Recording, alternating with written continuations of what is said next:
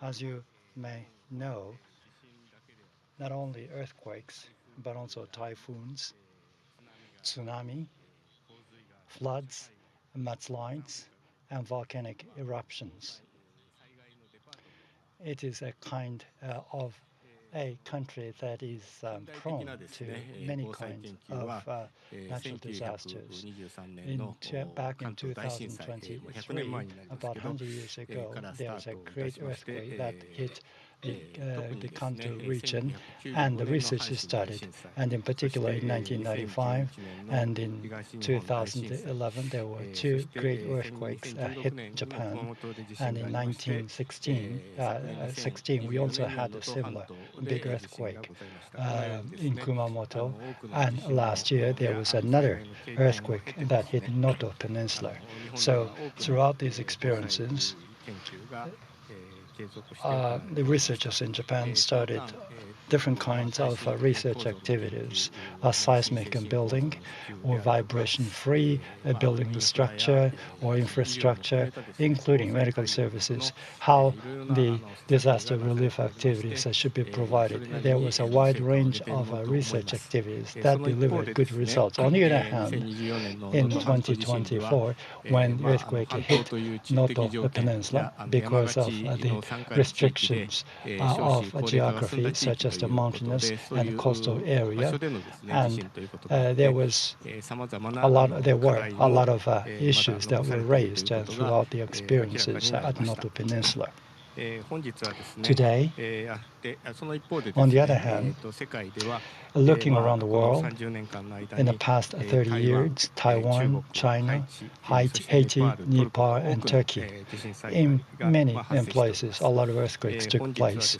Today, we had the presence of experts on that DRR from around the world. Today, Japan's experiences and the level of knowledge that will be shared with all the people.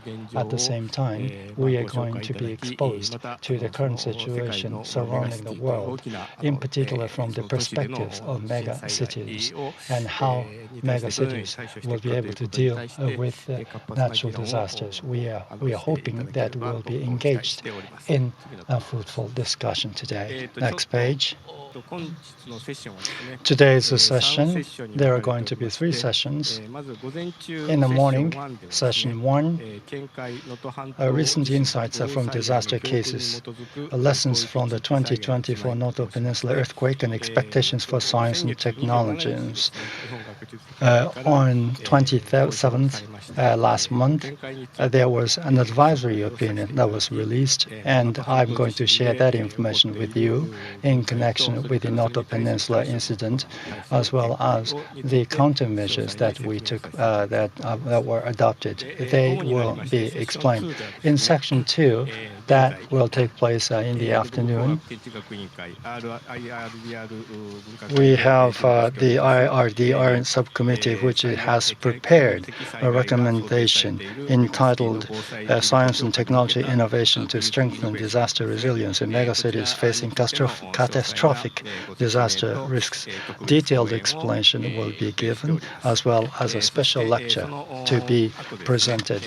And following that, there's going to be session 3. It is going to be a panel discussion entitled The Future of Global Disaster Risk Reduction.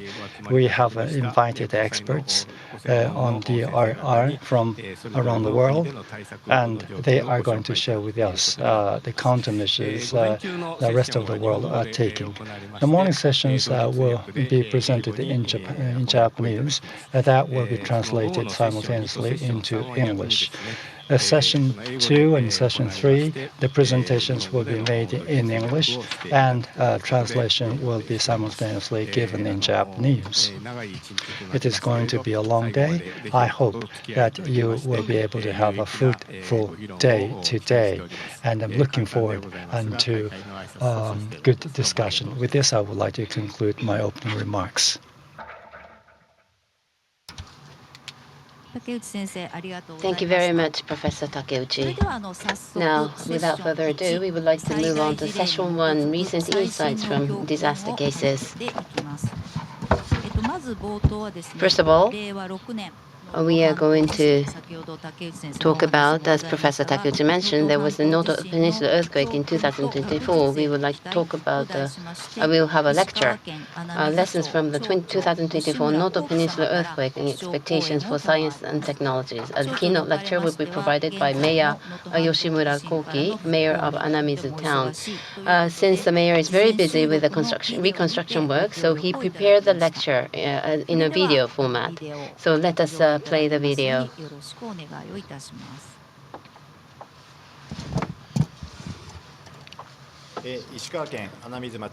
My name is Yoshimura. I'm mayor of Anamizu Town, Ishika Prefecture. Today I would like to talk about lessons from the 2024 Noto Peninsula earthquake and expectations for science and technologies. First of all, I would like to give you an overview of Anamizu Town. Anamizu Town is located in the center of Noto Peninsula in Ishikawa Prefecture, surrounded by the Noto Hills and the ocean, very rich in nature.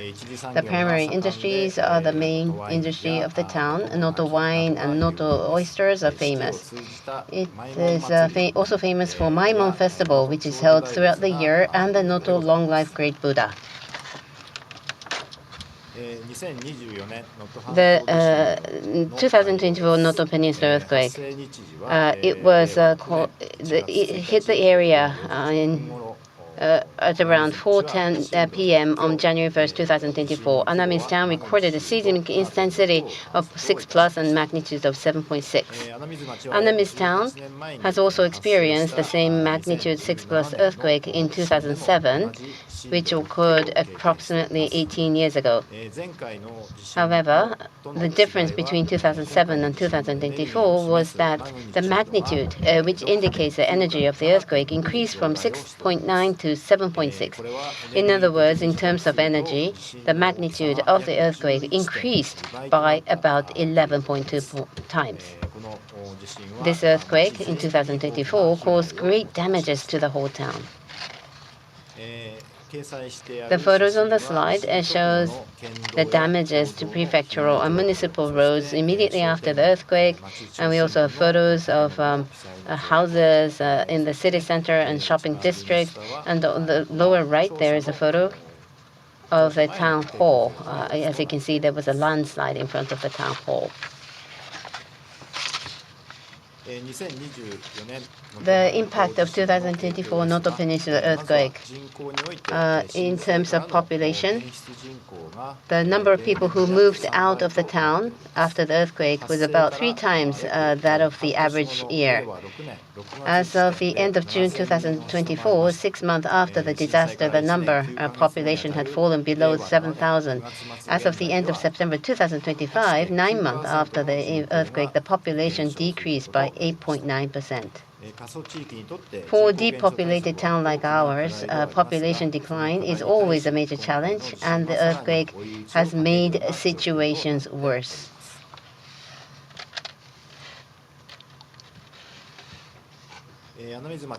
And this slide shows how Anamizu Town is recovering from the damages. The damages caused the number of casualties, including disaster-related indirect death, was 53. And in terms of building damages, 496 residential houses or buildings were completely destroyed, and 1,436 were severely or partially destroyed. And for non-residential buildings, 928 were completely destroyed, and 1,093 were severely or partially destroyed. This shows the damage that was more severe than that of the 2007 Noto Peninsula earthquake, as indicated in the parenthesis. The number of evacuation centers. The evacuation centers accommodate 4,360 people, more than half of the population, and all of the evacuation centers were closed on August 12th. The 532 units, emergency temporary housing units have been set up, and currently housing 498 households and 1,008 people.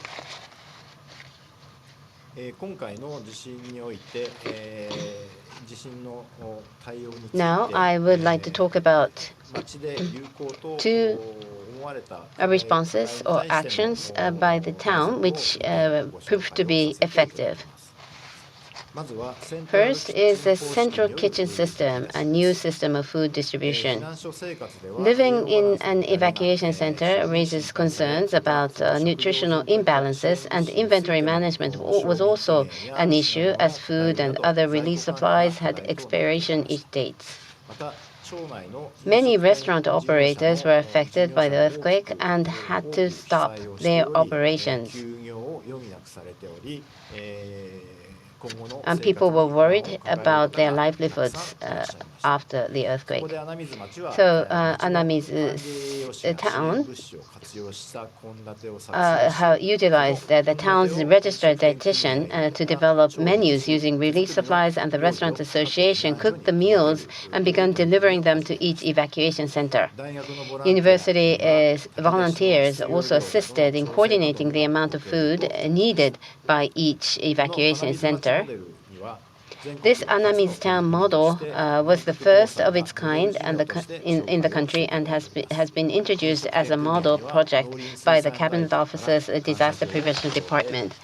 And the Restaurant Association was presented with a letter of appreciation for the Minister of Agriculture, Forestry and Fisheries. Second is supporting disaster victims in collaboration with volunteer groups. In response to the earthquake, the operation of evacuation centers immediately after the disaster was difficult due to staff with little knowledge or experience and the shortage of staff at evacuation centers. At the evacuation centers, various issues arose, such as responding to the various needs of evacuees and providing support to alleviate their psychological anxieties. Another issue was providing individual support to those who were worried about their lives after the evacuation centers closed. By collaborating with various organizations, we were able to provide detailed support. We leveraged volunteer groups' knowledge to support the affected where local government could not reach. We were able to fully utilize their capabilities. This page shows a list of main organizations that provide us support, including the town, the Anamizu Town Social Welfare Council, and volunteer groups. The red box represents the three-party liaison meeting on the bottom left, and the yellow box represents the disaster survivor support case review meeting on the bottom right. Each party brings together its own functions to provide support to disaster victims from various angles. In particular, immediately after the disaster, in order to accurately assess the situation at evacuation centers and provide support after leaving the centers, we had regular liaison meetings, primarily with three-party meetings between the town and the Social Welfare Council, the national government and Ishikawa Prefecture, and local governments providing support, including Shizuoka Prefecture and volunteer groups. In particular, the extensive experience and knowledge of volunteer groups and local governments providing support were great help. We received support in various areas, from operating evacuation centers to providing emergency temporary housing after evacuation centers were closed. In addition, the disaster survivor support case review meeting, which was something separate from three-party liaison meeting, we had the meetings provided physical and mental care with the participation of doctors, pharmacists, occupational therapists, as well as sharing information on individual cases of disaster victims identified by volunteer groups and community support centers, and providing support tailored to each case. The case review meeting was primarily responsible for providing support in specialized medical fields such as mental care and addiction prevention. Finally, I would like to introduce the three challenges that we have identified First is that we have recognized that there is a need to strengthen Emergency Operations Center. Immediately after the disaster, it was difficult for the staff to come to the office, causing delays and confusion in setting up and running the Emergency Operations Center. There was a lack of infrastructure, which also led to delayed responses, and there was also a lack of knowledge and experience among the staff, which caused confusion and uncertainties among the staff. We need to make sure that we have a system in place that would enable us to immediately respond after the occurrence of the disasters, which require a preparedness. Thirdly, to enhance the capacity of staff to respond to disasters, we need to clarify the challenges of the earthquake and share information, and also to make sure that they are passed on to the next generation. We have to create an environment where people will be able to provide the necessary support, which requires a preparation beforehand. As a way to build capacity among the staff, there is a need to share the learning and reflect the lessons learned to prepare for the future. Currently, Anami's town is working on the reconstruction. Last December, we have created a reconstruction plan which consists of 4 symbolic projects. It is titled "Let's All Create the Future of Anamizu," and we'll be implementing various projects going forward. The town is providing information on the damages to roads and facilities caused by the earthquake, the progress of restoration, and efforts towards reconstruction on our website, and using SNS, making it visible not only to town residents but also to people outside of the town. And lastly, I would like to talk about expectations for science and technology. I would like to talk about the need to secure a minimum resource needed to be more resilient to disasters. We would like to work to make the city, to enhance the capability of the city. We can only protect ourselves, and there are limitations to what local governments can do. So therefore, self-help and mutual help are what we can depend on. And for self-help and mutual help to function, we need communities. Maintaining community is the biggest disaster prevention.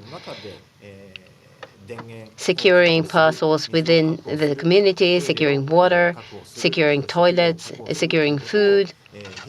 All of these need to be thought about even before the disaster, and be prepared. Technically, it is needed to be able to secure power source as of off-grid system, secure communications, water purification system, and so on. We need to utilize technologies and develop future disaster response sites.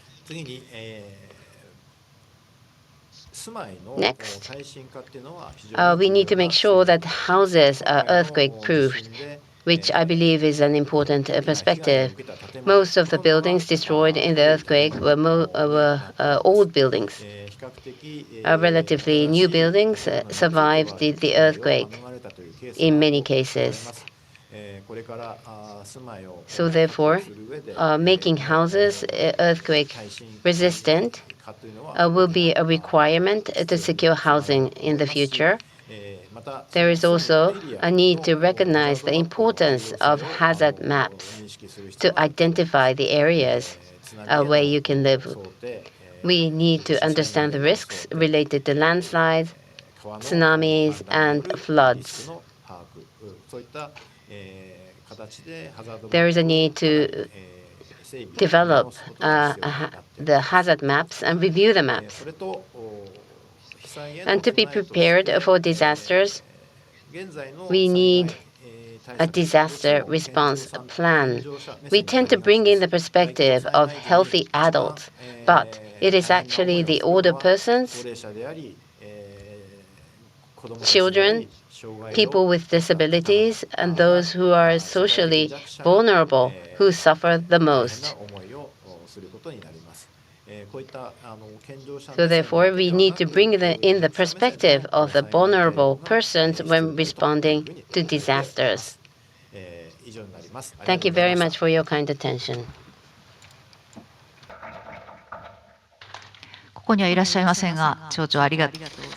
So thank you very much, Mr. Yoshimura. I do believe what you mentioned had a lot of insights for us. And so from here off, we would like to provide some advisory opinion from the committees within the SCJ. In other words, preparing for wide area regional disasters. And so, first of all, we'd like to start with what became the background. In other words, what happened back in 2024, the Noto Peninsula earthquake. And I believe there are some slides that we can show.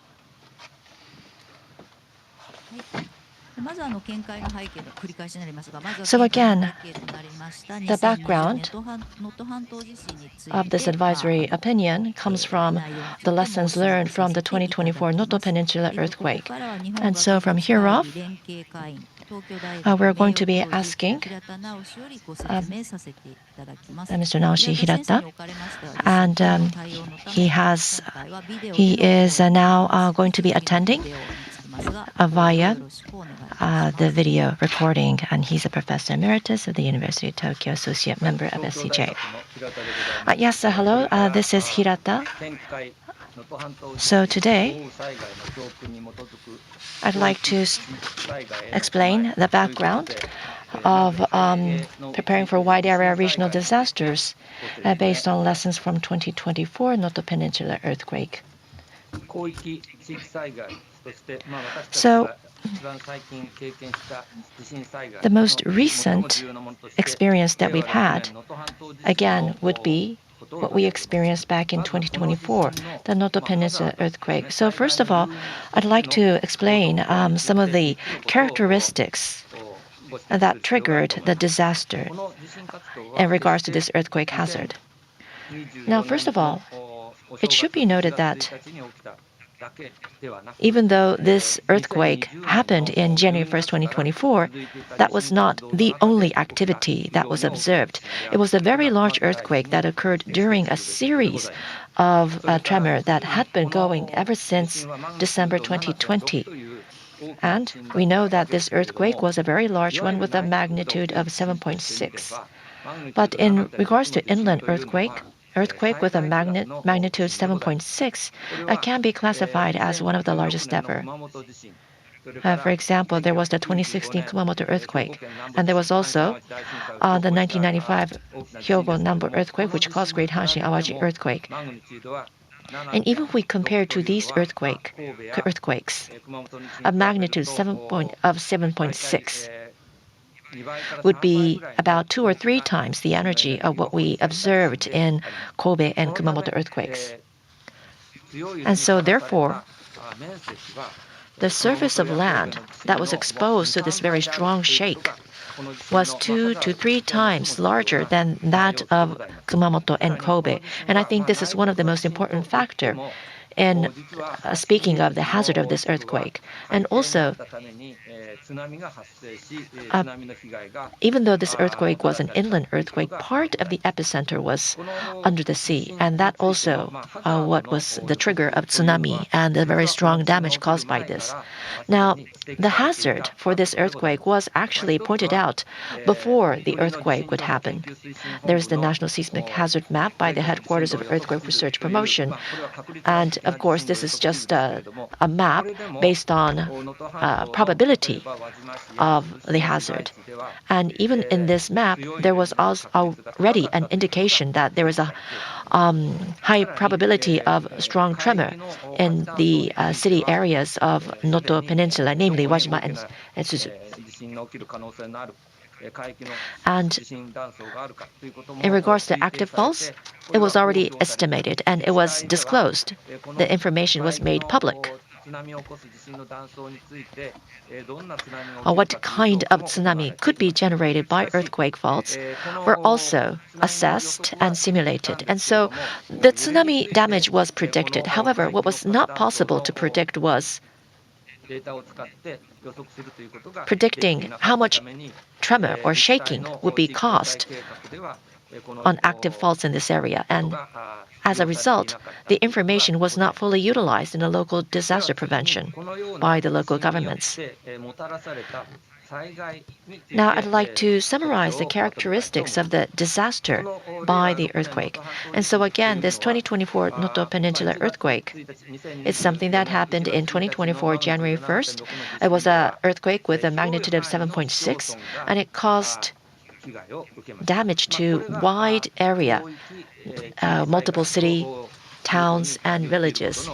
And that is exactly why we call this a wide area damage, a wide area disaster. Now, Wajima or Suzu City are not particularly large cities. The population of the two towns is just under 60,000. So, in other words, they can be classified as what we call regional city that we can find throughout Japan. However, again, wide area was exposed to this earthquake. And that is one of the unique or the first characteristic, because that is exactly why we found widespread damage. And when we look into why this damage was so great, I think there are many factors. But the first thing that should be pointed out is that the earthquake proof, the resistance measure, was low, extremely slow. And so there were many buildings that had not met the new earthquake resistance standards, which was compiled back in 1981.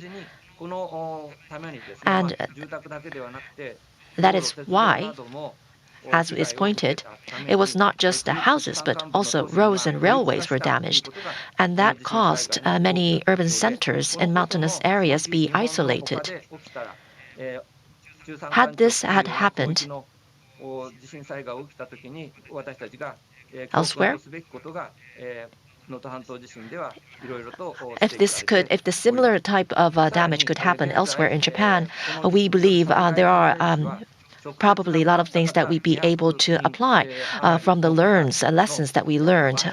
Now, we know that the number of people certified as having died as a result of the disaster is currently about twice the number of people who died directly. And this suggests if our society were able to function properly, we should be able to potentially reduce the number of disaster-related deaths. Thank you very much. Please give an applause to Professor Hirata. The interest of time, just part of his presentation were given. You can see the longer version on our website. Next, I would like to introduce another presentation. This is about torrential rain that hit Noto region 9 months after the earthquake. And I would like to invite Professor Miho Ohara, a member of the third section of SCJ. She is also a professor of the Center for Integrated Disaster Information Research of Tokyo University. Well, thank you very much for the introduction, and thank you for the introduction. And I would like to share with you some of my presentations on water-related disaster.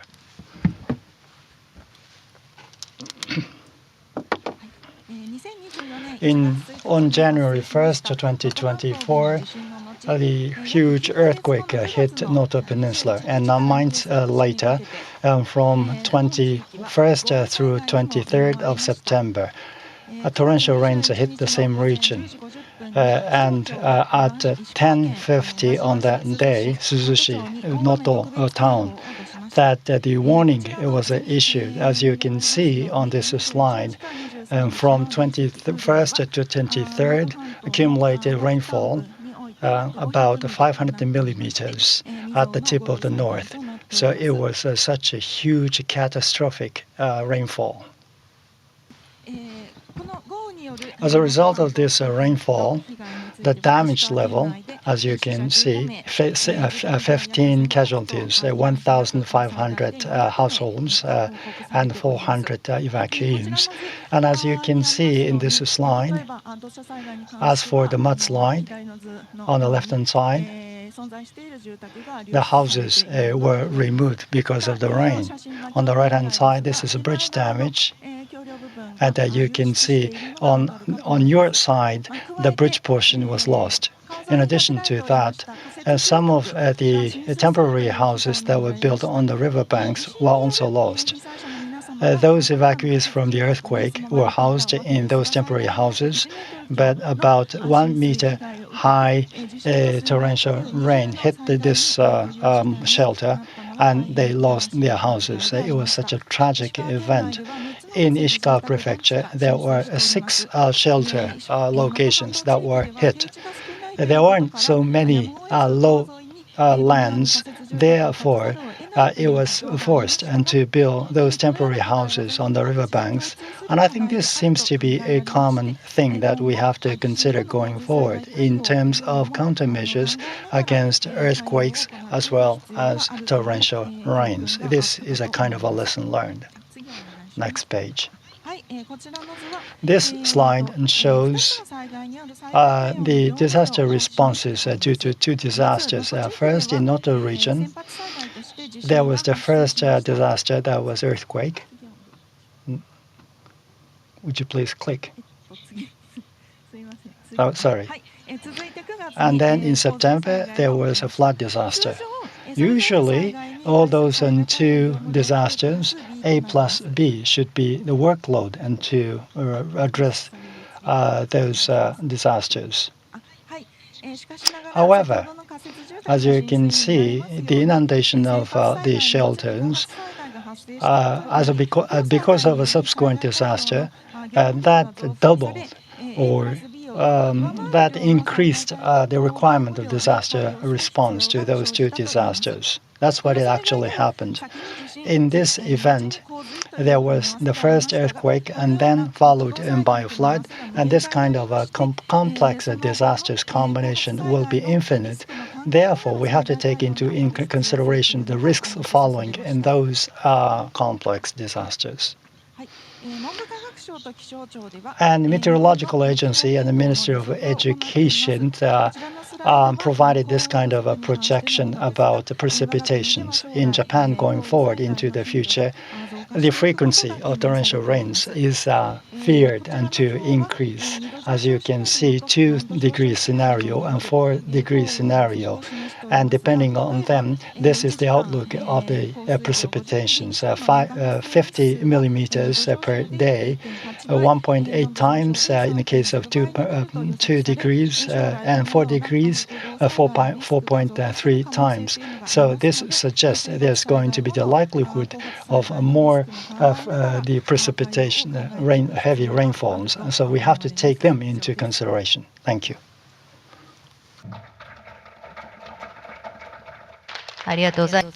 Thank you very much.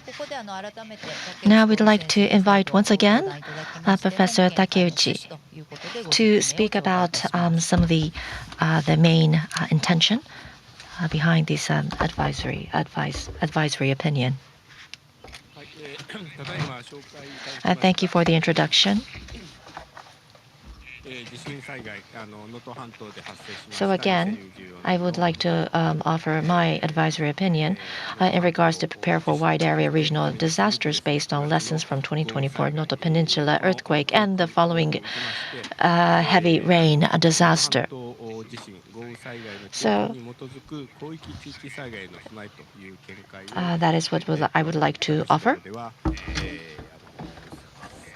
And again, it's last month, on the 27th of last month, that we have disclosed this the advisory opinion that we have compiled within the committee. And so as you can see,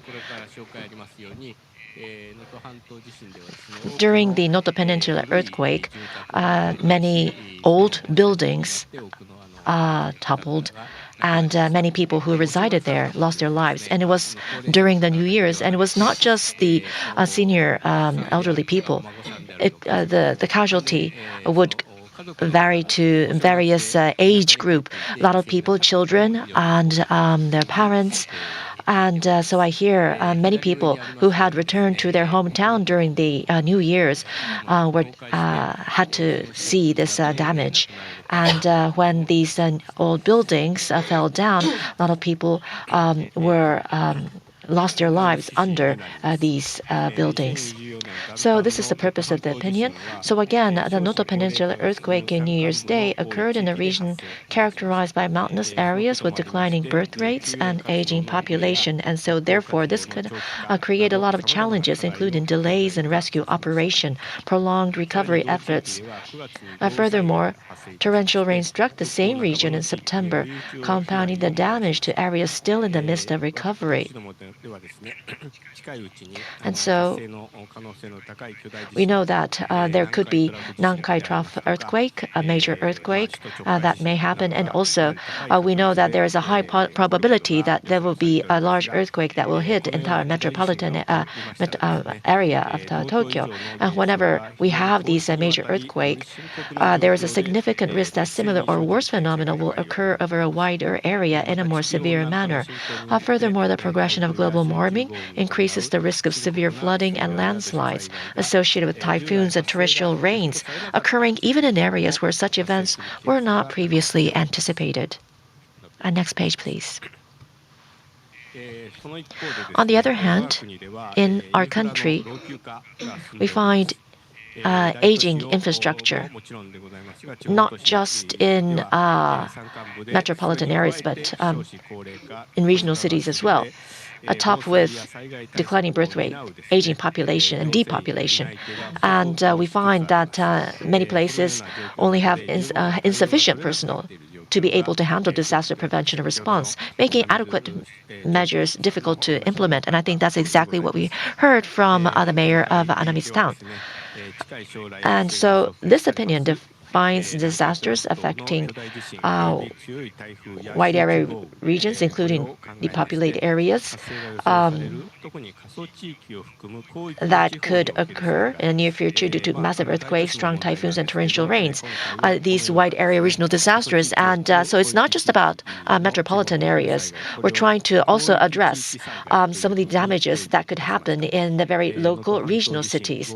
And so it organizes the challenges faced during the Noto Peninsula earthquake and the following torrential rain disasters. And so this the minimum preparations for wide area regional disasters, taking into account the May 2025 revisions to the Basic Act on Disaster Management and other relevant laws. And so that is why we're going to be proposing 8 propositions. And so that is exactly what I would like to introduce. But that is the overview summary. Thank you very much, Professor Takeuchi. So now we'd like to go one by one.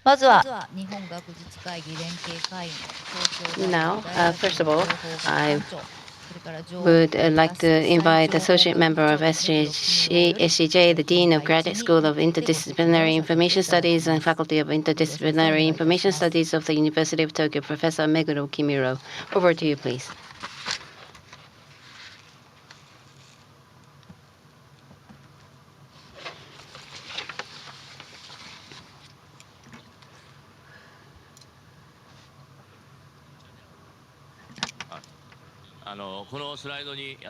As you can see on the slide, It explains what each of the advisory opinion is, what are the background challenges, and the explanation on the advisory opinion is explained for each side. First is introduction of regional system for disaster prevention and countermeasures depending on the scale of disaster. As you know, in Japan, the disaster response, the most important, according to the basic law on disaster response, it is the municipalities who have the primary responsibility on disaster response. However, if the disaster is bigger in scale, disaster relief law will be applied. In that case, the responsibility of response would be shifted to prefectures. And under the guidance of the prefectures, municipalities would implement various response activities. And the opinion is that there is a need to come up with a system where we can smoothly transition. If not, the capability of municipalities are expected to be deteriorated even further going forward. And we cannot wait for disaster response preparedness. So that is the opinion number one. Can you move on to the second? A second advisory opinion is building of support dispatch platform. So we basically here we talk about the support, but also receiving support is very important. So both of which need to be considered together. We need to improve the management capability so that we can improve the effectiveness of the support. Only municipality is not sufficient to provide this disaster response. So various entities in different levels need to collaborate to provide support to affected areas. What do we need to realize that? First of all, we need to identify the requirements, and we need to have a structure or identify the capabilities needed. We need to develop educational training programs, and we need to develop human resources. We need to do everything. But the key is digital transformation. By digital transformation, we need to improve the efficiency, which we are actually trying to do. But very important is to standardize disaster response. And also we need to standardize training and education. If not, miscommunication would occur and would not be able to provide the best disaster response and support. So what is the background? What are the issues behind all of these? So when we look at the earthquake in Noto Peninsula, there was a shortage of evacuation center, and many small evacuation centers were established that were not included in the plan. It was impossible for the municipality to understand the location of those small evacuation centers. And also due to the shortage of capabilities on the side of the municipalities, it was very difficult for them to have a good balance between disaster response and other tasks that they need to do. And because of geographical conditions of Noto Peninsula, people who were dispatched found it difficult to work in the affected areas. Next, please. So here is a commentary on each of the opinion. The first is related to establishing a flexible transition system for disaster preparedness providers. We have to have a kind of system where we can flexibly transit from one entity to another. And B is related to improving regional strength and transforming lifestyles.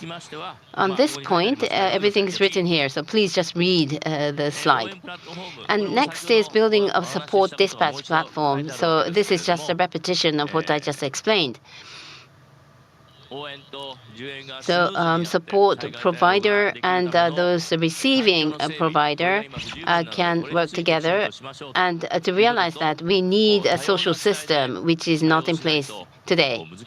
And different entities, diverse entities, need to participate in the disaster response. So we need to create a platform to realize a collaborative structure.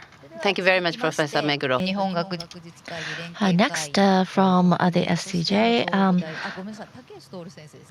Next, we have to invite Professor Takeuchi again. So he's going to be explaining about opinion 3 and 8. So if you can show 3. So next page. Thank you. So if you can go back a slide. So this is going to be the third opinion. So performance design for housing that protects lives and livelihoods and sustainable disaster response hubs. So individual housing, we know there are a lot of people who died in their own house. And so in order to make sure that we be able to protect the people's livelihood and their life, there needs to be some minimum architectural community level disaster countermeasure. And of course, that goes without saying. But then at the same time, any facilities, hospitals, evacuation centers, it needs to be usable. And it's not just about making sure that it doesn't collapse. And it needs to have infrastructure, communication, power, water supply, sewage, and waste disposal.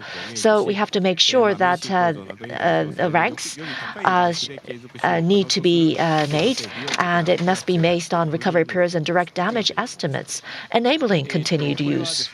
And next page. And so here we show some of the examples of building. So this building complies with the building code. However, what you have to make sure. This, for example, we find the steel frame structure that was damaged back in 1995, Hanshin-Awaji Earthquake, and we also show the 2011 the Tohoku Earthquake, the building that were damaged. And so you can see that the building has not fully collapsed, and so there still are people living in this. So under the law, this is said to be satisfactory because it was not collapsed. But is that really the case? Is something that we have to ask. And so here we look at how far the damage is, and we also look at the intensity and how intensive the seismic force was. And so we know that, for example, we know that the 400. We know that even if the building does not collapse, there are some buildings that you would not be able to keep on living in. And so grade 1, grade 2. So you can see that grade 3. So you have to make sure that we create this grade. In other words, we need to show the level of the ranking of a building, which so that we be able to know whether or not the building would be usable even after some damage. And so with that, so again, in U.S., there is this rating system called READY. And in Japan, we're also trying to create the Japan version. This is going to be initiated by JASCA. And so to this grade, what kind of design is going to be required? In other words, it is going to be important that buildings would be ordered so that it would be able to comply with the highest rating. And so this is an example. So in Noto earthquake, there is a hospital in Nanao City. The hospital's name is Keiju Hospital, and we see how it was damaged. And so there are seismically isolated building, and there are areas that were created in strength-based design. And so we would have these buildings in this venue. And so as you can see in the photo, the strength-based design buildings, the building itself did not collapse, but some of the equipments were damaged. You can see that it really fell down. And so therefore, it was not possible to maintain patients in this ward. Now, when it comes to seismically isolated hospital main building, as you can see on the top right, it still can be used. And as a matter of fact, just 11 hours after the earthquake, the hospital was able to give birth to babies. And so this hospital was able to keep on functioning right throughout this time. All it had to do was relocate the patient to this seismically isolated ward. And so that shows how important it is to utilize this grading or rating. And so that's really the point of this opinion number 3. So thank you very much. Next.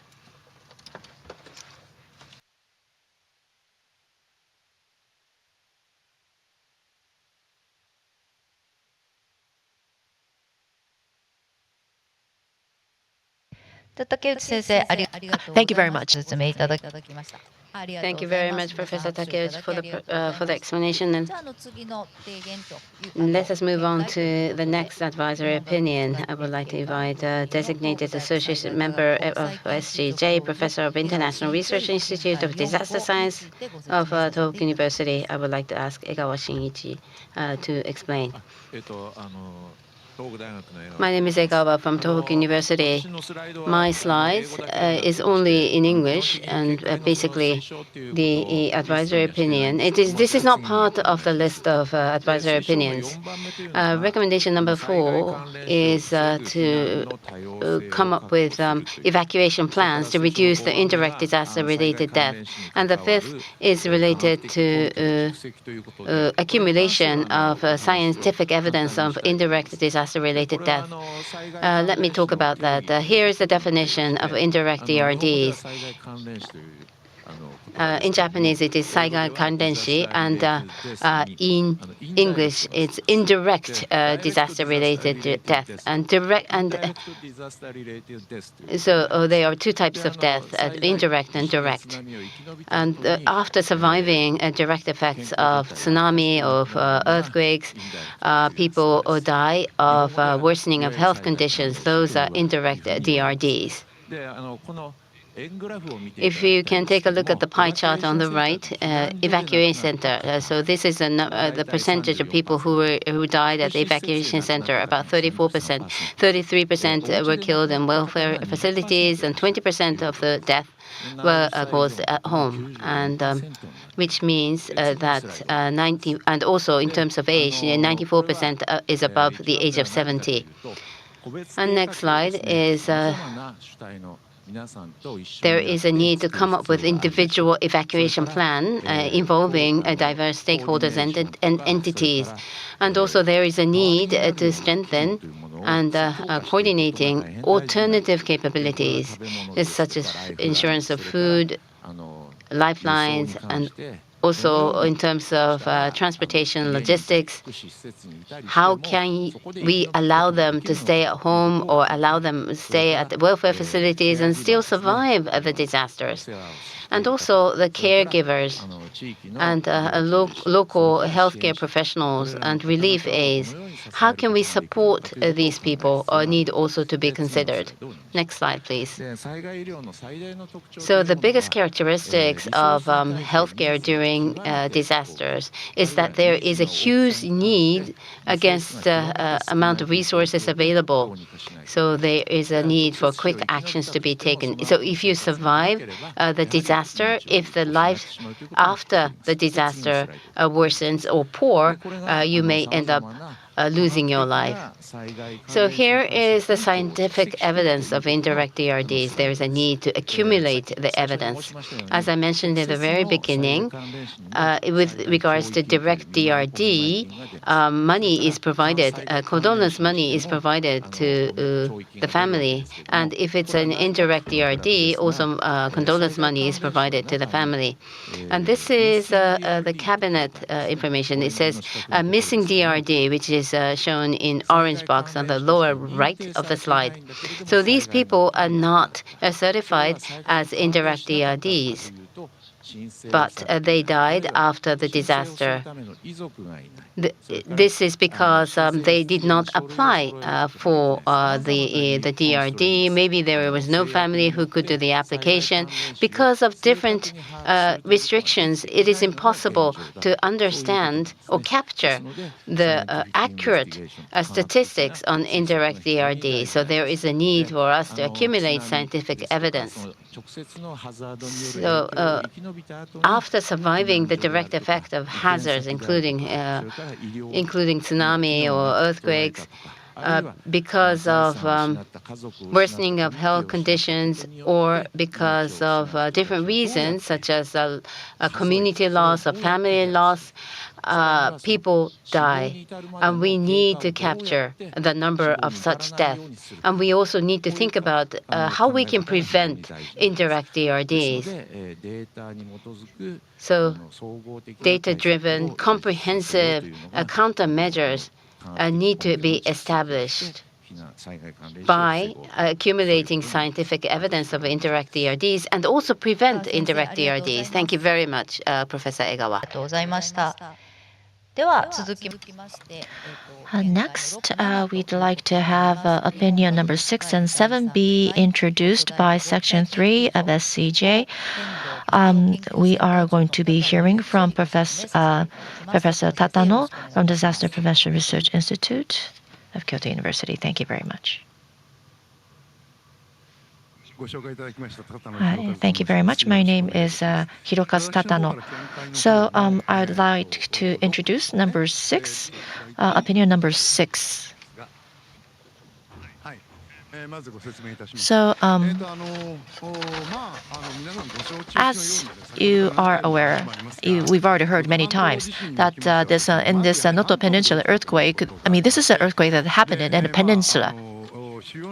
And so major roads were all affected. And so if you can go to the next page. So this shows how the highways were 3 months ago, 3 months after. And so the areas in blue have been recovered, but you still find a lot of red areas, especially in the coastal lines. These are the areas where there are a lot of land lifts, uplifts, and we found some of the tunnels were collapsed. And so there are isolated homes and towns. And 20 days after the earthquake, we did find we were able to recover the pathway to all these isolated areas. But if you can go to the next page. So if you can look at the top right, this is something that comes from the slide Professor Takayama made. But what you see in red is the primary emergency transport road, the first rank emergency transport road, which were all damaged in the earthquake. So there were a lot of areas where we were not able to pass through. These are the roads that need to function during any emergency events, but it did not. And also, we show the sequence of how recovery was made. And so it took, I mean, it says here 2 weeks, but it took this long for us to be able to recover parts of the first rank. But as if you've been there, you would know that 3 months after it, and even today, there are some roads that still have not been able to open its way. And in other words, recovery took a very long time. And if we can go to the next page. So here, this shows how severely the area was damaged. So clay structure, people think it can be easily recovered. However, whenever a structure is damaged in a very large scale, and if that happens in multiple areas, it does take time for full recovery. So this is right beside the Yokota interchange, and so this is exactly what happened. And so there's no grading system for emergency transport route, and I think this really has to be introduced, even for these roadway infrastructures. During the designing phase, there needs to be an even more concrete method. I mean, at this moment, there had not been any grading, and so I think that also needs to be introduced. Next page. So, if we wanted to make this happen, what do we need to do? And needless to say, we need to have a very good design into creating a very solid infrastructure. But if you look at all the infrastructure and roads nationwide, you cannot upgrade all of them. And if we try to look at this specifically, it is going to be important that we first of all try to enhance the major roads and pathways. And if anything happens, what needs to be done? That some of the local infrastructure management entities need to be the first responders. And even in this earthquake, for example, in Wajima area, there was a major, there was a fire break. And when I went to ask the fire department, it seems like a Noto area is well equipped. There are a lot of fire vehicles, fire prevention vehicles, and but then each town would have their own vehicles. But then, because there was an uplift in roads, for example, if it was located in Osaka, these were the areas where you would have very good vehicles that be able to really overcome any uplift in the roads. But then that was not possible in this area. So that roadway had to be fixed before any emergency vehicles that would be able to approach. Now, this is something that would be done when an order is given, but then local construction industry needs to be key players. And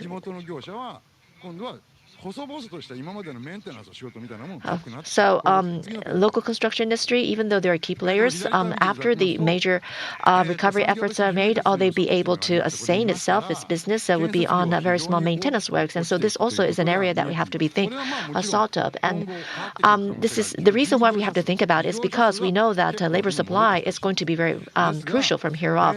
We know the number of players, we have been able to see an increase nowadays, but when it comes to labor supply, this is something that we still need to think about. In other words, if you be able to look at the right-hand side, a lot of maintenance work is going to be required. And when we try to do that, we have to take seriously about some of the aged infrastructure. As time goes by, there are going to be many aged facilities. And who's going to be responsible? It is not the central government. Many areas would have to be handled by the local cities and towns. But without labor, what would be done? What needs to be compiled would be then the regional infrastructure group regeneration strategy management. In other words, some of the city or towns work should be handled by a larger agency, in other words, the prefecture. But then that means there needs to be a system that allows a good coordination amongst the local construction entities. In other words, infrastructure management needs to be handled by the local construction entities from the very beginning. It's not just about asking them to do the minor infrastructure maintenance. So that type of scheme to manage the entire regional infrastructure entity is going to be required. Thank you very much, Professor Tatano.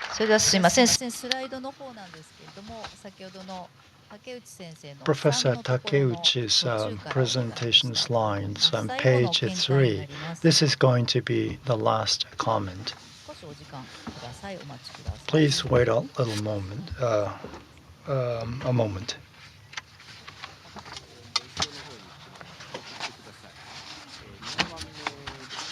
I think page 7.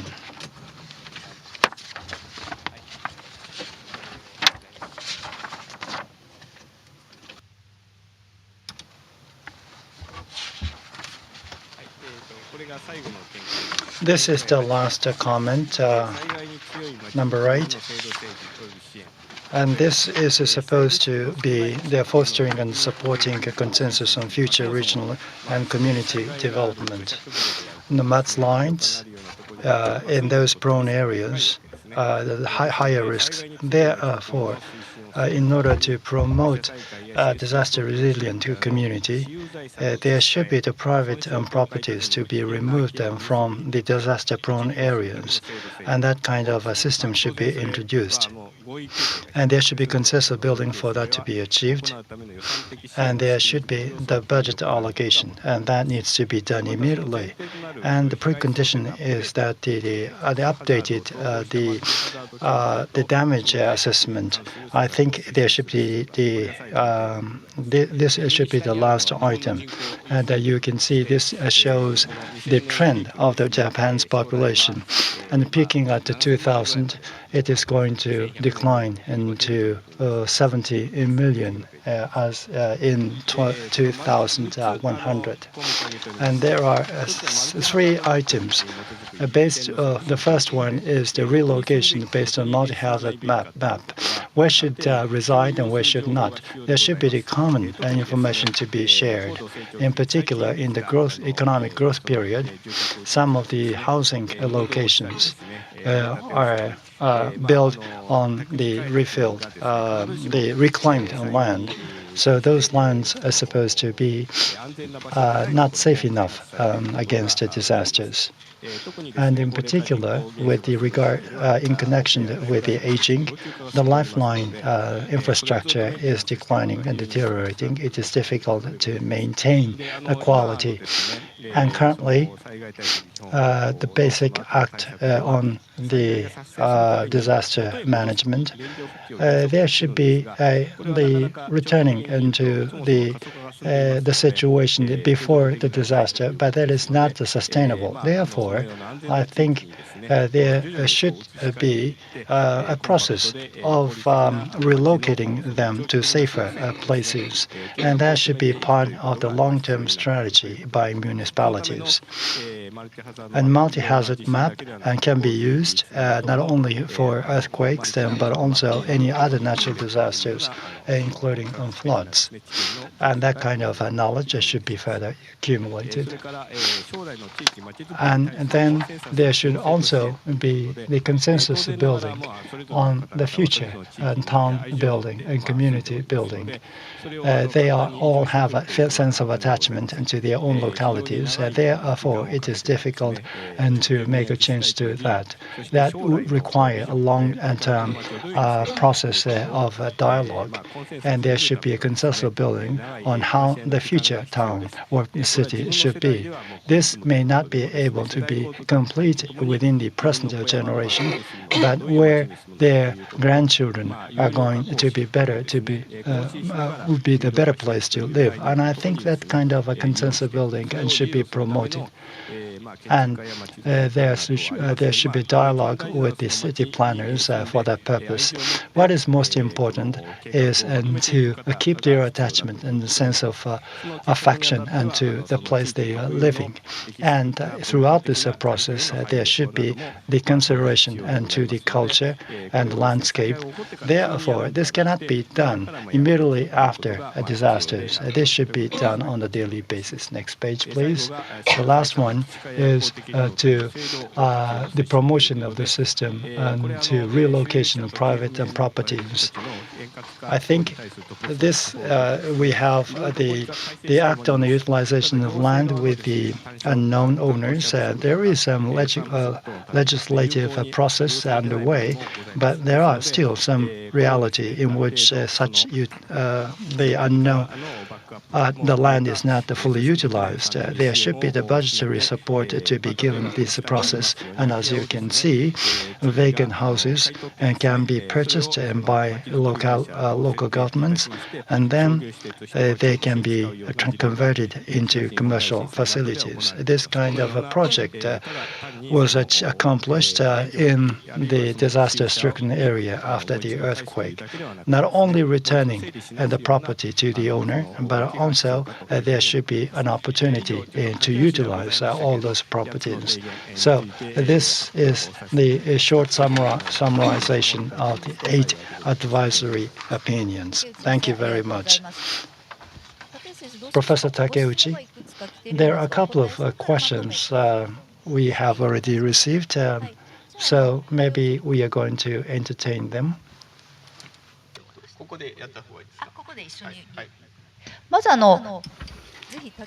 First of all, there is a question to Professor Takeuchi. So can you address the question, please? In 2023, there was Noto earthquake, and 2024, there was also Noto earthquake. Maybe these years are wrong, but can the new earthquake-resistant standard-compliant building survive those 2 earthquakes? That is a very important question. The new standard, I don't know which one you're talking about, but generally speaking, in 1981, a new earthquake-resistant standard was established. The law was revised. Because of this change, the buildings should be able to survive a 2024 earthquake or a Hanshin earthquake, the earthquake in a level of seismic intensity of 6 or 7. But maybe the building cannot be continuously cannot be continuously be used. But in 2016, because of the earthquake, it was identified that this was not enough. So in the year 2000, it was revised. For housings, a new standard was established in the year 2000, and for other buildings, the standard was established in 1981. So if those standards were complied, the buildings will not collapse as a result of the earthquake. However, those buildings may not continuously be used after the earthquake. Thank you very much.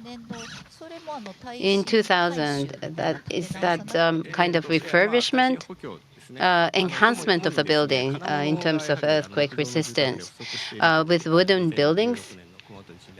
In 2016 Kumamoto earthquake, it was identified that there was a little lack of metal frame with wooden buildings. So for the buildings which were built after the revision of the standard, the buildings were not collapsed as a result of Noto Peninsula earthquake in 2024. Next question. This is a question for Professor Meguro. The evacuees have to stay in the shelter for long, and that would cause a mental illness. For example, after 1 month coming into the evacuation shelter, the temporary housing should be built. There should be a law amendment in order to encourage this kind of activities. With regard to the debris removal, that is important. But as for the temporary housing, the location has to be confirmed in the first place, and the prehab construction would start. It would take time. Therefore, there should be instead of prehab container house or moving house or trailer house, they can be stocked in the first place in advance.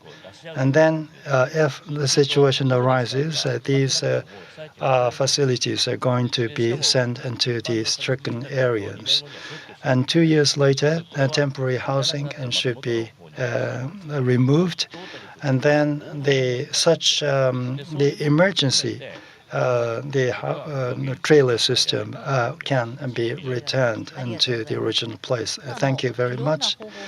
There should be different methods to be considered, but that requires anyway the land, and that means removal of debris is important. Another question. This is a question to Professor Tatano.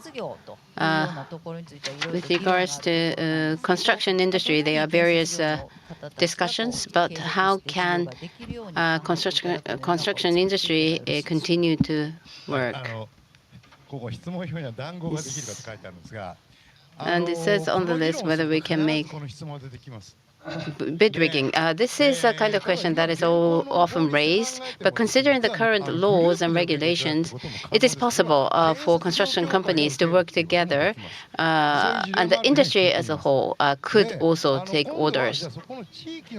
And then within the local or region, maybe some construction companies can get together and establish a kind of association to work together. Of course, there may be some issues related to that, but unless we do that, small-scale businesses, which is true for Noto Peninsula, even if you want to place orders to construct a building, there is a shortage of construction workers or construction businesses. So that is because construction business is not actually sustainable in affected areas. I think this is an urgent issue that needs to be addressed. So how can we make best use of the resources available? It is important to plan and prepare for that. That was a question related to construction industry. Now we are going to take questions from the floor. Any questions? Anyone is welcome.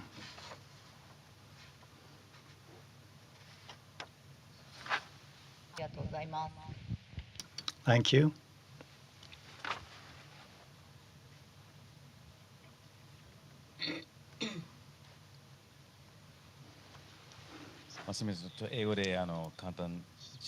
Allow me to speak in English. Harvard Humanitarian Initiative.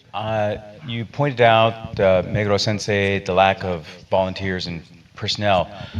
I'm wondering if the use of AI is a consideration for the future to help bring in the resources that may be able to use it more effectively, particularly matching what's available out there to the needs of the people and doing rapid assessment.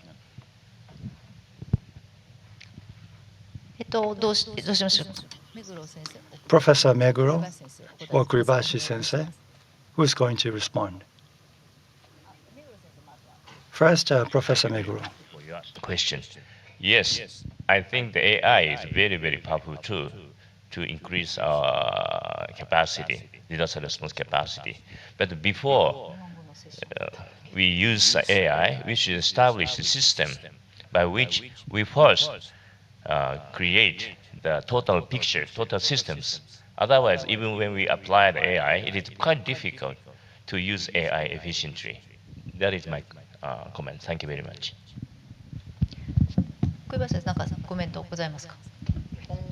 Any other comments? You can speak in Japanese. This is Kuribashi.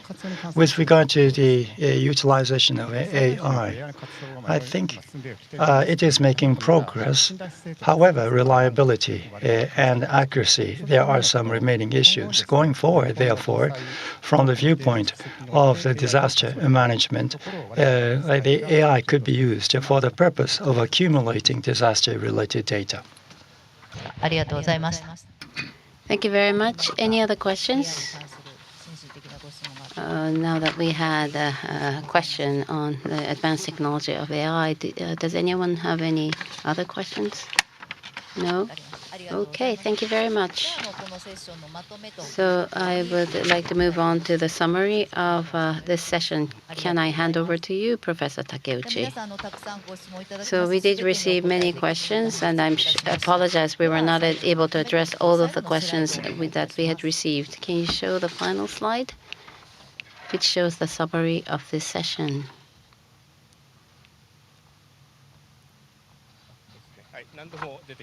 Sorry, I'm showing the same slide so many times.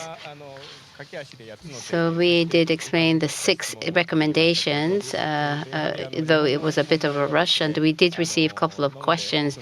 The problem in Japan is that we have been able to build different systems as a result of many disasters, but infrastructure is aging, and we need to provide maintenance.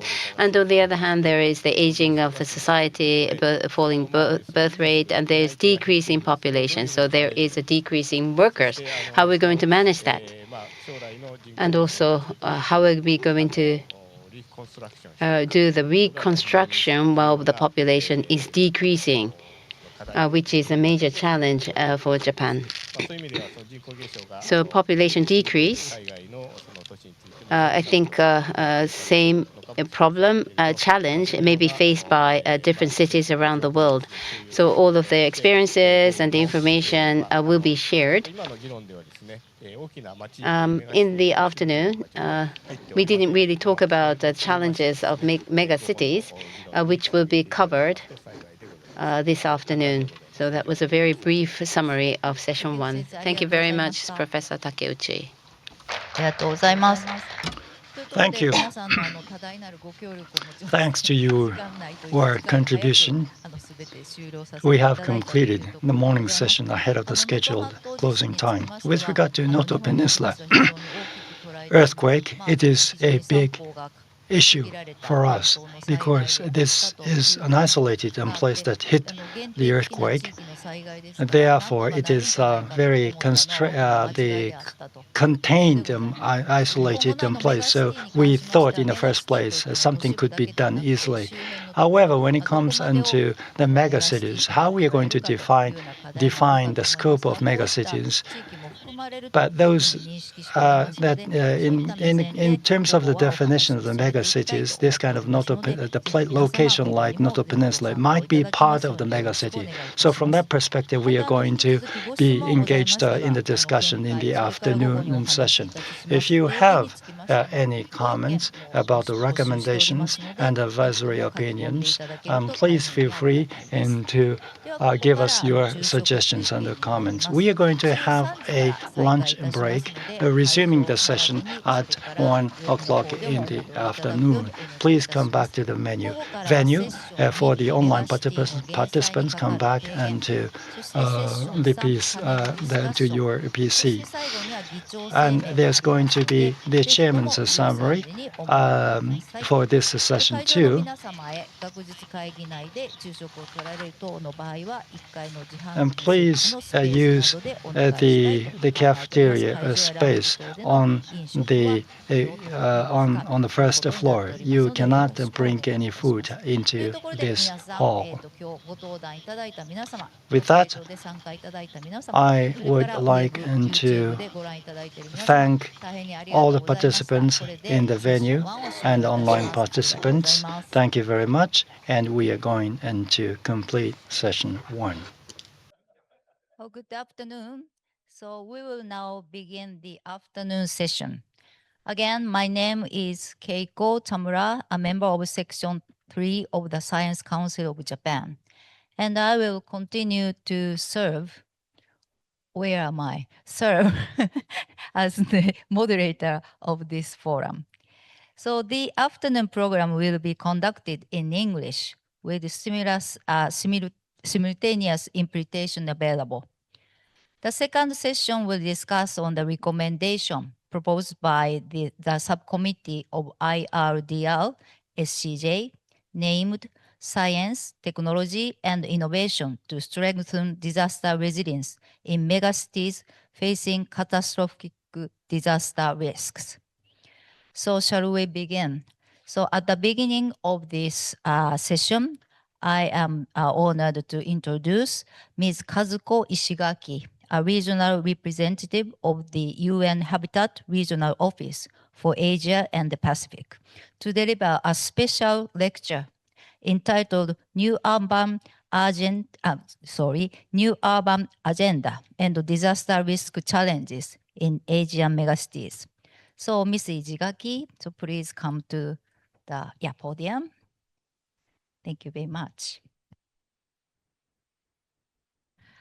Thank you very much, Madam Chair. Good afternoon, ladies and gentlemen. It's always challenging to deliver presentation just after lunch break, but I'll do my best. I'm Kazuko Ishigaki, Regional Director for Asia and the Pacific, UN Habitat. And UN Habitat is a UN agency mandated to promote sustainable urban development. I'm honored to deliver a presentation on behalf of UN Habitat in the conference organized by renowned Japan Council of Science. I was asked to make a presentation on New Urban Agenda and DRR challenges in Asian megacities. New Urban Agenda is a normative document on urban policies approved by UN member states in 2016. And today, I'd like to talk about DRR challenges in Asia from urban policy makers' perspective.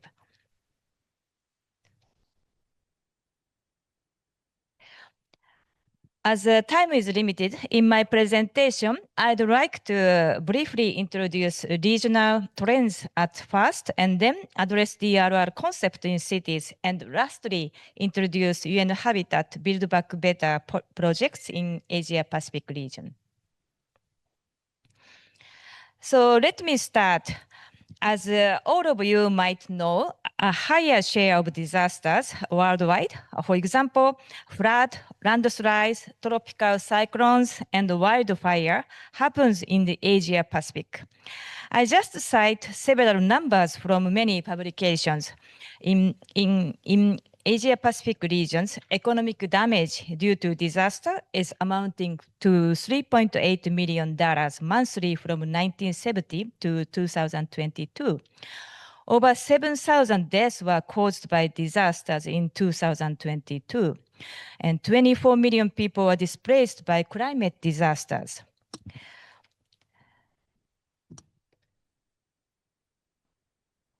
Then how about SDG progress in Asia-Pacific region? Progress in SDG Goal 11 on urbanization has been far below satisfactory, and SDG Goal 13 on climate change has been regressing. And if we look at more details in SDG Goal 11, Goal 11.B.1, adoption and implementation of national disaster risk reduction strategies is on track. However, Goal 11.B.2, promotion of local governments that adapt and implement local disaster risk reduction strategies, and Goal 11.1.1, urban slum population slow progress. And worse, Goal 11.5.3, damage to critical infrastructure, and Goal 11.5.1, death, missing, affected persons from disasters, and also Goal 11.5.2, economic loss and affected infrastructure and services from disaster are actually regressing. As you know, these goals are aligned with Sendai Framework 7 targets. For example, mortality, affected persons, economic loss, and damage to critical infrastructures.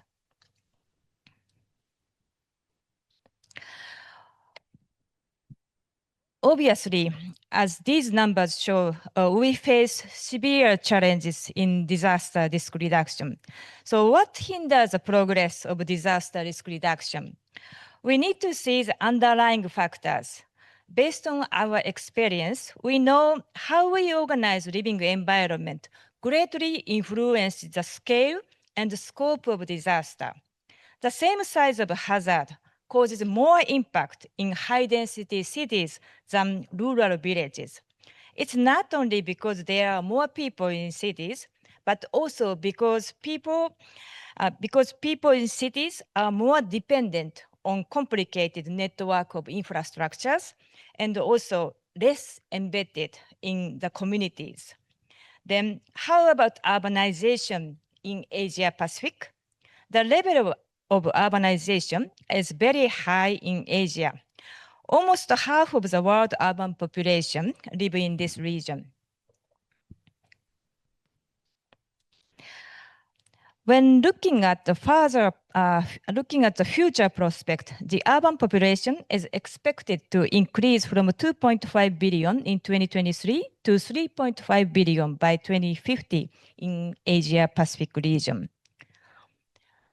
So recently, very recently, UNDESA updated the data. So this data is now somewhat outdated, but 7 out of 10 top 10 megalopolises are in Asia. Megalopolis faces quantitative and qualitative challenges in terms of governance, infrastructure, environmental impact, and social issues due to gigantic scale of urban population and geographic coverage. And this will also influence disaster risk reduction. And aging population is another element we must consider. While the phenomena is currently centered in East Asia, but it's anticipated to extend to South and Southeast Asia. When I visit Thailand or Malaysia, they also start thinking about aging. So this aging leads to growing vulnerability and the need for age and disability-friendly living environment, both in normal times and in crisis. When economic development continues, there is a tendency that the urbanization rate and aging rate increase, which means middle-income countries, especially lower middle-income countries, will move from left to the right in future. So we need to consider this prospect and its impact on disaster risk reduction. And particular concern from UN perspective is that social inequality and persistent poverty in Asia Pacific. In this region, poverty reduction has progressed over the decades. However, economic disparities remain striking, with an estimated 233 million people, equivalent to 5% of the population, living below the international extreme poverty line of $2.15 per day. And poor people tend to live in vulnerable housing and living environment, and they are highly likely to be affected by disaster. I will highlight the Asia Pacific region has the highest number of people living in slums, with approximately 600 million people accounting for about 60% of the world's total slum population. Furthermore, the slum population forecasted to increase from around 500 million in 2020 to 1.5 billion in Southern and Central Asia, and from around 350 million to 465 million in East and Southeast Asia by 2050. And significant slum growth is projected to take place in India, Pakistan, and the Philippines. And overall, over half of all urban dwellers in Afghanistan, Bangladesh, Laos PDR, Myanmar, and Tuvalu live in slums. So when thinking about disaster risk reduction, I believe we must first think about those people living in such vulnerable living environment. Now I move on to the conceptual background to explain how urban policy could contribute to disaster risk reduction. As most of you already know, disaster risk consists of three elements, which are hazard, vulnerability, and exposure. When I worked for UNDRR, we often discussed that there is no natural disaster in the world. As always, man-made elements contribute to the disaster. If people are living in safe location, they are not exposed to hazard. And that's why risk-sensitive urban planning is important to prevent disaster. And if people are living in resilient housing and resilient neighborhood and resilient community helping each other, they are not vulnerable to hazard. And that's why risk-sensitive building codes, resilient infrastructure standard, and resilient community building are important to prevent or at least mitigate disaster risk. So vulnerable housing and settlements are underlying risk factors for disaster. We need to address these factors to reduce disaster risk, and the UN Habitat has been working from this perspective. So now I'd like to introduce our project in Asia Pacific very briefly. UN Habitat has engaged in many reconstruction projects, and this trend continues and even be strengthened due to recent many disasters. And we always apply Build Back Better approach to reduce disaster risk for future. Before introducing concrete example, let me briefly explain common characteristics of our projects in Asia and the Pacific. UN Habitat Regional Office for Asia Pacific pioneered and has engaged with transformative urban development methodology called the People's Process since 1990s. The People's Process is a structural framework that places needs of people and the community at the heart of urban development. People's participation, integrated planning, and collaboration with organizations such as community development councils are approaches that our office has been promoting in all of our projects in Asia Pacific. We have implemented operational projects and produced several normative guidelines to institutionalize this people's process in cities and the countries. The principle of Build Back Better approach was also consistently promoted by reconstructing resilient housing and resilient community infrastructures. Many projects has an element of capacity building and awareness raising to enhance resilience of communities, because we believe community is a critical element for disaster risk reduction. Another common characteristic is a gender-sensitive approach through female participation and empowerment, capacity building for people, for example, through training of construction method and utilization of local construction method and materials that leads to low-cost housing and enable their own maintenance. So hands-on experience with several large construction projects in collaboration with member states has given UN Habitat an opportunity to support the affected people, rebuild their lives, while providing a platform to advocate for progressive policies on recovery, reconstruction, and risk-sensitive urban development. And this is an example of Surigao City, Mindanao Island of the Philippines. Surigao City is one of the localities worst affected by super typhoon in 2021. In addition to the poor economic status, the hazard maps indicate most of areas are susceptible to storm surge, typhoons, as well as tsunamis and earthquakes that make it among the most vulnerable provinces in the Philippines. So we supported reconstruction of housings of indigenous sea-based Sama-Obajao community. And the people's process involved the community in all process from site planning to resilient housing design, construction, and even monitoring. The next is a project in Sri Lanka. This is a reconstruction project, not only from disaster, but also conflict. So we again applied people's process, reconstructed more than 46,000 housings. So I will skip this. I don't have time to explain fully, but as you know, very recently, the entire country of Sri Lanka was severely affected by Cyclone Ditwa. We have an office in Sri Lanka and engaged in urban development projects for a decade in Nuwara area, where the cyclone hit the hardest. With strong country presence, we have been working for joint recovery planning with other UN agencies at this moment.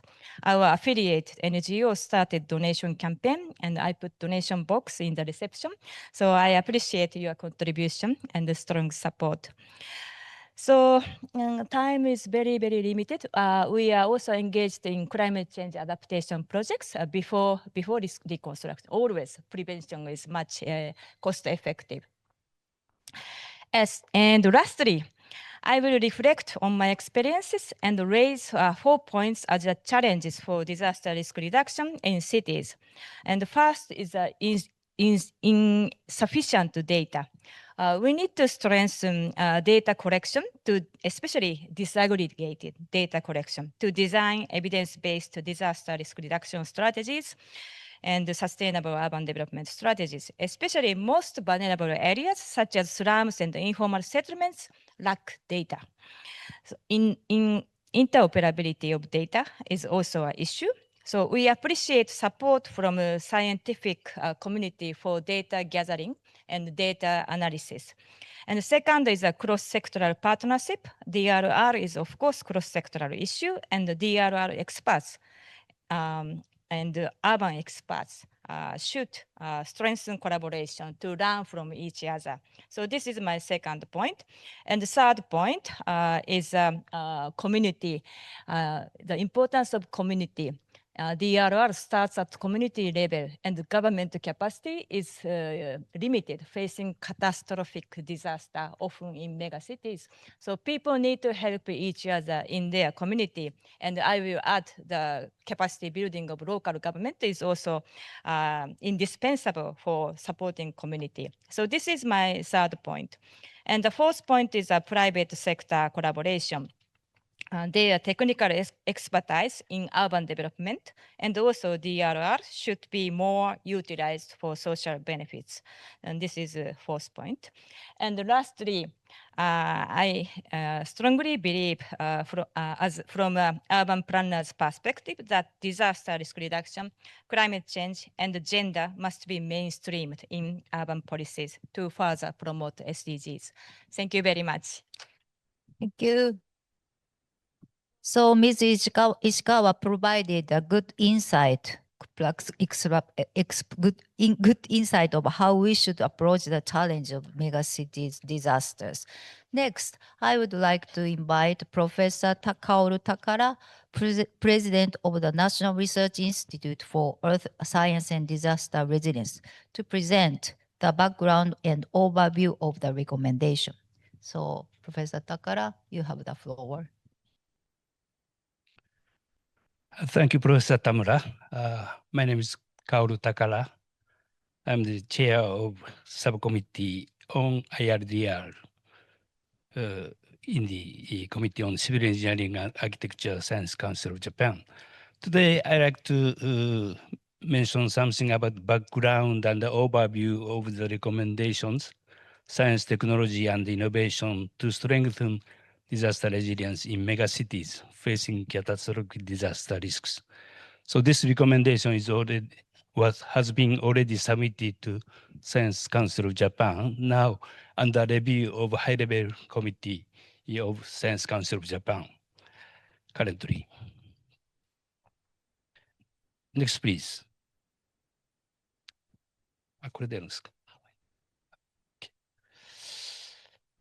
So why are we formulating this recommendation? As of 2023, there are 44 megacities worldwide, with populations exceeding 10 million, along with 56 cities with over 5 million residents that are likely to become megacities soon. Many megacities in the Asia-Pacific region have prioritized economic development over risk-informed urban planning in the course of their growth, resulting in vulnerability to catastrophic disasters. Promoting risk-informed development, the goal of IRDR, is essential for both urban design and disaster response. Through this initiative, megacities should serve as models for enhancing resilience across the region. So this slide shows the definition of the megacities. United Nations defined megacities as more than 10 million population, and large cities are 5 to 10 million population, and the medium-sized cities are less than 5 million. And this is a map of geographical distribution of the megacities of the world as of 2018. And as of 1970, there were only 3 megacities in the world and 15 large cities. In 2018, 33 megacities and 34 large cities. And it is projected that in the year 2030, there will be 43 megacities and 66 large cities in the future. Japan, a country frequently affected by various natural hazards, has accumulated extensive experience and developed a wide range of effective countermeasures across all disaster phases: observation, experiment, forecasting, prevention, emergency response, recovery, and reconstruction. Climate change and tectonic activities are increasing severity of disasters in megacities, home to large populations and vast assets. Megacities face extreme disaster risks, but often lack disaster preparedness and sufficient resilience. As one of the internationally active subcommittees within the Science Council of Japan, the IRDR subcommittee is leading efforts to compile science, technology, and innovations, STI, to strengthen disaster resilience in megacities, while actively sharing advanced approaches and insights with the global community. More than 100 years ago, we had a very huge earthquake disaster in Tokyo area.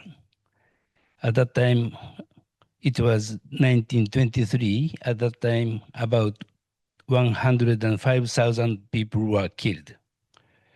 And these photos shows before and after earthquakes.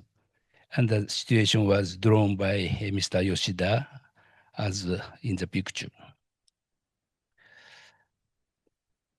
In Osaka Kobe area was also very much damaged by earthquake in 1995. At that time, 6,437 people were killed. And the situation was very bad, and many people were very anxious about such urban earthquake disasters. In addition to Tokyo and the Osaka Kobe area, in 1959, we had typhoons, hurricane, and high tide in Nagoya area. At that time, more than 5,000 people were killed in 1959. So Tokyo, Osaka, Nagoya megacities were very much damaged by huge hazards. This is a collaborative framework among Science Council of Japan and J-HOP and ICOE coherence of IRDR and IRDR organizations. So Subcommittee on IRDR is playing a role of National Committee for IRDR. And J-HOP is Japan Hub of Disaster Resilience Partners. This J-HOP includes 20 organizations all over Japan. And J-HOP is currently recognized as ICOE under the framework of IRDR. Then I briefly explain structure of the recommendation and the 14 key recommendations. So this recommendation document has 8 chapters.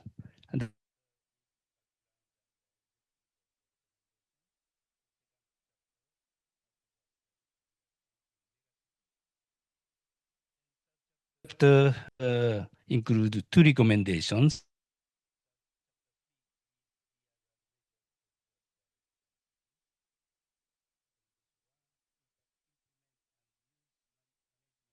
Based on a disaster risk.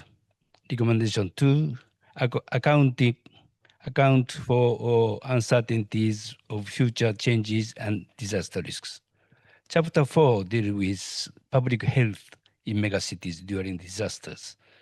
Number 3 recommendation, minimize health impacts. Number 4, prevent indirect disaster-related deaths. Number 5, maintain health, medical, and welfare systems. Chapter 5 deals with damage and loss assessment of urban disasters. Number 6, develop standards for disaster risk assessment. Number 7, promote DRR investment.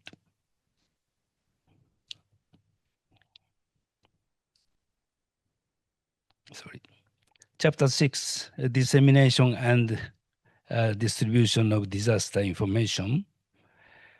Number 8, utilize latest technologies and knowledge in disaster information. Number 9, lead in developing AI technologies effective for DRR. Number 10, promote international dissemination, communication, and sharing of information. Chapter 7 deals with capacity building for urban disaster reduction. Number 11, promote interdisciplinary education to understand comprehensive nature of disasters.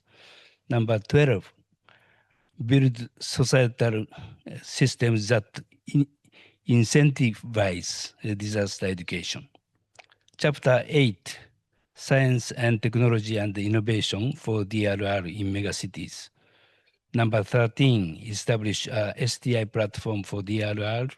Number 14, provide strategic recommendations that address DRR challenges grounded in social needs. So the initiatives outlined today are critical to ensuring that science, technology, and innovation play a vital role in strengthening disaster resilience in megacities. By advancing these efforts, we can build safer, more sustainable cities and protect future generations from catastrophic disasters. Strengthening disaster resilience in megacities requires collaboration across disciplines, regions, and sectors. So we strongly encourage all stakeholders, scientists, policymakers, and the practitioners to contribute to this collective effort and turn these priorities into actionable solutions. We welcome your insights and look forward to future collaboration. So please give your ideas to us in terms of the recommendation items.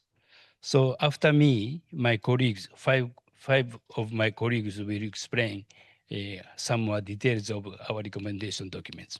Thank you very much. Thank you, Professor Takara. So Professor Takara explained the purpose of the proposal, which was to establish a framework for discussing the disaster resilience in megacities. So now we will move to explain each chapter of the proposal. First, Professor Ohara, Associate Member of SCJ, and Professor at the University of Tokyo will present the proposal number 1.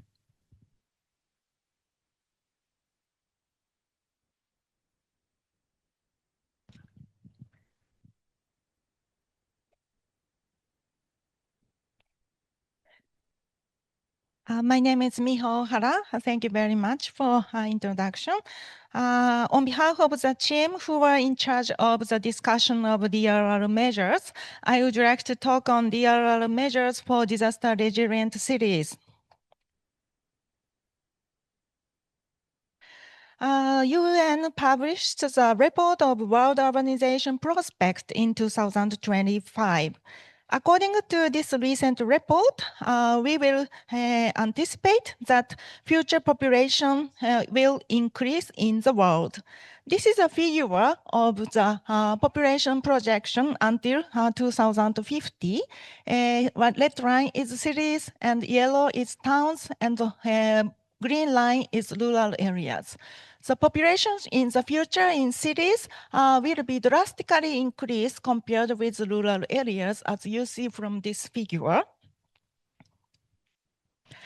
This is a population projection by region until 2050. You can see the Central and Southern Asia here, and Eastern and Southeastern Asia and Oceania, excluding Australia and New Zealand here. Overall, each region will have more population in the future, especially in cities and towns in Central and Southern area. Southern area will highly increased according to these figures. And also the cities in Eastern and Southern Eastern Asia will also reach to the peak after 2030. This is the conceptual figures showing how the megacity will have a population increase in the future. We can see current urban area here, and expanding urban area in the future is here. And this blue arrow assumes the population flow into the expanding area. Unfortunately, there is a high-risk zone. In the area where residents already live in high-risk zones, measures must be taken to prevent population increase caused by adverse selection, for example, due to lower land prices. In addition, disaster countermeasures in such existing urban area needs to be encouraged according to the risk. In addition, needs to assess disaster risk is also important in expanding urban area. Through appropriate zoning in such area, it is necessary to restrict urbanization before population inflow occurs. Restrict urbanization also means land use control and structural consideration against the risk conditions. The area with less risk will be also highly selected for urbanization.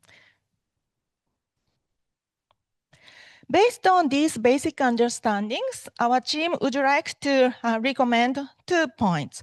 First point is implementing land use management based on disaster risk. For achieving this, it is most essential to conduct highly accurate assessment of disaster risks.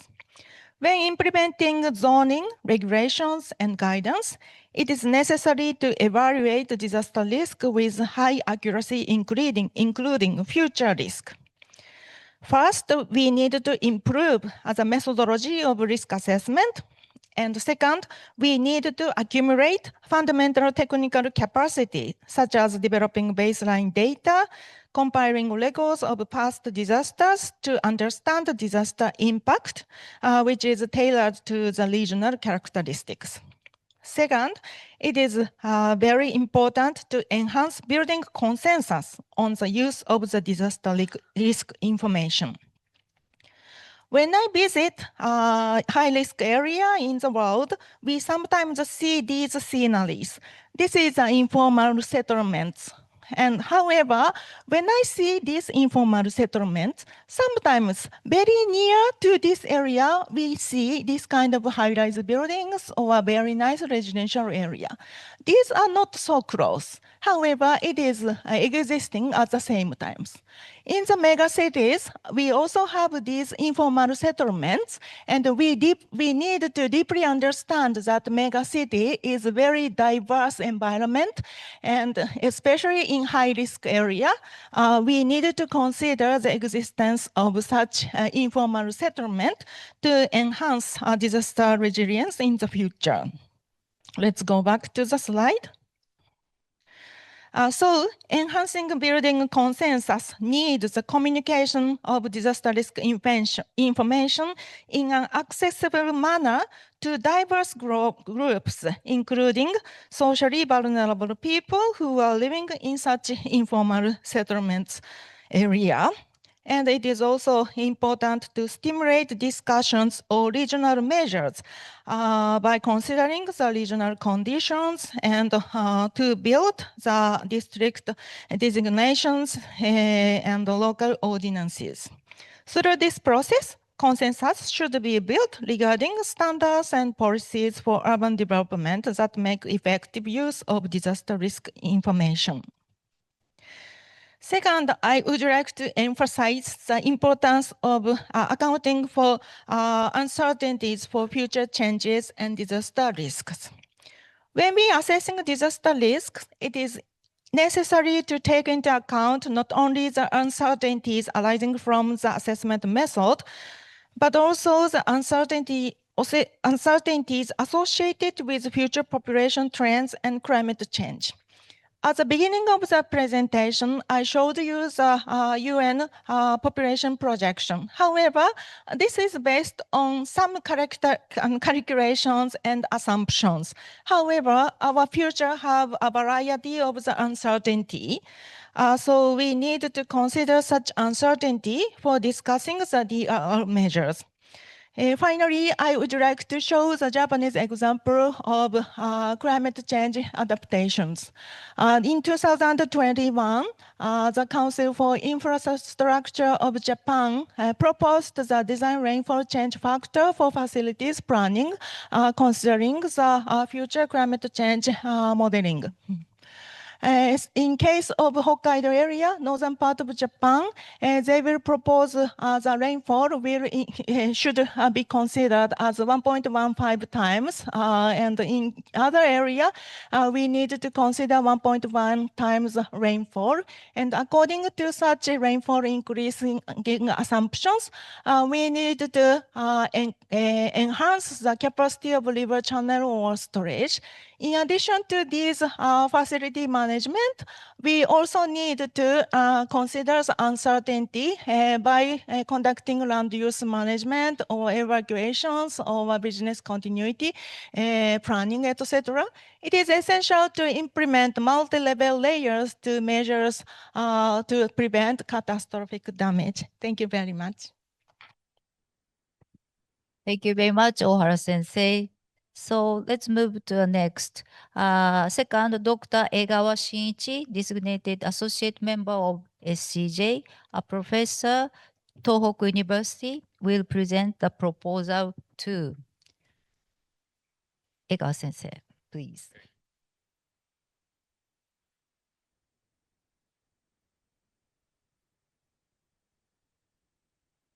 Thank you very much, Professor Tamura. And to the following the concept of the disaster medicine, usually the emergency medicine is the resource-rich situation that exceeds the needs. However, in disaster medicine, the resource is far smaller than the needs. And in the megacities, the needs is much more huge. So I already showed you in the morning that the concept of the indirect disaster-related death, and the population who is affected is the older population, and the occurrence of the death is in the evacuation centers, but like 1/3 of the death occurred in welfare facility, and 20% of the disaster-related death occurred at home. So the people are choosing how to evacuate after something happens in the environment. And this indirect disaster-related death occurs not only within the days after the onset, the months and years after the onset of the earthquake. And Japan is the only country who counts the number of indirect disaster deaths. So that's the reason why is the national government will send a condolence grant to support the bereaved family when it is certified as disaster related. But to receive this grant, you have to apply the grant and be reviewed by the committee in the local government. And the number of indirect disaster-related deaths was counted after the 1995 Hanshin-Awaji Earthquake. And then when you see the 2016 Kumamoto earthquake, the indirect disaster-related death exceeded far than the direct disaster death. And as we heard in this morning, the Noto Peninsula earthquake, the more than 300 indirect disaster-related deaths was certified and still increasing. And the left panel is indicating that indirect disaster-related death after the Great East Japan earthquake in Fukushima Prefecture. Even after 2 years, it didn't peak until the 2 years after the onset. And in total, more than 3,700 people died indirectly after the disaster. So this is a national disaster medical system in Japan. So Japanese government and medical society is establishing this type of nationwide disaster medical system. But the very key important facility is the disaster-based hospital. And this is usually serves as a tertiary medical center in the area. And more than 700 disaster-based hospitals are located throughout Japan. And when you see the Tokyo metropolitan area, there are a large number of disaster-based hospitals. But the population is far exceeding the capacity of these facilities. And when something happens, the Japanese government is expecting this type of emergency governance system. But the medical needs are the target we are dealing with. So before the disaster, we have many medical needs, the chronic diseases and also mental health problems. But when something happens at the onset, you are the only person who can help you. So the self-help is a very important capacity. And the external relief aid like DMAT or Red Cross, Red Crescent Association will arrive within 24 hours or 48 hours, but it lasts like until a month. But after that, the local healthcare capacity should be recovered. So this is the capacity side. However, the needs side, the injuries might be a little bit different. And when a double situation, the COVID-19, such kind of pandemic is prevailing, the medical needs exist even before the onset. And when the disaster risk reduction of the science and engineering improves, the number of injuries might decrease. So the main part of the medical needs could be the chronic diseases, and the mental health arises months later or years later. So we have to understand that the needs in megacities, the various also and complicated medical needs will occur in megacities. And only the national medical teams cannot deal with that. And we have to remember that we are not alone. So the mutual assistance with global health initiatives is very necessary, and the WHO is initiating this EMT initiative, which is the guidelines for the emergency medical teams for the national and international emergencies. And one of the very nice project is ongoing in ASEAN region. This ARCH project, ASEAN Regional Capacity on Disaster Health Management, has already 10 years history to promote the national and regional capacity of the emergency medical teams. And they have the standardized shared features with the disaster medical system of Japan. And they are ready to help us respecting the language and the culture of affected people. So we have to have the capacity to get the support from these international medical teams, understanding the language barriers and also cultural barriers. So that chapter 4 recommends 3 points. Recommendation 3, minimize the health damage. So prevent and environment deterioration to protect the health of affected people. Proactive preparation of wash, masks, food, and medical stockpiles and personal health information so that headquarters in local governments can coordinate medical and public health operation more efficiently. And recommendation number 4 is prevent the indirect disaster-related death. This indirect disaster-related death are preventable with an appropriate policy and preparedness. Proactive individual evacuation plan and disaster case management strategies are strongly recommended, especially for people who need specific assistance. And number 5, continue medical and public health and welfare service provision. So it's a BCP of the health sector. So this BCP is critical and should be continually evaluated for its validity, trained and improved through business continuity management. So it's not a plan alone. It should be maintained and improved daily or monthly. In megacities, proactive implementation of BCP and the development of supporting and support receiving capacities can maintain the service provision during and after disasters. Thank you very much. Thank you, Professor Egawa. So the third, Mr. Konami Takahiro, Director General Prefecture Land and Infrastructure Management Bureau, Government of Wakayama Prefecture, Japan, will present the proposal 3. He's attending online due to his official duties.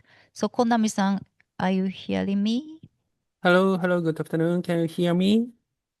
Yeah, we can hear you. Okay, I will start. Thank you for introduction. Good afternoon, everyone. I am Takahiro Konami, a former Director of International Affairs at the Water and Disaster Management Bureau of the Ministry of Land, Infrastructure, Transport, and Tourism, Emirate. That's why I'm here. Currently, as introduced, I work for a local government as the Director General of Infrastructure Management in Wakayama Prefecture. That's why I cannot attend physically in the room. Under one of the co-authors of the Section 5 of our proposal, I'd like to present our ideas on estimation and evaluation of risks in megacities. I'm presenting these ideas with another co-author, Professor Hirokazu Tatano, maybe presenting in here there, of Kyoto University as well. Sorry. Okay. Section 5 includes two proposals as presented by Professor Takara. The first is the standardization of evaluation. The second proposal, is a promotion of investment in terms of disaster risk reduction. So first, the proposal 6 focusing on standardizing disaster risk evaluation.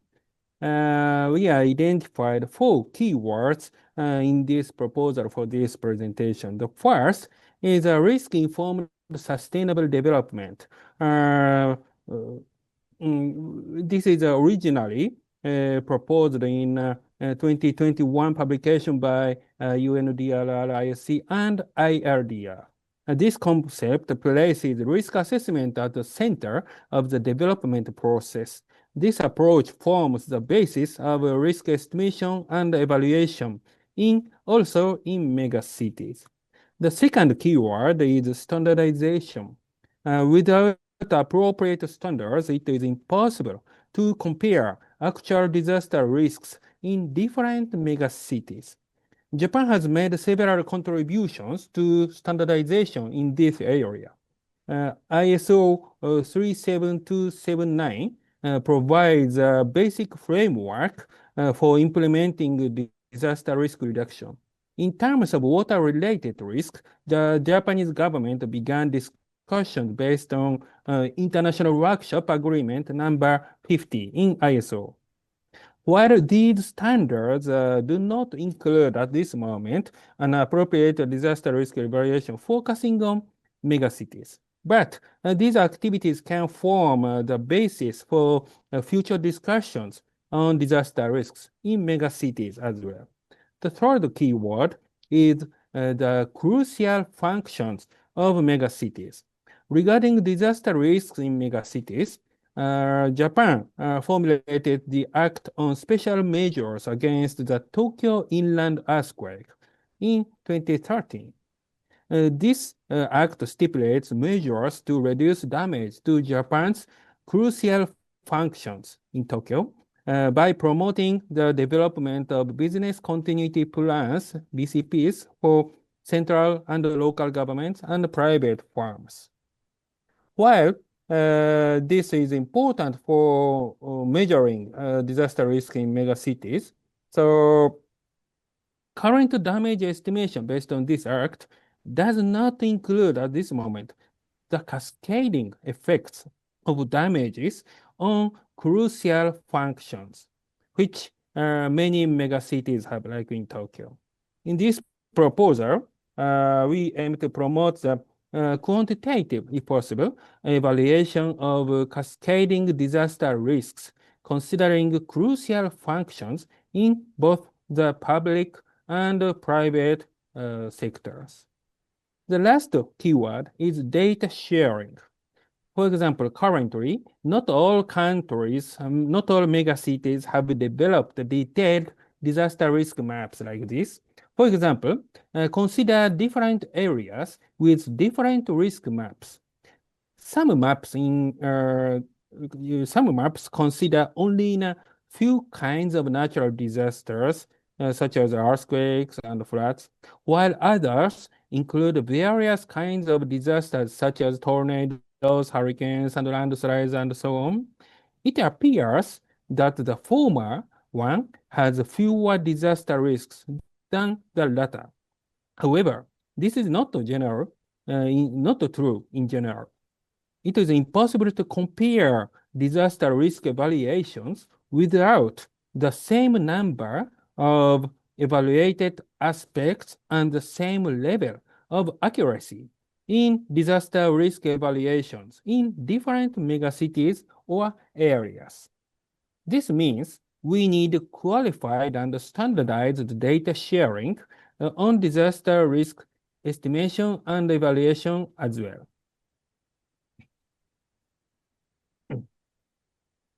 After achieving appropriate disaster risk estimation and evaluation, we'd like to promote investment in disaster risk reduction.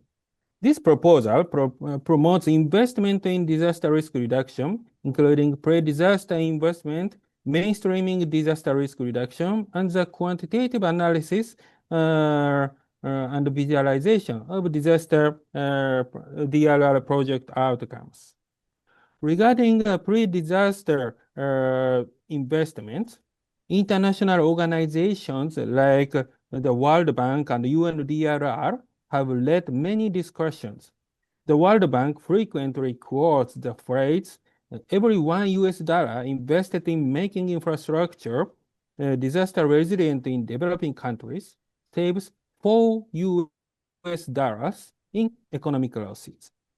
Japanese society, including the public, private, and academic sectors, has promoted pre-disaster investment in domestic and international contexts based on such an idea. This is relevant to the second keyword of the proposal, mainstreaming DRR. Most of you are likely familiar with the Sendai framework and other international documents to promote the mainstreaming disaster risk reduction. So in June this year, the Japanese government announced an investment of approximately 20 trillion yen or more in national resilience over the next 5 years. This is the third phase of the Japanese government's continuous national resilience project. Japanese citizens and central and local politicians share the concept of the importance of pre-disaster investments under the umbrella of national resilience. The Japanese government is actively promoting the concept of pre-disaster investments and national resilience to the international community as well.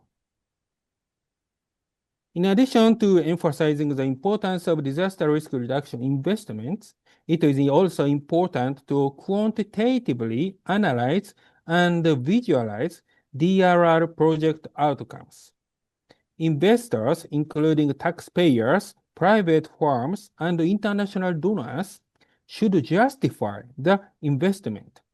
These investments should also be standardized and shared internationally. This is a summary of my presentation on proposals 6 and 7.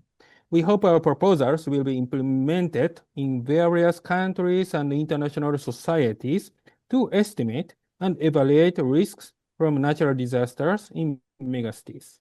Thank you very much. Thank you, Konami-san. Thank you very much.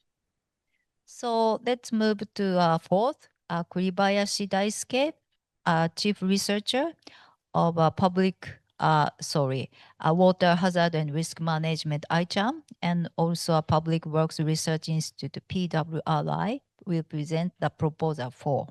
Kuribayashi-sensei, お願いします。Hello, I'm Daisuke Kuribayashi, Chief Researcher of Public Works Research Institute in Japanese Doboku Kenkyusho. So I'd like to introduce shortly the chapter 6, Dissemination and Distribution of Disaster Information.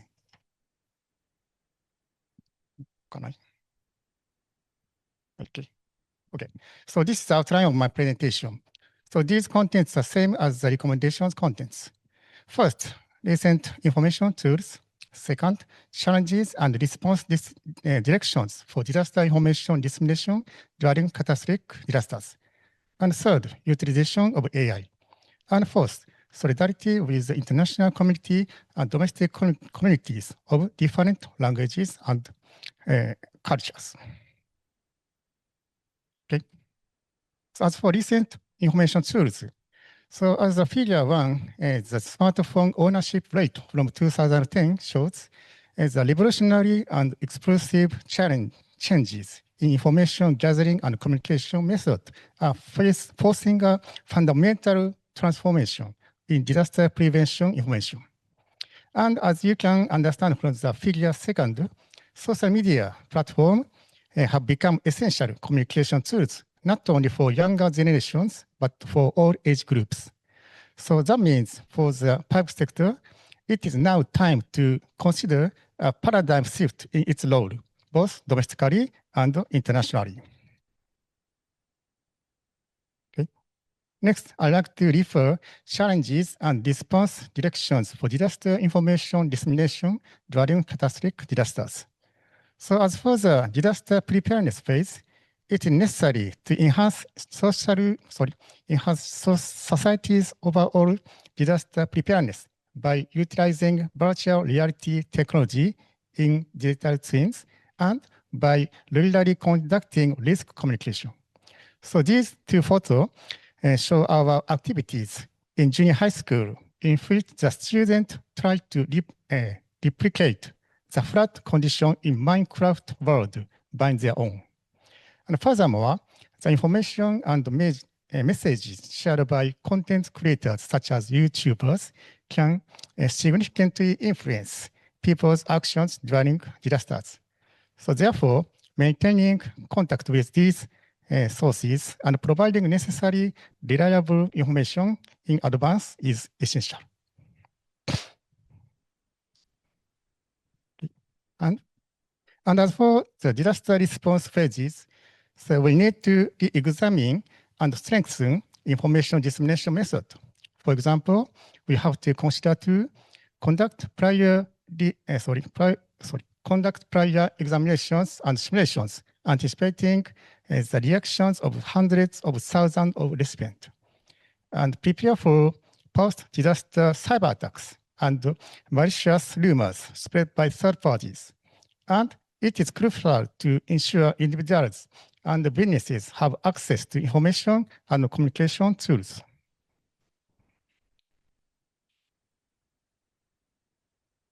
And in the disaster response phase, early warning systems are, of course, effective, but there are some things to challenge. Early warning systems only function if safe places to evacuate exist. So making the provision of such locations and support for vulnerable population crucial. And additionally, to mitigate damage, all possible measures must be considered and implemented. So these include policy guidance, encouraging people to live in areas with lower disaster risk, and establishing mechanisms to promote earthquake resilient and seismic isolation construction, etc. And furthermore, moving large numbers of people to safe locations within limited time frames is extremely difficult. So to promote efficient evacuation, early warnings should be issued more precisely, both in timing and location. And in the recovery and reconstruction phase, information management is important. So to ensure smooth recovery and reconstruction, it is also important to share encouragement, best practices, and positive messages through disaster prevention systems. Meanwhile, in overseas megacities, it is necessary to continuously share information during the reconstruction process to prevent the formulation of illegal settlement or slums. And if a shared information platform exists for both disaster and normal time, seamless information sharing can be expected throughout the entire process. So this figure illustrates the data sharing system in Japanese Shin Sougo Bosai Jouhou System, so promoted by Japanese government digital agency. Okay. So this recommendation 8 utilize latest technologies and knowledge in disaster information includes what I explained. Okay. Then I move to another topic, utilization of AI. So now AI is increasingly being put in practical use in applications such as assessing damage and predicting flood using real-time data. So the figure shows a research result by NEED, 防災科学技術研究所, Disaster Victim Support Service Development Platform utilizing Generative AI, SIP4D GAI. So, however, concerns arise about reduced accuracy when data is insufficient or when noise and misinformation are present. So, disaster-related data is significantly scarcer than data collected during normal time. Therefore, for the time being, it is appropriate to utilize AI as a supplementary tool in disaster prevention measures.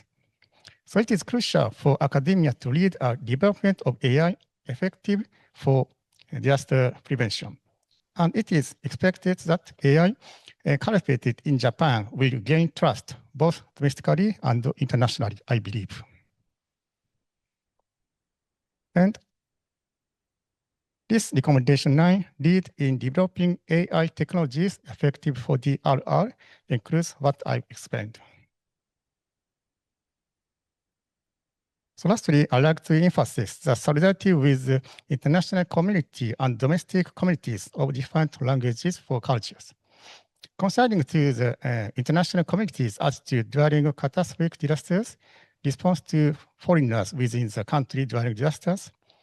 Firstly, it is essential to review the information disseminated to foreigners abroad or within Japan. Furthermore, it is necessary to examine and utilization of new technologies such as AI, simulations for preventing and responding to secondary disasters such as cyber attacks. The physical securing of international communication means during catastrophic disasters and ensuring communication and information flow with disaster prevention personnel in the international community and foreign media. Okay, and this recommendation 10 includes what I explained. That's all for my presentation. Thank you so much. Thank you, Professor Kuribayashi. So, Professor Ohara again, come to the podium, will present about the proposal 5. Thank you very much.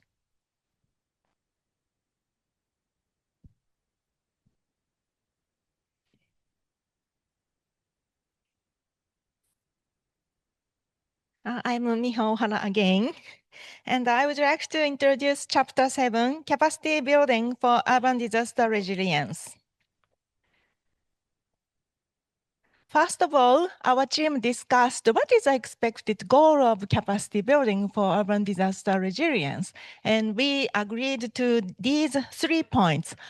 First one is every individual must regard DRR as their own responsibility. To achieve this, it is necessary to cultivate more people who possesses a minimum level of disaster literacy. And second, we also talk on the social consensus. Previous presentation talked about the importance of disaster investment. For building social consensus on promoting such investment, it is essential to increase the number of the people who can evaluate DRR investment and agree with that program. So increasing such person will be the next expected goal. In addition, we also talked about the leaders. For coping with the severe disaster risk that can cause catastrophic damage, developing leaders with demonstrating national level leadership rooted in DRR is crucial.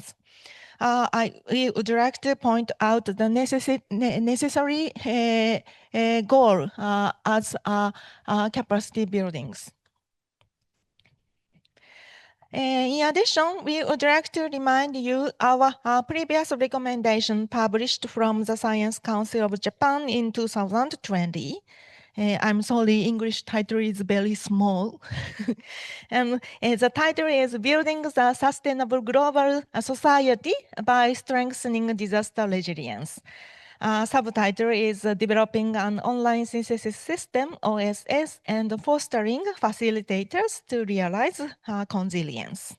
That was published previously, and I would like to remind you what is a facilitator. In this recommendation report, facilitators importance of the facilitators are described. First, facilitators are required to assist the stakeholders who effectively apply science and technology, protect their lives and assets, and continue their livelihood and businesses. Therefore, science community should foster facilities in collaboration with local university, disaster research centers, and scientific institutions, and in mutual cooperation with society. That was already proposed by the previous recommendation report. In addition to this recommendation, we also discussed further on capacity buildings. And we pointed out the three issues with capacity buildings for urban disaster resilience. First, as the timing of the future disaster is unpredictable, quantifying the benefits of capacity building is very difficult. Unfortunately, this leads to less motivations of building capacity in the organizations and or in the individuals. And the second, we would like to point out the necessity of the transdisciplinary education. Disaster change from physical phenomena to social phenomena with time passes after their occurrence. A large-scale disaster can even escalate into political and diplomatic issues. So disaster education tends to focus heavily on hazard-related learning. However, we need a more wider scope, including the natural sciences and social sciences. In addition, basically, it is difficult for people to imagine disaster situation without their own experience. So it is essential to foster individuals who can realistically imagine disaster situations. Based on these basic understanding and identifications of current issues, we would like to propose two recommendations under capacity buildings. First is to promote cross-disciplinary education to enhance the full imaginations of disasters. As I have already mentioned, it is very important to cultivate human resources capable of understanding the overall pictures of disasters covering natural science and social sciences field. As disaster risk continue to rise, education must go beyond the conventional disaster prevention learning and include cross-disciplinary subjects such as national and historical perspectives on DRR, as well as training in leadership and cooperation to guide the nation and local communities.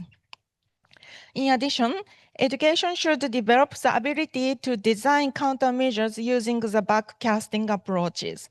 As I have already mentioned, future is unknown. However, we needed to assume some future imagination, and under such imagination, we need to plan what we should do toward the ideal disaster risk reduction.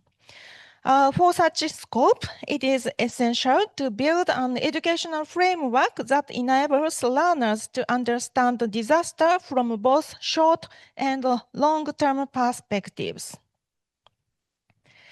Next recommendation is to establish a social system that give incentives to DRR learning. As I have already mentioned, unfortunately, finding incentives for learning disaster risk reduction may be sometimes difficult because we don't know when the disaster occurs. Social system should be established so that learning about DRR provides incentives for individuals and benefit society at large. Both government and industry need phase-free system in learning as an incentive in their daily life and also proves useful during emergencies. And science and community must build such network connecting certified DRR specialists and explore ways to enhance the activity by diverse actors. We are responsible for connecting these existing networks. And finally, I would like to add that if the content of education varies by region or provider, it becomes very difficult to effectively utilize trained personnel. So standardization of learning content and education framework is also essential. That's all for our recommendation. Thank you very much. Thank you, Ohara Sensei. So last, Matsura Shohei, Deputy Director, General Strategic Planning Department, National Research Institute for Earth Science and Disaster Resilience, NIED, will present the proposal 6. Thank you for coming. Thank you. Thank you, Professor. Yes, we're coming into the very relaxing, comfortable time of the day. But I'm the last presenter, so I hope that you can bear another 4 or 5 minutes. So I'm pleased to present on behalf of the drafting team for Chapter 8, me and my co-author, Professor Kenichi Tsukahara of Kyushu University. So Chapter 8 basically it addresses the overarching issue of the strategic recommendation on how various scientific and technical knowledge, although exist, but maybe they're not fully utilized to build or helping building the urban resilience. So this chapter examines how this gap between knowledge and decision-making emerges and what kind of institutional arrangements or approaches can we do to ensure that science, technology, and innovation can be integrated into the urban disaster governance. Okay, so I made a slide that shows the rationale for this chapter. So I think as we heard in the other chapters, how the megacities, the risk of megacities is generated through interaction of many multidimensional and highly interconnected physical, social, and institutional systems. So, and on top of that, even though hazard risk, including seismic, hydrometeorological, and other natural hazard themselves do not necessarily automatically become disasters, but when the hazard risk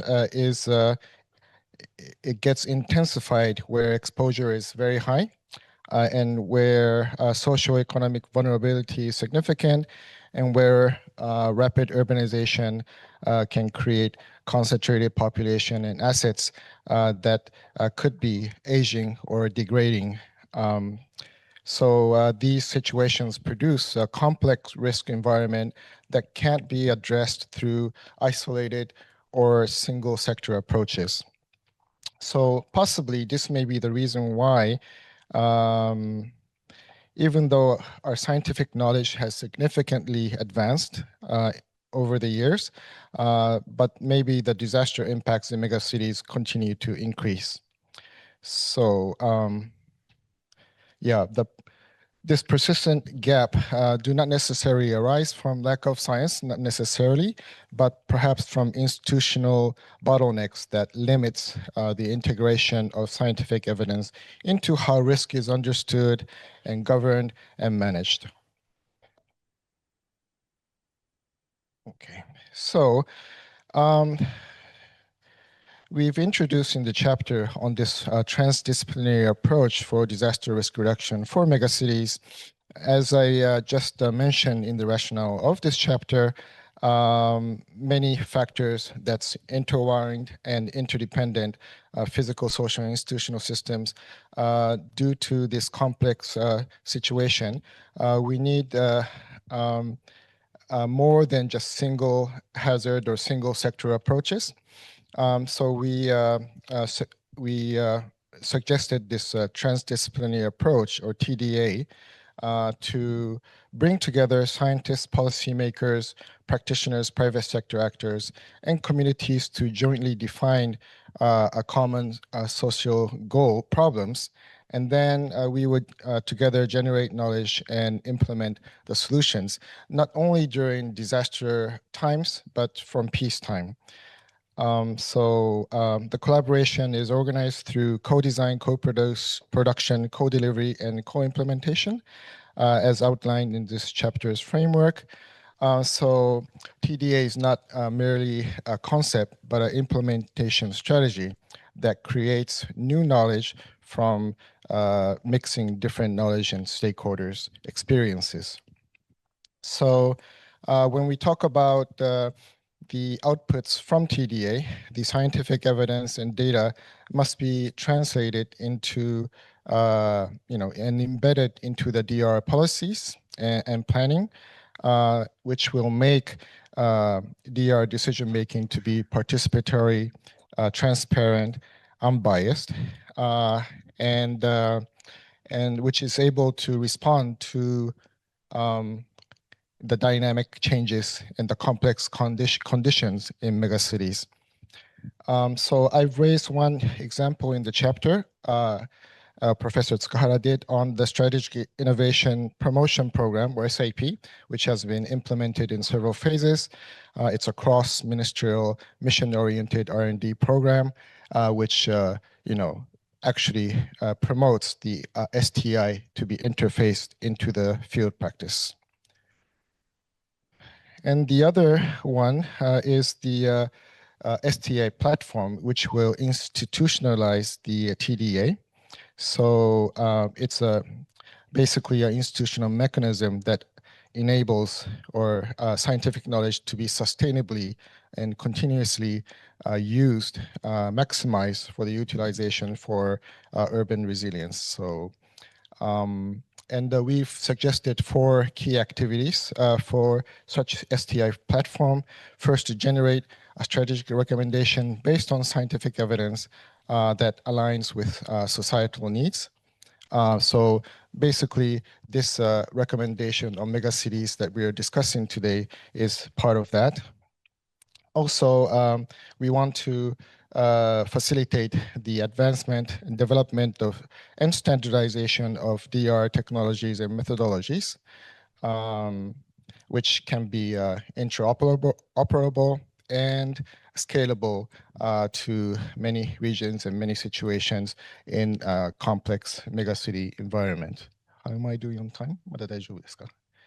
Okay. はい。わかりました。Okay, thirdly, on capacity building, as Professor Ohara mentioned in her chapter, I think we want the agents of change. We want to develop or encourage agents of change for DRR to be able to become the interface between science, scientific knowledge, and the real world settings. And finally, we want to encourage building institutional networks among various stakeholders. That's the whole spirit of TDA, so that it could also lead to a more broader resource mobilization for DRR as well. So basically, in this chapter, we discussed about the TDA, the approach, implementation strategy, and also how to sustainably institutionalize this methodology. So for this chapter, there were 2 recommendations on establishing this STI platform that promotes TDA approach. And one of the example is, well, the ASEAN recently actually established this disaster risk reduction platform for science and technology with the ASEAN COSTI. COSTI means Committee on Science, Technology, and Innovation. So they want to promote the disaster science through this platform. So that's a good example where we could actually work together. And the number 14 is the continuous activities of publishing STI-based policy recommendations that's based on social needs. So I think my time is up, so I'll conclude here. Thank you very much. Thank you. Dr. Matsura, thank you very much. So now we know about the recommendation about science, technology, and innovation for disaster risk reduction of mega cities right now. So before the move to the next session and also move to a short recess, so we have time to answer some questions or a comment. So we got several comments. Are you okay to? Okay, ですか? So one question is about the global issues. Can the global temple school movement でいいんですかね? In Japanese, Terakoya movement is very effective to overcome poverty, contribute to disaster prevention. That's the question. So Ms. Ishigaki will answer the question. Thank you very much for your excellent question. It's very difficult to answer, but I try to answer as much as possible. I suppose the foreign people, foreign professors don't know what Terakoya means, but Terakoya is a kind of informal, private or community-based schools, which was very active in Edo period, which is before, I think, 19th century. Yeah, before modern revolution of Japan. So in Terakoya, the Japanese children were educated to be literate and also to learn calculation. So that's a basic foundation of Japanese society. And I suppose Japan UNESCO Association has been supporting this Terakoya movement in the world to promote education among the people in many countries. And yes, UN Habitat has been working together with UNESCO, but I suppose we haven't done much together with UNESCO, Japan UNESCO Association. We want to work together with them. And I fully agree that education is a founding stone for poverty eradication and also disaster risk reduction. In the project of Philippines, I introduced in the project I introduced in this seminar in Surigao City, we engaged with reconstruction project and we worked together with community. And when I visited Surigao City, one of the community leaders told, yes, it was a very important process for me. He said so. And because UN Habitat engaged the communities to support their negotiation with the government. Actually, the beneficiaries are the minority people, very marginalized from local government political process. But in the negotiation process, the community leader recognized the need to be literate. So before he was not reading, he was not able to read and also write, but through the process of reconstruction, he learned how to write and how to read. And he actually really built a capacity for negotiating with the local government. I was so amazed because I was thinking we were supporting the reconstruction of housings and the communities, but actually we were also supporting the capacity of the people there. So I was, I think the great aspect of community-based reconstruction is that we can contribute to not only disaster risk reduction, but also poverty eradication and also the capacity development of the people themselves. So this is the lessons. I think this is the most important lessons learned from this case of Philippine Surigao project. So I think this World Terracotta movement is quite important, and we really want to work together with them. Thank you very much. Thank you. Thank you very much. So Ms. Ishigaki explained about the dissemination of knowledge through a community education is a crucial challenge for any society. So I understand it is also a very crucial challenge to DRR also. So we are using a DRR every time, but the simple question is, what is DRR? So we should answer this question too. So Professor Takara, will you come and then answer the question about the DRR?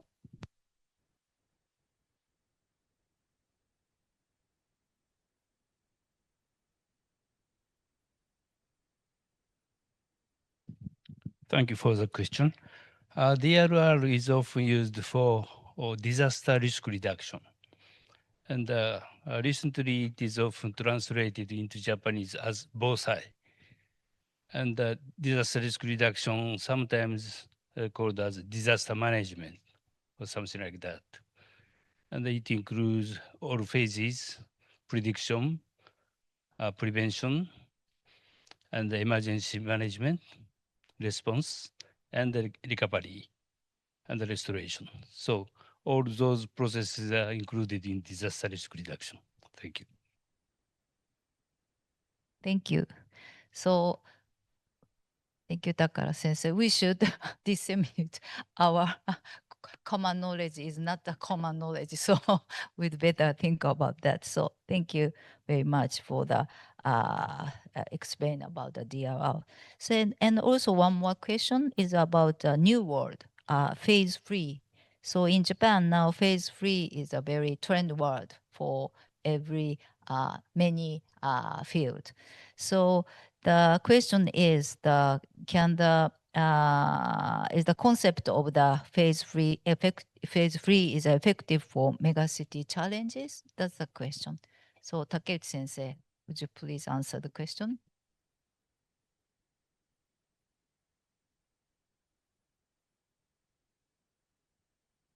Thank you for the question.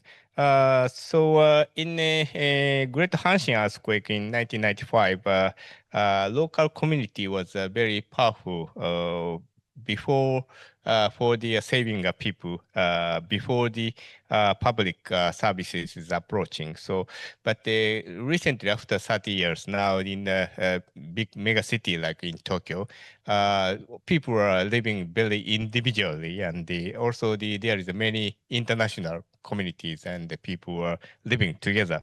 So. Probably in the case of the big disasters, this kind of local communities' power is a little bit suspicious. So I believe that for the phase 3 cases, for the local community is very important. So probably the pre for example, the disaster prevention training and also sometimes festival or some kind of event for the including local communities and the local government with including a contracted volunteers to try to shelter set up or experience using emergency equipment, and also in that kind of the event, we can know each other. The local people can be the knowing each other's face and communicate who is living beside us. So that kind of activity in the each local community is important. So that's a personal opinion, but I'd like to recommend that this kind of the local government push also this kind of the local communities disaster prevention activities like festival to enjoying and to training for the to establishing the shelters like that. So I can it be an answer for that? Thank you very much. So maybe we have time for 3 minutes for the short recess. Do you have any comments and questions from the floor? Okay, thank you again.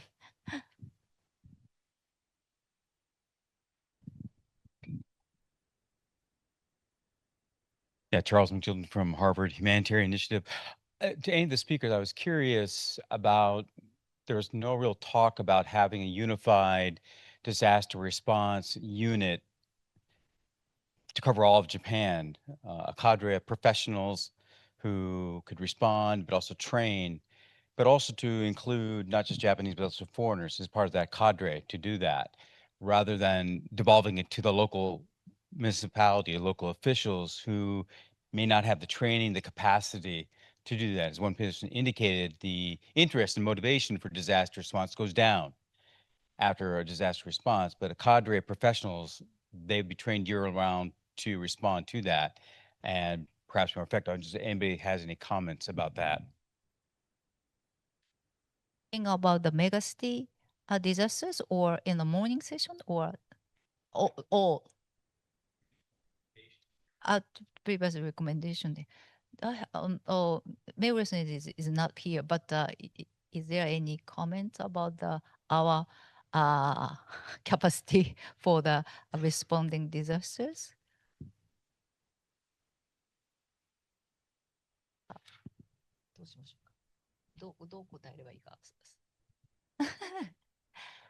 Ah, ありがとうございます。Well, I'm a medical doctor, and I can tell you about the national system of the disaster medical response. Japan has DMATs. So this is very similar with the United States DMAT, but the size of the DMAT team is different individual.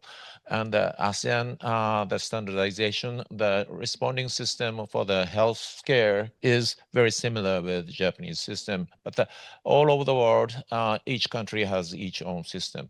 And as you said, the overall responding system in Japanese society is the local government. It has a responsibility to respond to the any disaster situation as a primary handler. And if the damage exceeds the capacity of the local government, the prefectural government, and the national government will help. That is a command control system in Japanese system. So we cannot identify which is the team of the general responding system, but there are many clusters and sectors who is responding in each individual responsibilities. That doesn't mean we don't have the responding system. We have the strong responding system using the governmental system. That's my understanding. So talking about the municipalities, we have 3 levels, the national level and then prefectural level and also city level. So the Meguro sensei in the morning talking about the city level, its power is getting lower. So that's the problem. But we are very, how can I say, we are very proud of the those kind of a system, very consistent. And then I think it's working. But we have a 1,700 towns and cities.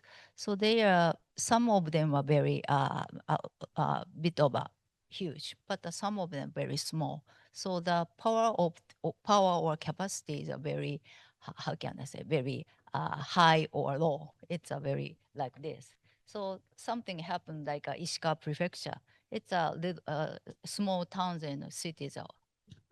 There are lots of that.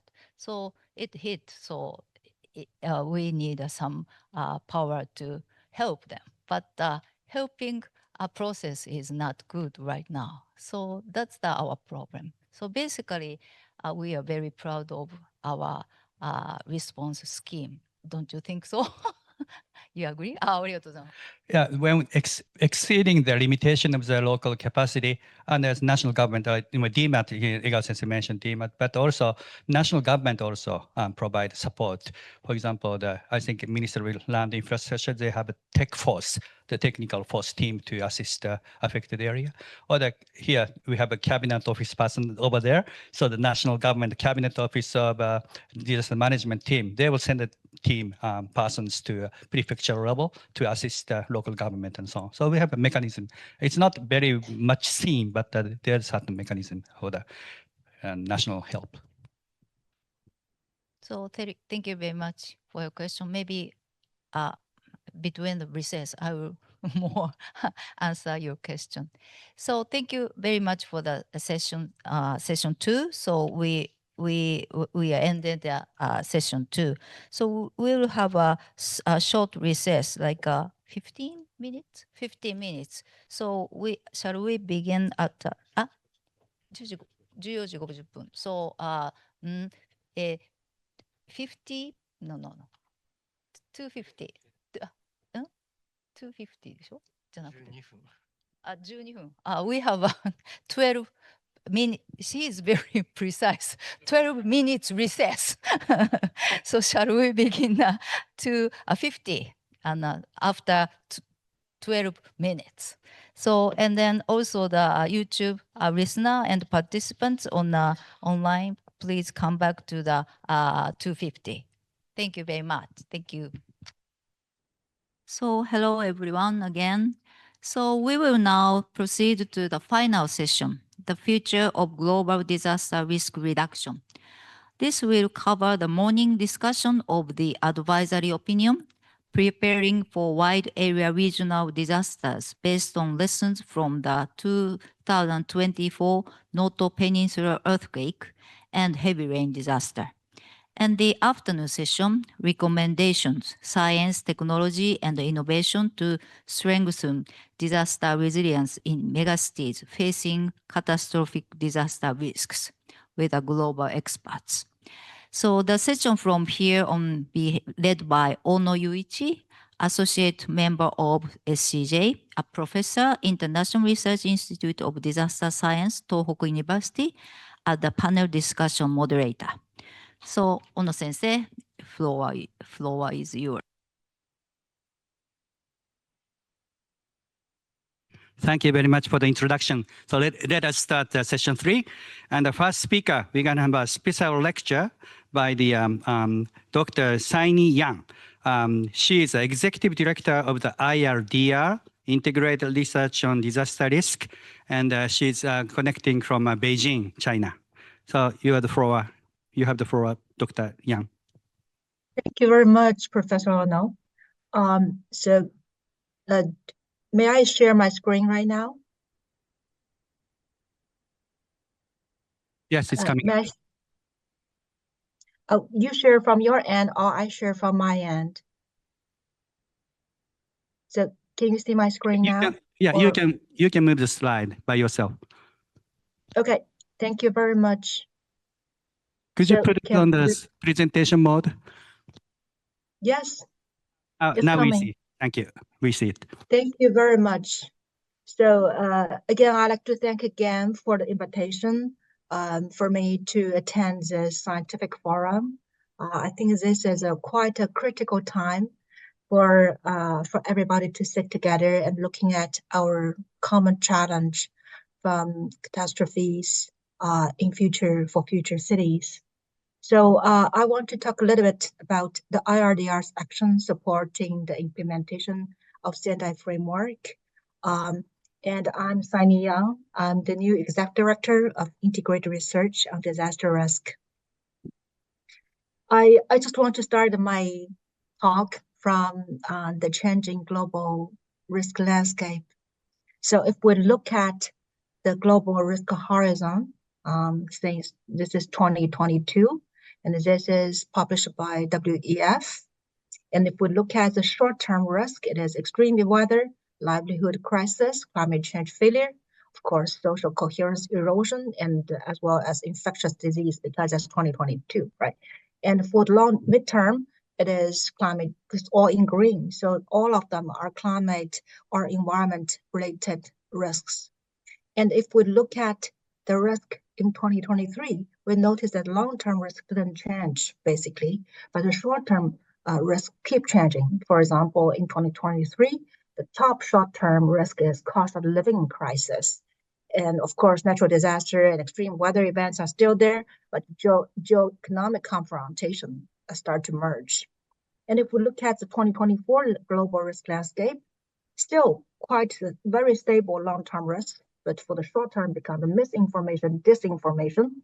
Extreme weather is still the number 2, then social polarization become number 3, cyber insecurity becomes number 4, and interstate armed conflict is the 5th risk globally. This is the newest one. This is the current risk landscape in 2025. If we look at the short term, it's still misinformation, disinformation, extreme weather events, state-based armed conflict, social polarization, and cyber espionage and warfare. So when I look at it, sometimes I ask myself, this is the global risk landscape. And this report actually is widely accepted and which is published by the World Economic Forum. But should IRDR do something? Because IRDR is the International Science Program co-sponsored by International Science Council as well as UNDRR back in 2009. And of course, the IPO started in 2010. And this has been the 16th year for IRDR. We finished the phase 1 in 2020, and the official start for phase 2 is 2023. And for IRDR, the vision is very clear, is mobilize science technology to support the inclusive, safe, and sustainable development. And for IRDR, we have 3 missions. Number 1 is scientific output. We need to improve knowledge and understanding of risk and uncertainty. As we illustrated, the global landscape is keep changing. We always have new challenges. The dynamic complexity in risk is something that we really need to keenly looking at and have new understanding. And of course, then the second one is if we have this scientific understanding, then we need to promote the innovation in research action and explore effective solution in DRR. And of course, the third one is build institutional capacity required for risk-informed development. So these are the 3 main missions for IRDR. So IRDR, with these missions, we have our functions and deliverables. Functions including coordinate international research on DRR, working as a science policy practice interface for DRR, and also as an international hub of centers excellence for risk research and capacity building. So with these functions, we have different deliverables such as IRDR special reports, IRDR working paper, IRDR lectures, training and courses, and also provide service in organizing DR science policy forums and promote risk science development and best practices. These are the IRDR deliverables. In phase 1, there are some interesting outcomes that really the highlights in phase 1, such as the FORING. FORING is a forensic investigation of disaster. You probably noticed that last year in 2024, UNDRR published the special report for GAR, which is a special edition for FORING. FORING methodology is widely used in Latin America countries, as well as Southeast Asia. And of course, peril classification, the hazard glossary is another contribution by IRDR to support standard framework, because this peril classification is quite simple and it has been widely used in the UNDRR disaster loss and damage database, as well in many countries. Of course, this year, HIP was released. It's a revised version of this peril classification. And of course, in the past years, we published lots of policy briefs as well as working paper and a special report in the atlas, etc. One thing worth mentioning is that IRDR, as the coordinator for science technology stakeholder for standard framework negotiation, we also have our own science plan. For example, in phase one, ICSU released a science plan for integrated research on disaster risk back in 2013. And in 2021, another new framework was released, a framework for global science in support of risk-informed sustainable development and planetary health. This one was released by the International Science Council as well as UNDR. And of course, IRDR is the agency responsible for the negotiation and the compilation. So for our new science plan, there are 9 priorities. So for our IRDR, last year we had our IRDR International Conference in Beijing in October, and our IRDR community voted for the 3 top priorities that we really want to focus in the action plan of 2025 to 2027. And these 3 are harness technologies, data, and knowledge for risk reduction, support regional and national science and knowledge for policy and action, and address inequality, injustice, and marginalization. These are the top 3 priorities that IRDR will focus in the year of 2025-2027. And of course, we are setting up IRDR work streams, benchmarking studies, pilot projects with resources. And the first of 5 work streams we identified are risk-informed development. Mainly is about how to integrate risk information into urban planning and territory planning, climate change and public health, DR financing, DR education, and also citizen science research. One thing worth mentioning is that last month the SRSG Mr. Kamo Kishore visit IRDR IPO, and he especially addressed that IRDR should focus on the assessment of how science technology supported standard framework. And he believes that the implementation assessment of standard framework, especially the role of science technology in the implementation, can bring valuable input for the post-2030 agenda.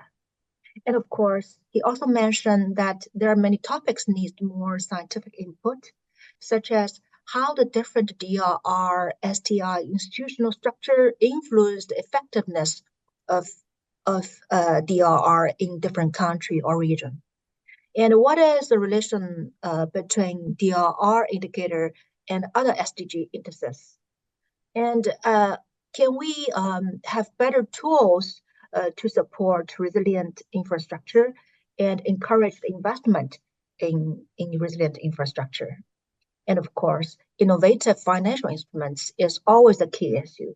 DRR for a long time has been deemed as a mission that consume money. But actually, we need to dig in to see if the investment into resilience can be something that really money-making. And of course, coupling new societal stressor with disaster risk is also another important topic. For example, right now in many megacities, aging has become a very common issue. With the very high percentage of senior people, then this definitely will also change disaster risk in this megacity and also change our workflow for DRR. So all these topics need more scientific inputs, and this can be our IRDR's contribution in recent years and also for the year post-2030. Well, this just want to show that, our SDG, frankly speaking, I think, DR related is mainly for SDG 11, 13. Most regions are doing a great job, but still, we are facing new challenges. Okay, so for our mission, so first one is understanding uncertainty and the risk. And for understand uncertainty risk, as I mentioned, one top symbolic outcome from IRDR is the forensic investigation of disaster. This methodology is very innovative because it provides a holistic root cause analysis with emphasis on the social culture dimension. And this set up the disaster DNA framework and also bring the future-oriented thinking with a focus on resilience. And of course, this framework will try to avoid blame or fostering collaboration. If you're interested, please feel free to download the special report from the UNDRR website, the GAR special report. And this idea, this methodology has been widely used in recent disasters like Jamaica floods, Cameroon case, etc. Another contribution for understanding uncertainty and risk is the hazard classification. You probably want to pay attention to the 2025 update for hazard information profile, because this HIP, we call it HIPS, this HIPS outcome will be later on translated into machine readability products and be incorporated into more AI models for disaster risk reduction. And this HIPS, of course, right now, it has more than 200 reviewed hazards across 8 types and 39 clusters. They have a lot of new consideration for this coupling and compound effect of hazard, such as compound floods for tsunami, volcanic eruption, ash for cascading effects, complex hazards. This has been first studied by IRDR scientists like Dr. Fakuding right now. He is working for the Green Foundation of Green Climate Foundation. So these are our early work that later on was merged into this HIPS. Another to support the solution, then IRDR is also working on disaster loss and damage. For example, we're supporting the Global Disaster Data Platform, GDDAT, which can provide more real-time global disaster data monitoring and analysis.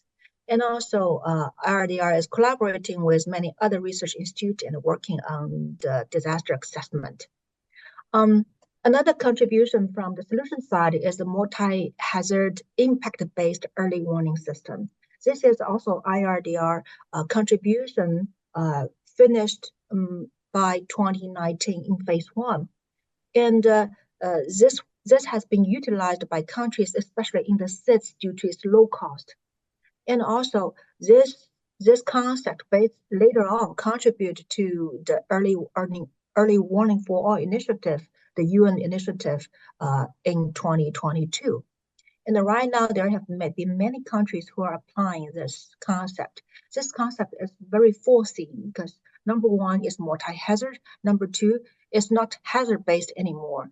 So back in 2019, we started to talk about this impact-based. And right now, this system has been established in many countries, such as Malaysia. Here are also in Africa countries, Somalia, etc. And also, last year UNDR also make a special film. 2022, UNDR made a special film for this methodology. If you are interested, please feel free to look at the examples in Tonga, Fiji, Netherlands, and in many other Caribbean countries. The other tool solution we're looking at, IRDR is looking at, is AI for DRR. AI for DRR is definitely one big direction. We understand that AI, large models, basically is garbage in, garbage out. So data quality is a key issue for AI. And for AI for DR, IRDR studied from the large language model on DRR. We are utilizing open access publication, open model research, open research tools to facilitate the capacity building in different regions. It's still ongoing, and this probably will take at least another 1 year so that we can have a global model. But this is a very interesting starting point, and we're looking forward for more collaboration with researchers globally. And of course, IRDR have Young Scientist program, and this Young Scientist, we just released our 6th batch of Young Scientists. They have all interesting research topics going on. So IRDR is keenly working with UN agencies, especially for UNDRR, with policy briefs and GAR, a global assessment report. We are working with UNESCO, especially for these cultural sectors, because we really want to utilize intangible cultural heritage to safeguarding DRR as well as climate change. And also we are keenly working with World Bank Group on this integrating disaster risk information with territorial and spatial planning. Different case studies are collecting, and we are keenly looking forward to some input from our Japanese fellows. So far, IRDR has 13 national committees, 1 regional committee, and also we have 18 ICOEs, but right now we have 14 plus soon newly added ICOEs. We're very honored to have Japan ICOE coherence. This is one of our most active and productive ICOE globally. And with this, I also want to advertise our Young Scientist program. Right now, we have more than 223 IRDR young scientists from more than 49 countries. So we're keenly looking forward for more applicants from Japan and Pacific region and Asia Pacific region. Thank you very much. That's all from my side. Thank you. Thank you very much, Dr. Yang, Zion. So this was the first comers, first listeners for the IRDR. I hope you understand the sense of this IRDR. The disaster science is many interdisciplinary fields. Somebody has to integrate. So this is IRDR Japan, the 20 universities, academic institutes get together and so on. So this is an international office, the headquarters in Beijing, and supporting these activities. That's why the IRDR is as a speaker today at the signing. Thank you very much. So from now on, we will have a comments or some more talk about this megacity issue from 5 experts in disaster risk reduction. So first, I'd like to welcome the Dr. Wei-Sen Lee, my long-term friend, Secretary General of National Science and Technology Center for Action, Taiwan.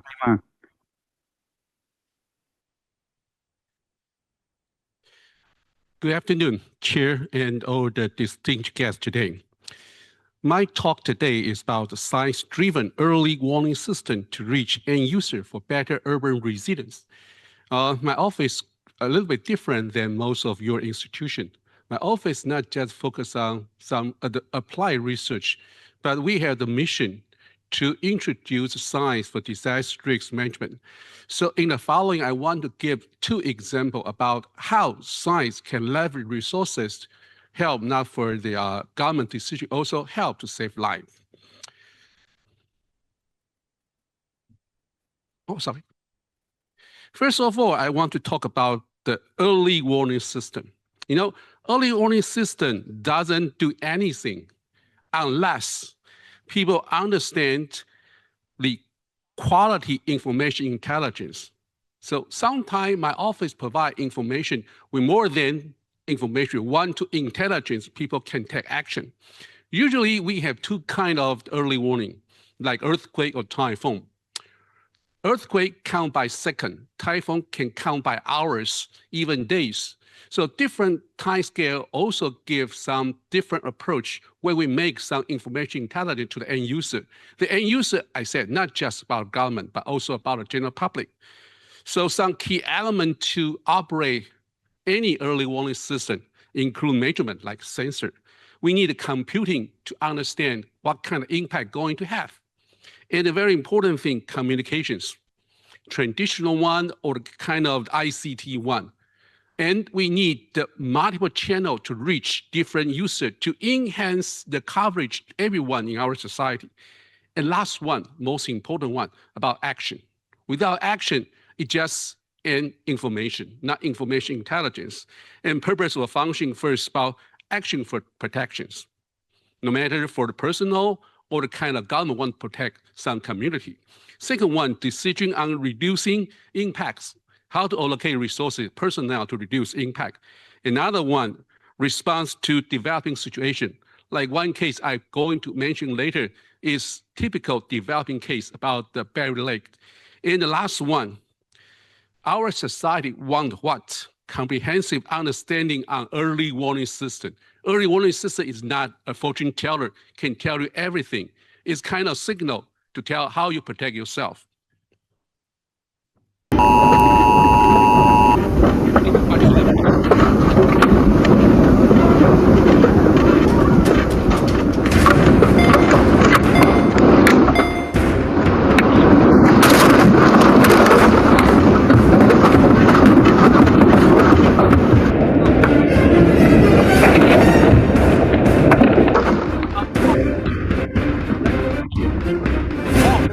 Safe.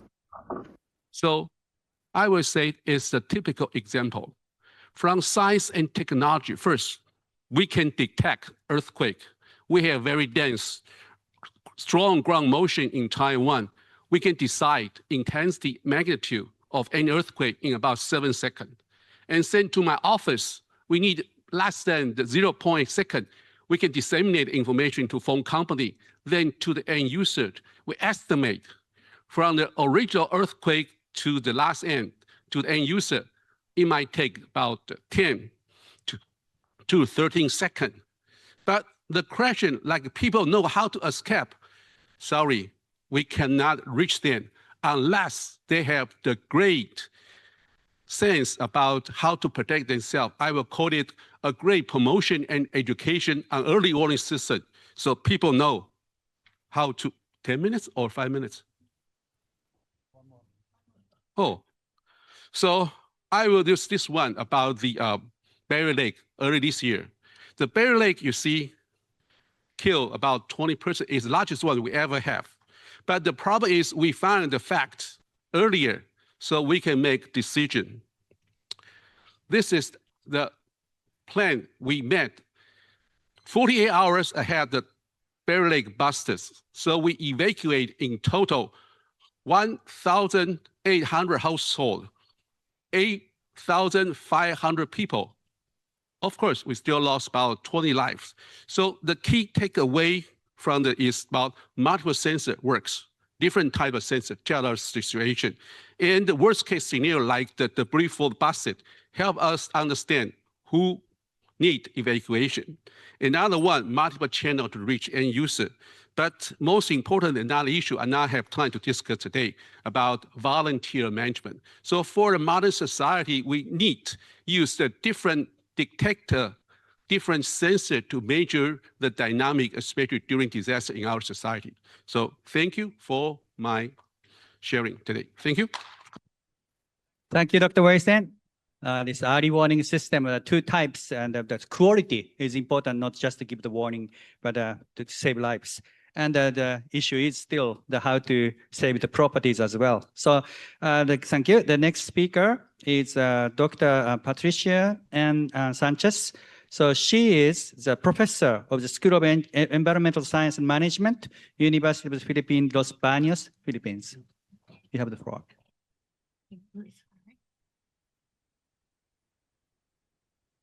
So good day, everyone. My presentation is on protecting the environment and reducing vulnerabilities of water resources in the Philippines.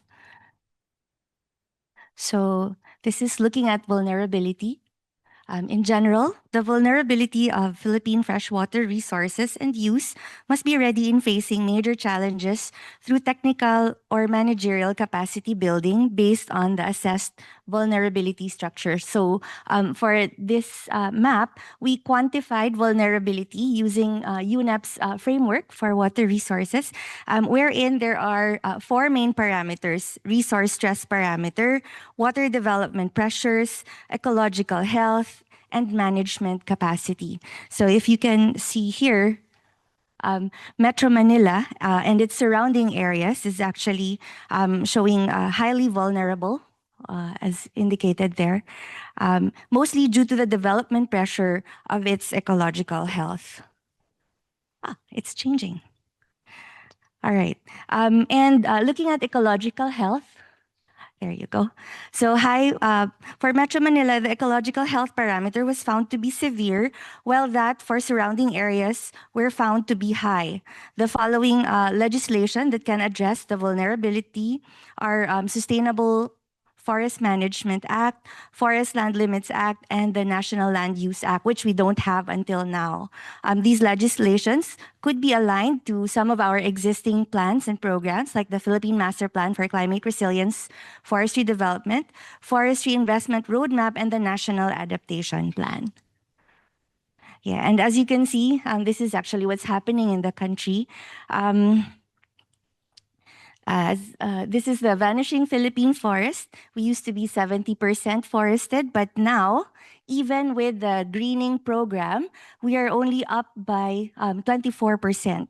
So the disappearing forests of the Philippines plays an important role in mitigating the effects of flooding, because the ability of recharge areas to temper the severe effects of flooding is actually hindered by these land cover changes.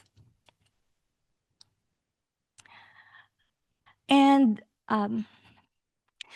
additionally, so if you can see in Metro Manila and its surrounding areas, for the management capacity index, it's actually quite low. It's blue.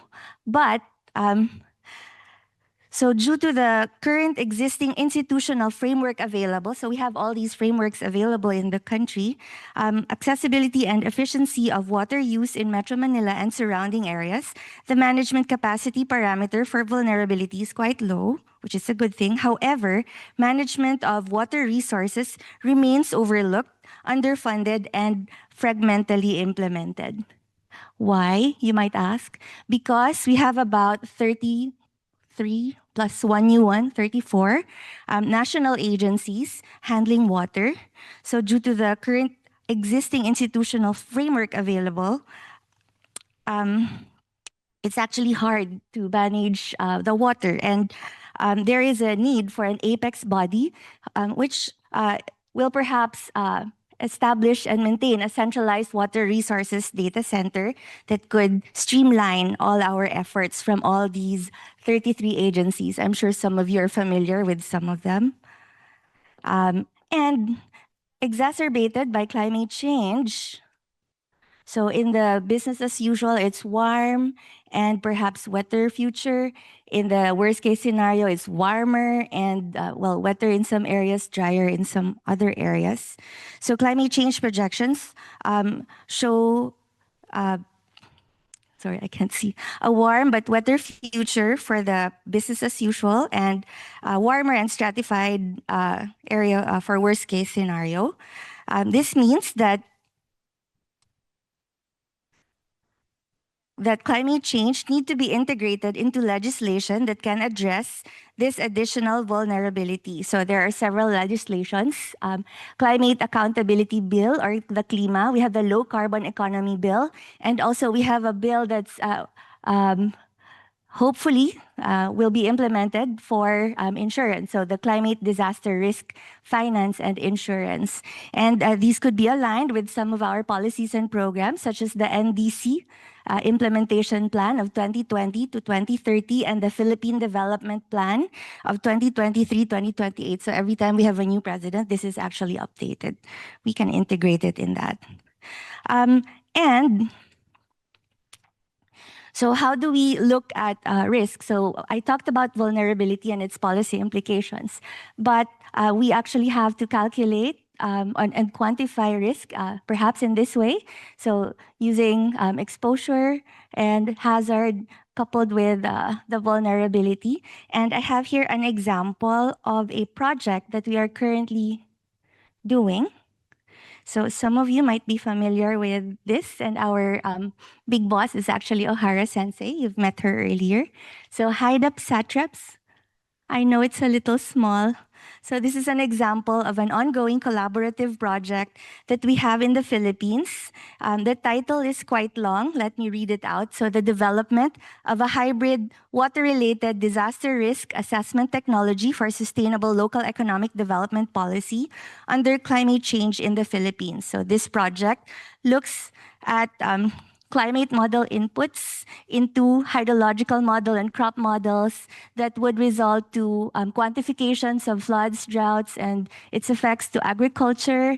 And all these outputs are integrated into the socio-economic model for policy recommendations that could be used and integrated at the local and national policies and plans while we are pursuing economic development. And with this, we have 4 groups. So data collection, assessment of floods and droughts, assessment of water-related disasters, and sustainable local economic development. We have about 32 Filipinos and 32 Japanese members on this. Some of you might be part of this before or now.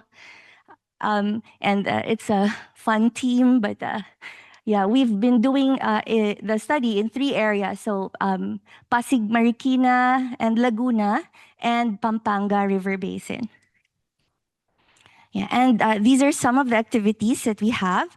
So we've been cooperating with various organizations, so DOST, Science and Tech, Public Works and Highways, Laguna Lake Development Authority, and Metro Manila Development Authority. There are several trainings, like international and local trainings, international long courses. So the short-term trainings is for data management because we're establishing a data center there. River flow monitoring also. For long courses, we have hydroagricultural modeling, flood hazard mapping and risk assessment, and local economic growth prediction modeling. And this is coupled with instrumentation, several in fact. Some for agricultural monitoring, river flow monitoring, lake monitoring, and of course, the 3 servers in the data center. We also have academic inputs like publications, international conference presentations, a series of policy briefs, and master's and PhD students like Jonathan over there. So if you have more questions, you can ask him. We've graduated about 1 international PhD here in Japan, 2 or 3 in the Philippines, and then 3 or 4 master's students and about 2 or 3 bachelor's students for this, and other Japanese students as well. And we have these publications on the right. Just in case you're interested, we can share them with you digitally because I didn't bring any copy. And some of the results are like this. So this is just a sample of the results. So past and future simulations. So for Metro Manila, if you can read in the news, it's actually happening. No? Severe flooding is happening in different parts, not only of Metro Manila, but in surrounding areas of Laguna Lake. And I think you don't have to wait for the future projection to see the effects of this. Our recommendations, and more projections. So 2 meters more for maximum daily lake level, triple the flood frequency, and about from 5 months to 7 months more of maximum inundation duration all around the lake. Yeah, and these are some of our recommendations. And by the way, this is my last slide. So for hazard control, we have effective use of new spillways. So these are infrastructure recommendations. Increase of drainage capacity, increase of storage capacity of rainwater. For exposure, we have exposure reduction. We have risk-based land use management by selecting low-risk area. For vulnerability improvement, we want to encourage elevated buildings in high-risk areas. And lastly, for capacity enhancement, collection of better data sets for our database and our monitoring and online real-time system, capacity development for risk assessment, as well as for rapid damage estimation. So that's all I have. If you have more questions, you can contact us or Ohara-sensei. Thank you. Thank you, Professor Sanchez. This excellent program and project is using the climate model, hydrological model, and agriculture and application to policy. So this is excellent scientific project to providing inputs to the society. And this I see the Professor Ohara is also helping this project. Thank you. I would like to claim a little bit for the first speaker. I think we cut your presentation in half. We wouldn't spend 5 minutes. So can I have your 5 minutes again and to the podium to finish your presentation? I'm sorry. I'm sorry. Okay. I thought time was passing so fast. Make me feel getting old. It's good to have episode 2. Okay, I have my slides. Yes, slide, please. Again, yes, because your slide's easier. Yep. So before my slide, yes, there's something I want to emphasize. First, I talk about earthquake. In the following, I talk about for the Barrier Lakes. It's a different story. The far reason to have earthquake, Barrier Lake, because the earthquake last year in April. So please move to page 4. Page 4. Because I can handle here. Oh. Oh. Yeah, oh, sorry. Yep. Last year we had earthquake caused the Barrier Lake, but this year, last year we had the big earthquake caused a lot of destabilized mountainous material. And this year during a Typhoon Ragasa, the Barrier Lake busted, killed 20%. And most terrible thing is release about 600 million tons of water and mud to the downstream area. So as the disaster management institution, we have to monitor the situation. The good things, we evacuate 8,500 people in time. So this is you see the red area there was mud and flood cover area. Because the Barrier Lake was in very remote area, we cannot use any engineer approach to dig the Barrier Lake dam to lower the pressure. So that's the story. This year, early typhoon formed the Barrier Lake. We start monitoring. Some university put sensor there. Some agency also put the sensor there. But most important thing, September 21st, we have the meeting with the minister, with the NTU team. We have the conclusion. We need to do the evacuation based on the worst case scenario. I think that is the very first time in Taiwan. We do the evacuation based on the scientific simulation in very short period of time. And 40 hours later, the Barrier Lake busted. So this is the area we suggested, of course, based on some simulation from National Taiwan University. We have data, we have household data. So immediately, when we draw the polygon, we immediately can identify how many people there. So we have collaboration with the different sectors together to move people out. But unfortunately, and still have 20 people die. So the lesson learned, I already mentioned the first one about the multiple sensor, worst case scenario, multiple channel to reach end user, not just the mobile phone, but also like loudspeaker, like the police car, because we consider the community has a lot of indigenous and elder citizens. We should use the different channel to reach them, but unfortunately, we cannot reach everyone. But another one is the risk communication perception with the public. The Barrier Lake this time is a brand new type to Taiwan. We never have kind of the large-scale Barrier Lake going to bust. So we are learning the process, how to deal with emergency. But as I said, its integration very important. We integrate a lot of information. We receive input from government agency, receive input from university. Of course, luckily we had a minister who understands science is very important, follow the suggestion and conduct evacuation. So like every speaker mentioned, aging society is our new problem. And because their spatial needs, disease, disability, even low social status, prevent them from receiving quality information intelligence.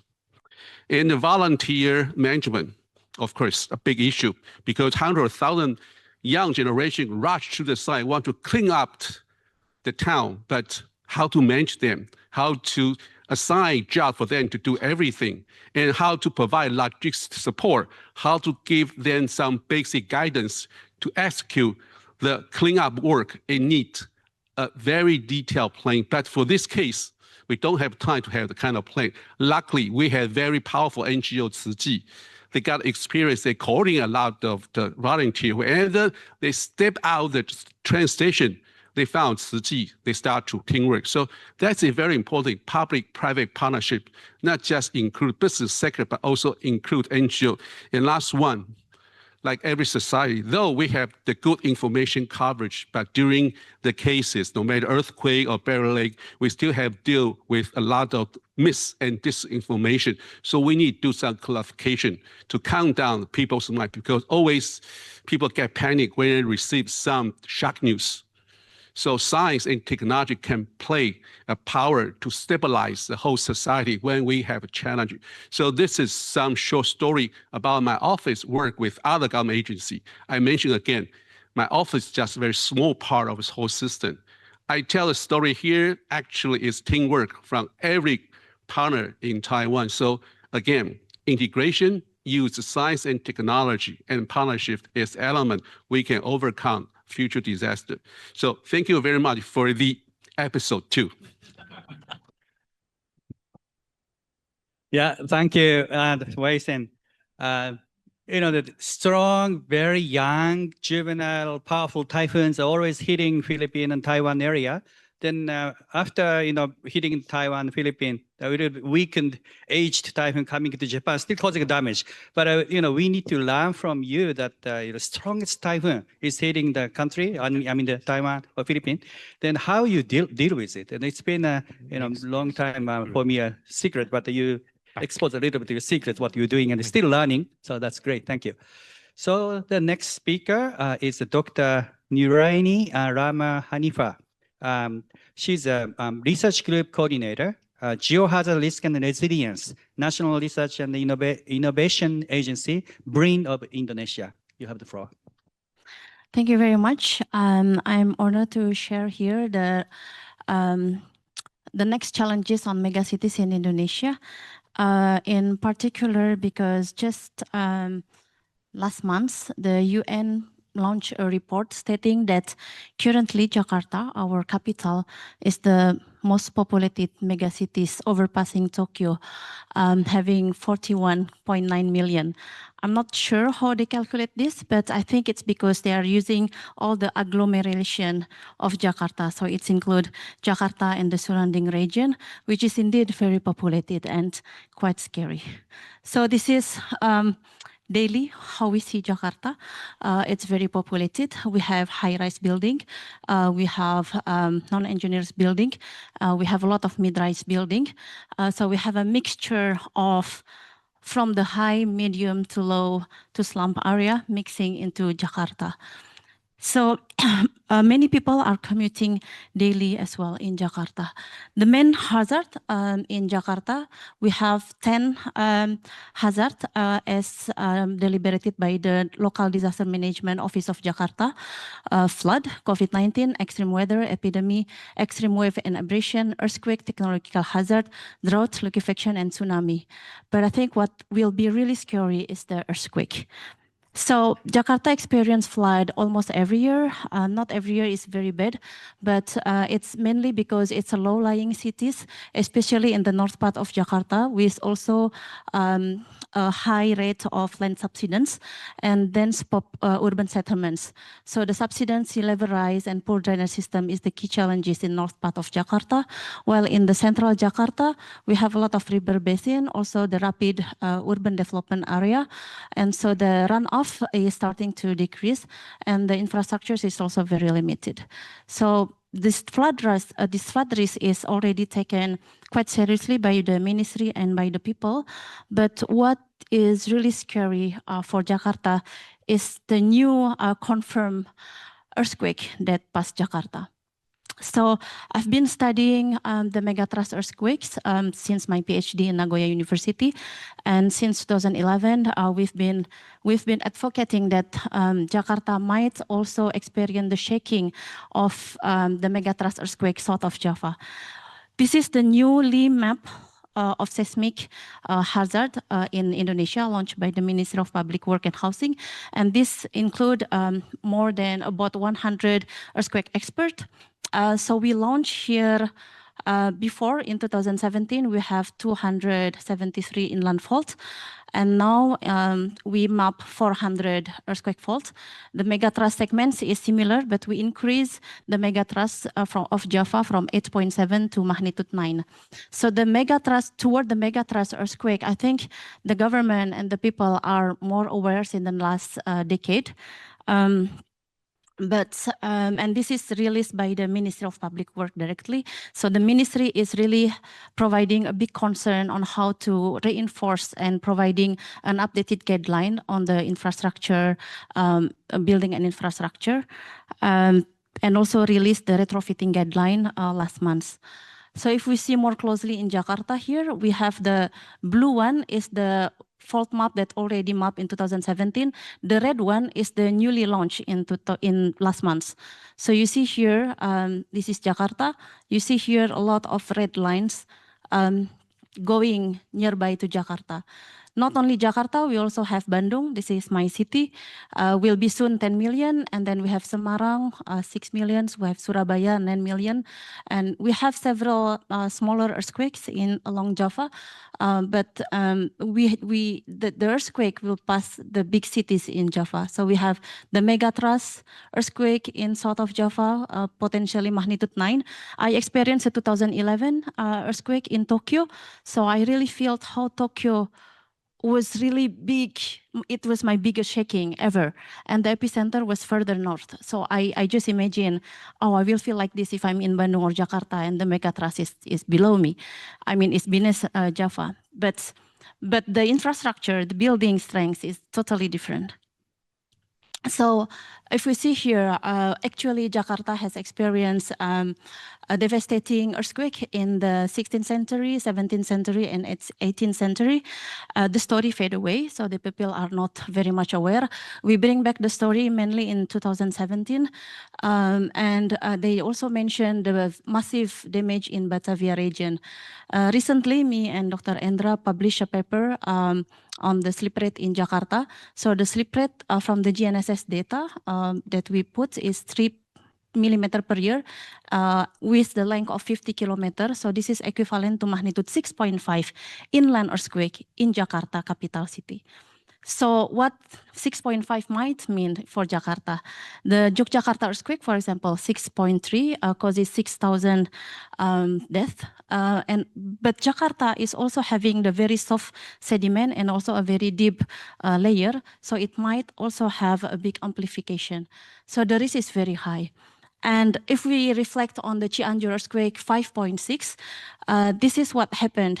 They were practicing. We had a video, the shaking felt and it's shut down. I think Prof. Wei's video was very nice. If we do have earthquake warning system, maybe people are able to evacuate a bit earlier.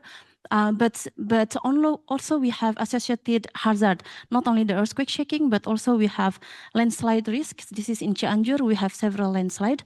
We had 600 casualties. This is another houses collapse, the second floor collapse. And so 24 casualties were due to the landslide,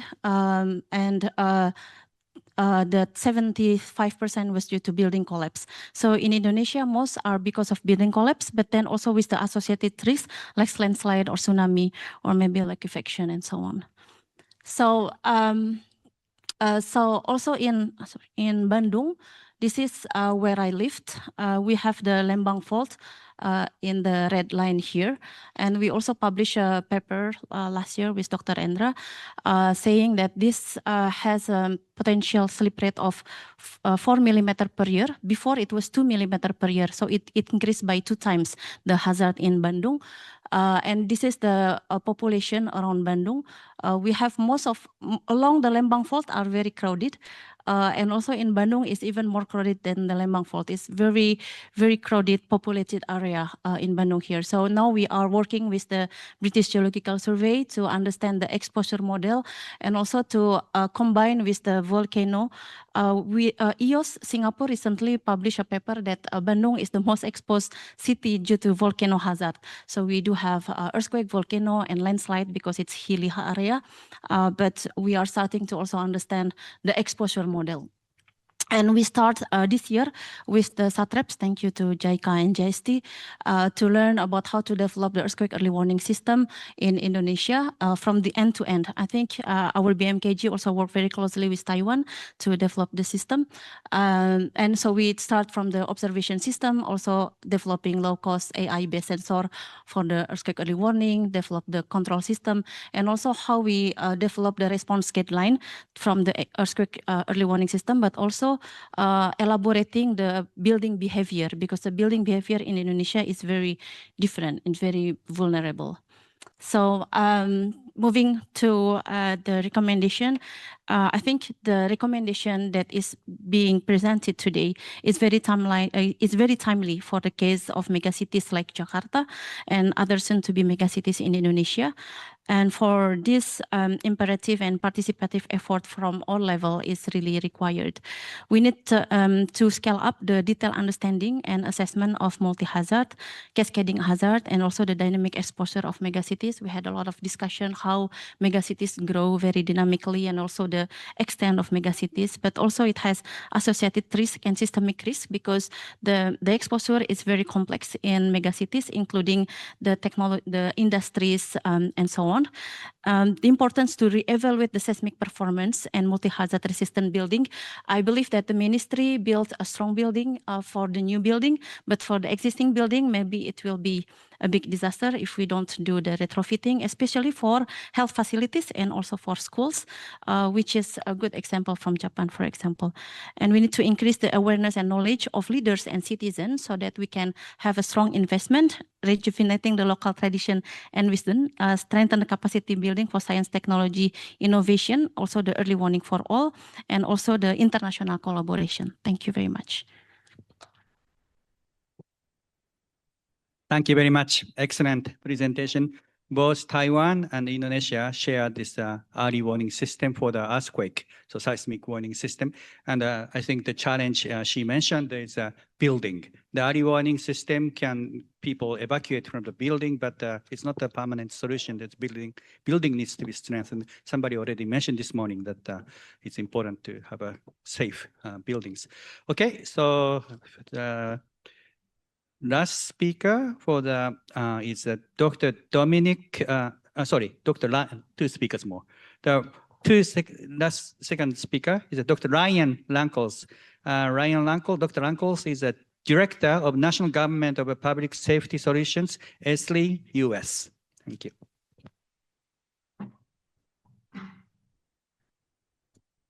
Well, good afternoon, everyone. Thanks for having me, and it's a pleasure to be here with you today. Correction, I'm not a professor or doctor, so thanks for the honorary degree. I very much appreciate it. But I've enjoyed learning from you over the last day, and especially this week. We had our board meeting from IOCE earlier, and just exchanging ideas with colleagues has been fantastic. And so what I wanted to talk about in this section around the future of megacities and disaster risk reduction is really, I should change the title. It's not about GIS, it's about the geography of disaster risk reduction, the geography of megacities. And if I start right at the beginning of our section here, Dr. Yang shared a slide about forthcoming risks, like what should we expect in the next 3 years, 5 to 10 years from now?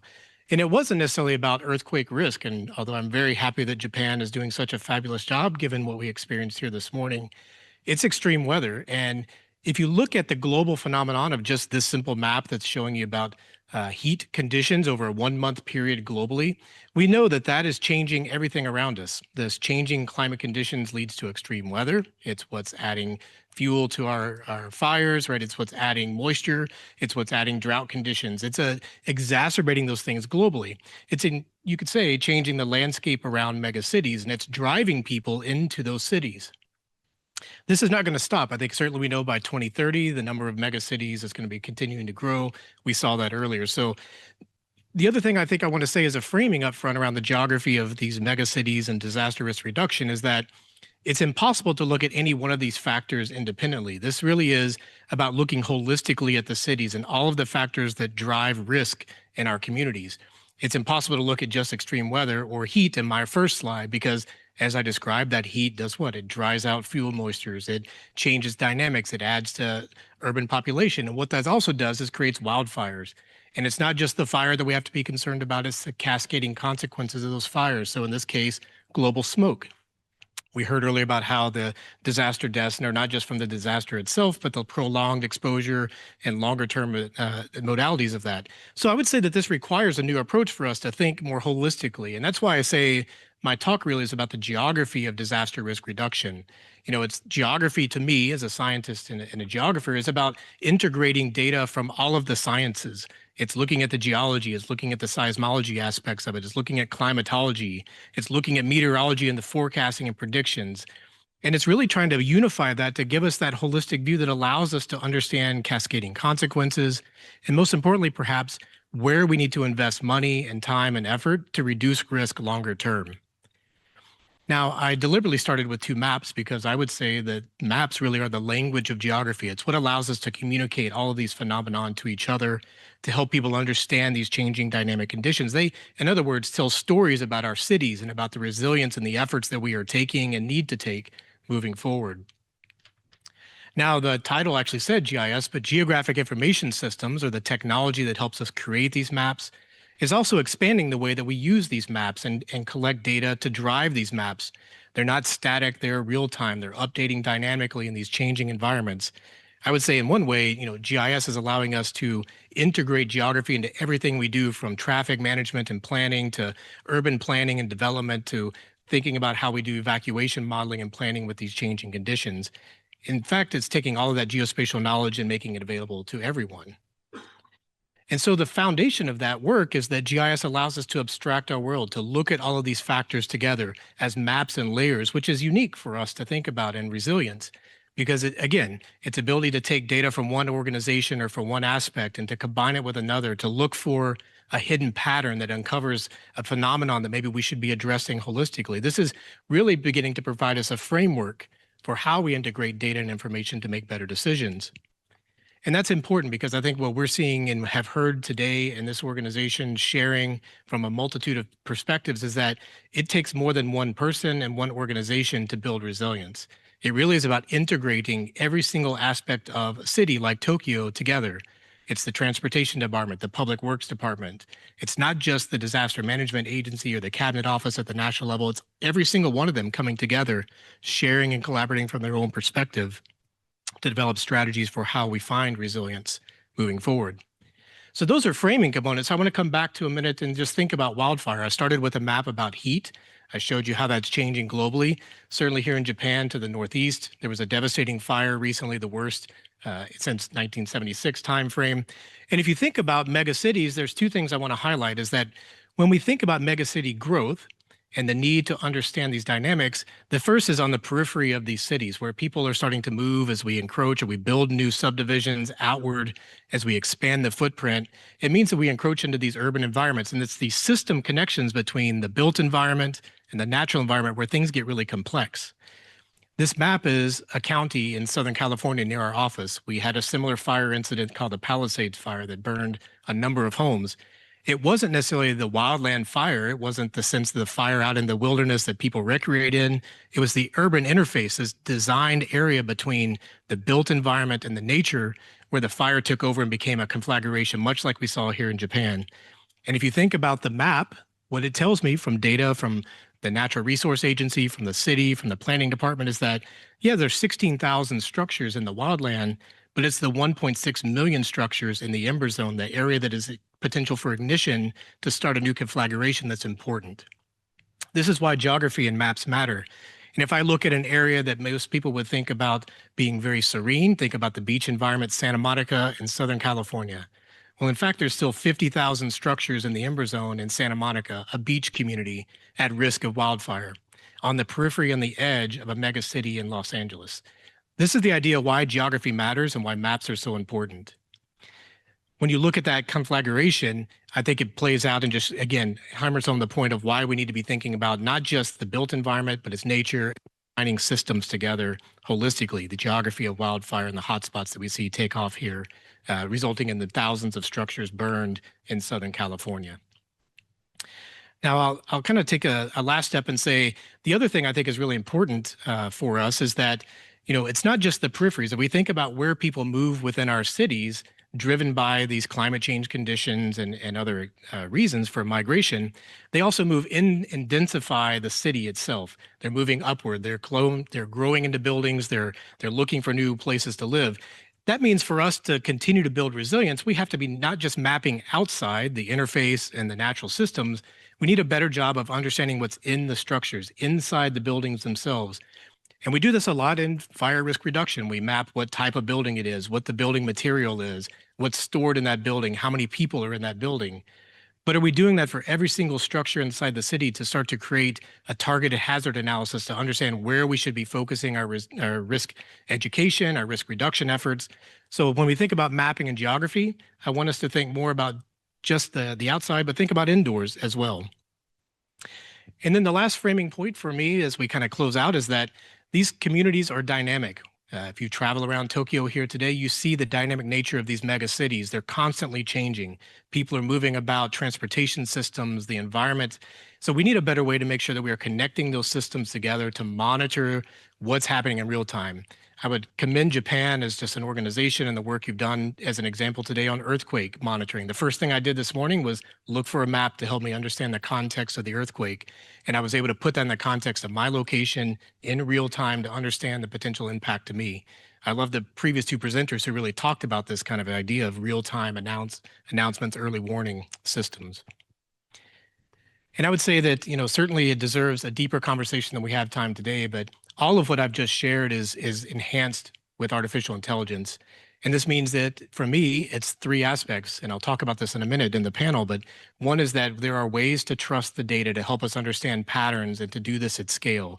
Megacities require us to move quickly and efficiently through data to understand these patterns. That means we can use assistance to help me understand when I need to take action or to put me in the middle as a human to take action in the right place or suggest the next step or the next person I should talk to. And more importantly, over time, as we build trust and the systems evolve, it becomes more of an agent that can work across this system and navigate all of the data that we have at our disposal, looking across this system of systems to really guide us on the path to resilience. There's a lot more that we should spend time on here, and I would encourage the organization to think about that as additional steps too. I'll end you with a map again because I started with a map, and it's the idea that, as megacities continue to grow, there's opportunity to learn and share from each other. The geography of megacities tells us a lot about how to plan, prepare, and be ready for the next massive event. The little QR code in the top is to a story map that shows you not just megacities today, but using UNDP projections, shows you what the megacities of the future will look like in 2030 and beyond. So a great framing for us to look forward as we collaborate and share beyond what the great work in Japan is doing. And then to close today, I'd say thank you for the opportunity to really share a vision about geography of disaster risk reduction, how GIS as a technology supports us understanding risk. This is, again, looking holistically across the community to look for connections and cascading consequences, and most importantly, understanding where we need to put our efforts to reduce this risk. So I commend the Council for spending time, and thank you for letting us come be a part of this conversation. It's been a pleasure to join you today. Thank you very much. Thank you very much, Ryan. This power of maps and the GIS and evolving GIS and AIs and so on, and very beautiful images. I'm very favorable for your presentation because I'm a geographer as well. Okay, now the Dr. Dominic Lang, the Director of Natural Hazards Division of Norwegian Geotechnical Institute. You have the floor. Thank you, Mr. Chairman, dear guests. I guess you say the best thing of being last is that there's no more need to hurry. I try to be brief today. I want to present to you the global tsunami model together with my co-authors from NGI, the Norwegian Geotechnical Institute, and also our colleagues from INGV in Rome, Italy. So the name of the talk is the global tsunami model. Tsunami hazard assessment at different timescales. And given the event that we faced yesterday, I guess I missed by 16 hours approximately to provide you with some special effects to this talk. That would have been fun if the talk would have been exactly at the same time. Even so, earthquakes and tsunami are not fun. Luckily, there were only a limited amount of damages witnessed yesterday. It's not moving.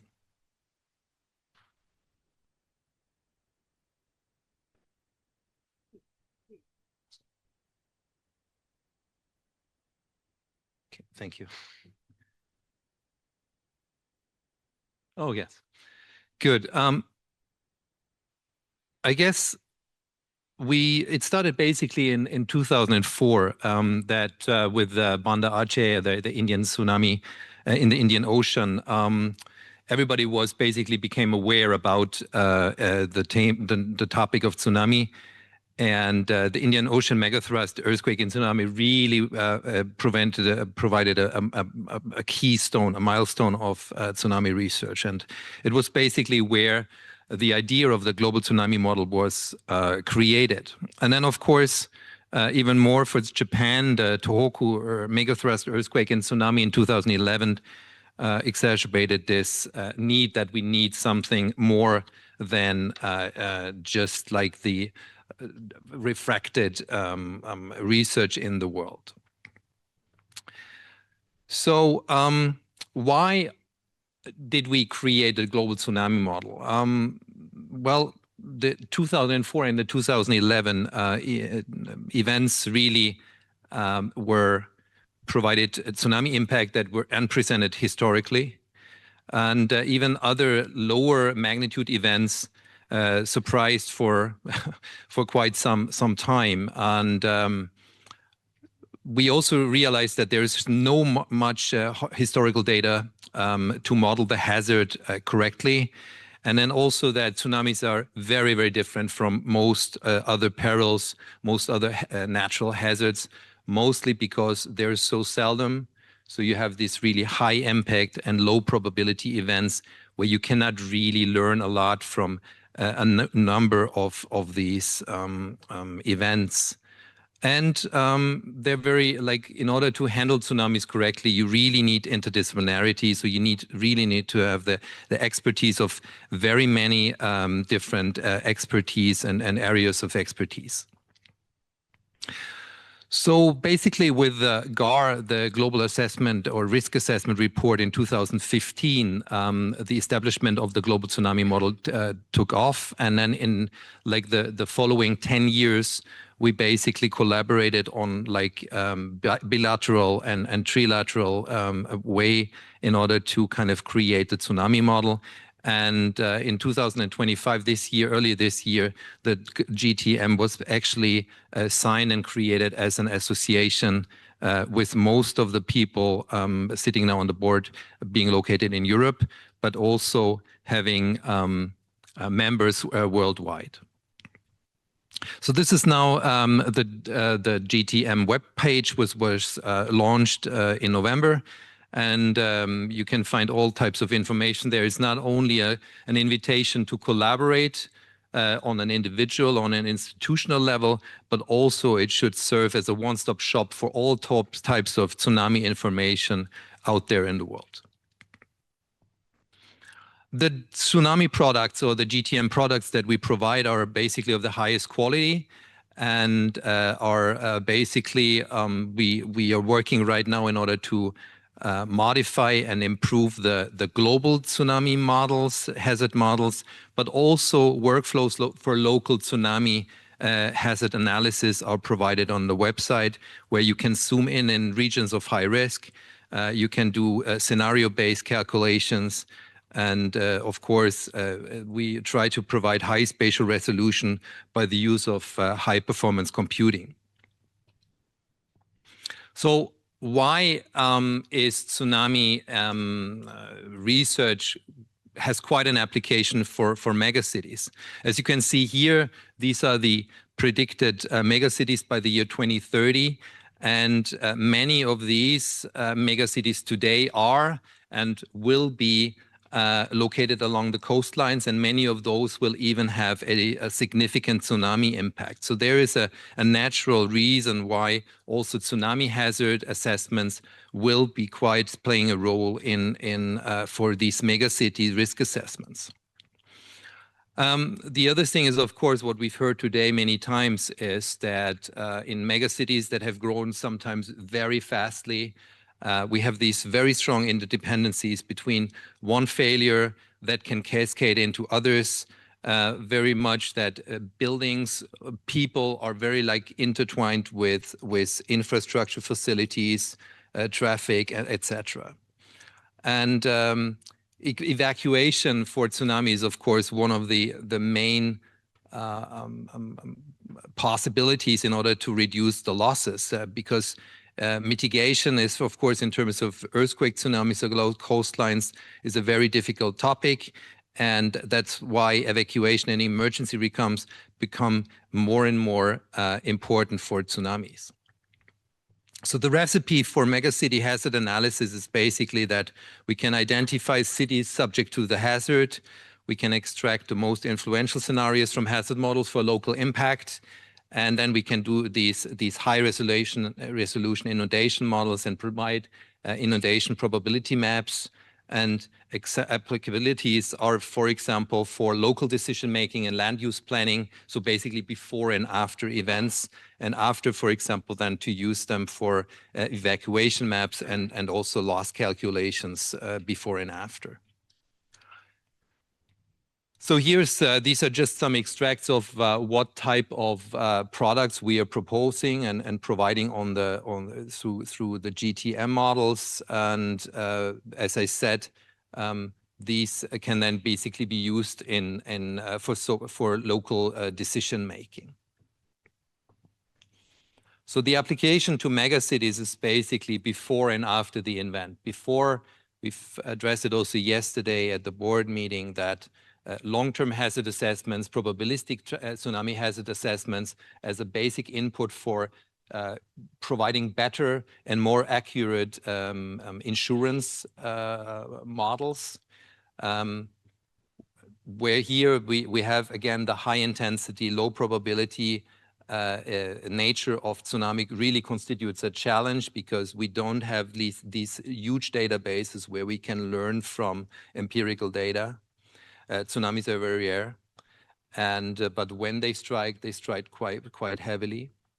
But also the short-term hazard. So, for example, after an event strikes, that we can basically provide post-earthquake and tsunami evacuation, recovery, and also plan before the event through scenario models. There's also, in connection to the global tsunami model, we have a system in Europe called Aristotle, which basically provides a global tsunami assessment immediately after earthquakes. We know that Japan has also one model called, I think, TsuCast, and which is in fact more sophisticated than the Aristotle model. And it works very, very nicely for short-term impact assessments. And yeah, with this, I just want to close and want to also invite again, we have a number of Japanese institutions being part of the global tsunami model, but I again want to express my invitation to all of you and also individuals to take part in this unique global network. Thank you so much. Thank you very much. Very sophisticated methodology for the tsunami modeling and hazard assessment and globally. Thank you. So we have remaining time of 40 minutes to accommodate 8 speakers on the panel. So please, everybody speak up this afternoon and come to the podium as your name may be listed here, I think. So please come to the stage.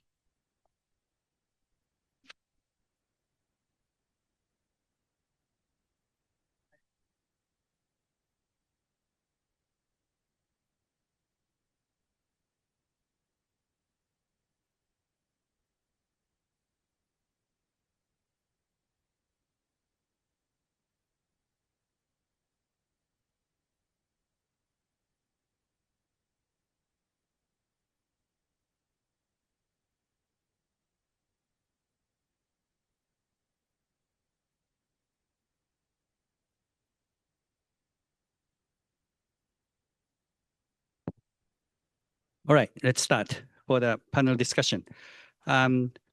So we have one speaker already spoke up in the morning, but I'd like to talk about the comments on the recommendations. But for those people who wrote a paper, contributed paper to emphasize what is one point you want to emphasize for the podium for the audience. So I would like to start with Professor Takeuchi.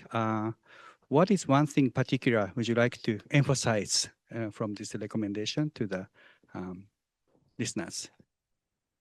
Yes, today's probably the audience joining this the seminar is more interested in disaster prevention and the DDR, and probably most of the people don't really understand what will be happening in the future. So our mission is to inform the ordinary people around us what we are talking today and what we are suggesting. So that is I'd like to say first.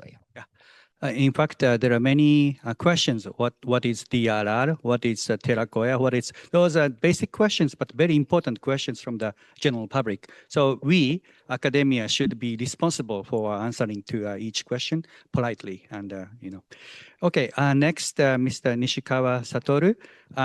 You haven't talked yet, so I think I give you more time to. What is your recommendation? You want to emphasize in this point? Well, thank you for this opportunity. And having listened to all the very various and valuable discussions, I'd like to emphasize one point. That is the need for the transdisciplinary approach for disaster risk reduction in megacities. And to do that, we have to involve so many players. And to involve so many players, we need to really have disaster literacy of the multi-stakeholders. And that is what I would really like to emphasize because, well, my original academic background is urban planning and urban risk analysis. And we saw the need to really address the issue of DRI in megacities in our discussions. But many of the people who are involved in regional development or urban development, they are not necessarily keen about disaster reduction. And that is one of the difficulties that many of the megacities in the world are facing. So I really would like to emphasize the importance of disaster literacy among various stakeholders in megacities to promote the transdisciplinary approach in these areas. Thank you. Thank you. I forgot to introduce you. Dr. Nishikawa is a senior advisor of the Japan International Cooperation Agency and also affiliated to Tohoku University. Thank you, Mr. Nishikawa. Okay, because Tiny answer is not yet coming to the screen, we have about 30 minutes with the rest of the speakers. So I give you the 5 minutes each for the speakers, up to 5 minutes. You don't have to speak, use 5 minutes, 4 minutes, 3 minutes, fine. But first, Wei-sen-san, I cut you in half, short in the presentation. So you have full 5 minutes, and the population of the Taipei metropolitan area is approximately 6-7 million people. So it's near mega city. So what's your perspective? How would you see the value of this recommendation to you? Is it useful for your territory? Very useful because the Taipei metropolitan city, we face a lot of challenge. Demographic structure change, a lot of the senior citizen, a lot of migrant worker in the metro Taipei city, and we have the existing old houses. I think a lot of house built before the 1970s without any seismic design accord. So in case of large-scale earthquake, we might lost the thousands of the lives. So from today, I think very valuable. We can bring back, implement those recommendations in government policy. Actually, we already focus on large-scale disaster. We follow Japanese practices. One, to make our city more safer. And another very important key takeaway from this workshop, I think, about the infrastructure resilience. We look at the function, no matter about mass medical demand or the kind of the function we have to operate a city how we can increase the infrastructure resilience, also the big issue, like electricity, financial system, education, hospital, police station, fire station, that major function can maintain the one government or one city running depend a lot of critical infrastructure, no matter physical one or the kind of the software one. That's, I think, the key takeaway from the workshop. And last one about capacity building, not just for the general public, also design some program for policymakers to understand how science can help to reduce impact, not just during a disaster, but before. That is a very key takeaway. Like risk-informed investment on disaster risk reduction, I think, is the key words for every government to think about for the future disaster. Thank you. Yes, again, the old infrastructure, those code are not even implemented. I think we have those Japan as well. So still have. So the common challenge is how to do it. Maybe we exchange information. So our next speaker, Professor Patricia Sanchez, Manila, Metropolitan Manila. How many population in there? More than 13 million? I think 13 to 18 13 to during 18. The evenings, and then about 30 during the day. Yes, the day and night different. So it's a big population. The same question for you is, how would you see this, the value of this recommendation to you, Oda? Okay, so actually I was thinking which one is the best one. And I cannot decide which one because I think all of them are interrelated, and you can't really do one without doing the next one and the next one. So for me, like all of it is integral, no, to addressing DRR, especially in megacities like the Metro Manila. And then I checked various cities in my country. None of them are megacities yet, but we're getting there based on our population growth. We're very progressive in terms of population growth. So I think we're medium to high. We're almost megacity in some areas. So I think preparing for DRR in those up and coming cities are very important. So if I were to choose, I would go for number 5. So part 5, damage and loss assessment of urban disasters, because we're scrambling on that aspect right now in the Philippines. So I think in most third world countries, it's the same. We need to promote the standards. I think our standards are based on what we can afford before, and we have to raise that up to what is needed. And then another is on the investment. So investment, not just in terms of insurance, in terms of building back better the infra developments, which I totally agree, Sensei. But also investment in the infrastructure and the non-infrastructure components of DRR. So that means the management, the training, the capacity building, the information dissemination, the insurances, all the structures involved in DRR need to have some form of buy-in from our government, which is actually why I added all those local policies that we have, national policies that we have in the country, because we can integrate these recommendations into those policies. And we need to do that if we want the buy-in of the national governments of those megacities that need help. So these are all very good, but these need to be implemented on the ground and really acted on by the stakeholders. And just to add, so in terms of the society, we also need to be selective on what social recommendations we provide, because some of them might not be very palatable to the community, depending on the culture, depending on what they're used to. So like if it's evacuation, do they really want to leave? They usually come back, and that's when they die, when they come back. So we need to be sensitive to the cultural differences when providing these recommendations. But we need to give the recommendations as objectively as we can, as scientifically as we can, and help them decide for themselves. It's like we need enabling mechanisms. So like government buy-in and enabling mechanisms so the community can really do the DRR by themselves. So that's my take. Very good. Thank you. So the next question to Professor Nuraini Rama Hanifa. this Indonesia, Jakarta has a big megacity, more than 30 million people in Jakarta. So which is equivalent to a Tokyo metropolitan area. That's almost same. And do you think these recommendations, same question, are effective, useful for Jakarta?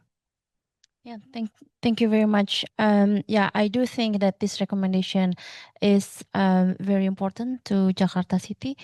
And in particular, I think the first step is how we can get the buy-in from the leadership in Jakarta and Indonesia, because the national government is there. I think many economic is developing there.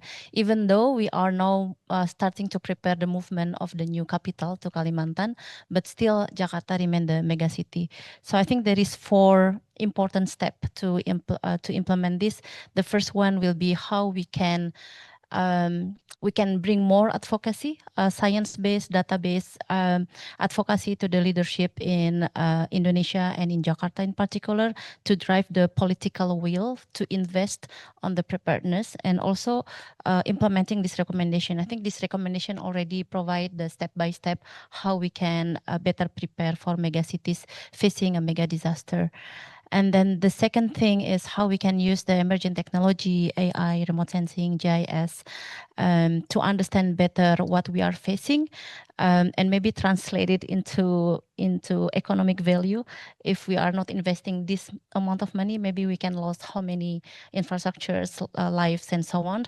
And also invest in early warning systems from the end to end on the 4 quadrant on early warning system. I think the government already create the multi-hazard early warning system, tsunami early warning system, but the earthquake early warning is still very new. It will be implemented in the next 5 years. The third one, since it's very difficult, and maybe we need also to return back to our local knowledge, where the knowledge on how we adapt to the nature is already actually there. So maybe for us, we also need to return back to the local knowledge, how we build the houses traditionally, but in particular, how our ancestors adapt with disaster. It will be also hard. I think the new emerging technology include also for how we can retrofit our houses, but maybe we can also reflect on the local knowledge, how we can retrofit the house based on the traditional knowledge that we have, and also how we can mitigate based on the local knowledge that we have. The fourth one is strengthening international collaboration. Since Jakarta is recently being megacities, it's important for Jakarta to learn from other worldwide megacities like Tokyo, Manila, New York, London, and the other megacities that also have similar settings, similar kind of disaster, hydrometeorological and also geological, because we also have like the climate change, the typhoon. It's very new that typhoon hits Indonesia, and also the geological disaster that we face. So I think exchanging of knowledge with international collaboration will bring additional value, and also understanding on how step by step we can implement this recommendation. Thank you. Very comprehensive. Thank you. The many points you raised. Let us go now to the Mr. Ryan Lankas. Yeah, thank you. Maybe I could take a journey across 3 different recommendations just to endorse the work that's been done and really talk about how they tie together in my mind. I think the first, if you start with the recommendation 5.6, which is standardizing risk assessment, my colleague just spoke to the value of this in several ways. I think that, without this standardization, without the way that we collect data defined and organized appropriately, we can't do the rest of the work that we need to be doing. And so I think it's really important that we do take action on this. I shared in the board meeting earlier this week an example of this in the US. There's an organization of civil society organizations, of associations across kind of government that got together and defined this idea around Vision 2020 in the US. And it was about how we can standardize the way we approach community risk reduction in the US. And what that meant was that it had to define a model around collecting data, of attributes for the data, the way that we standardize that so that we could teach people to do it on their own, so that not just megacities, but over time, every single community could be collecting data about their organization, about the buildings, about the risk, that would allow them to be able to be planning and more effectively reducing risk. that takes time and effort. And I think Japan has leadership, not just across the country for the prefectures and down to the communities, but across Asia to do this. And so I just strongly endorse this idea of 5.6 of creating the standardization for risk assessment. Why I also think it's important is tying into the recommendation 6.9, which was development of AI. Without good data, without standardized data, without the metadata around that so the machines know how to read and interpret that data, the AI will never give us the results that we truly need. It takes a lot to train the models. And I think we know as government and as organizations, there's also a lot of trust that has to be built with AI to help us know when and where to apply it and when and where we should take action or when to understand if it's hallucinating or not giving us the accurate result. And so I think if we don't do 5.6, we can't do 6.9. One of my colleagues just talked about the cascadingness of all these recommendations, but I think this is really important. And I wanted to spend a moment, I referenced it in my talk, that it's important to also have a discussion around the value of AI as not just all of AI, right? There are various components of artificial intelligence that can be very useful. Some of them we have more trust in because they've been around longer, perhaps. And I think of an example of machine learning or, in our world of geo AI, as we call it, being able to take a satellite image after a tsunami or disaster to classify damages or extract structures from that. Those deep learning models still take time and enhancement, but they're more trusted in the way they deliver us accurate results. The second pillar of that in my mind, as I alluded to, is the idea of assistance. It's, helping the experts do their job, recommending a next step or recommending an action based on what a question has prompted to it. And I think this is interesting because it allows us to be the experts and to still have a say in what goes forward, but it's helping us be more efficient. And I think AI and disaster risk reduction as an assistant has great promise because it not just teaches us as experts what the data might be telling us, but it starts to introduce the large language model aspects to others that need to understand the data that may not have the expertise of how to mine it or how to find patterns. And so that leads to the third kind of leg in my mind, which is this idea of agents or agentic AI.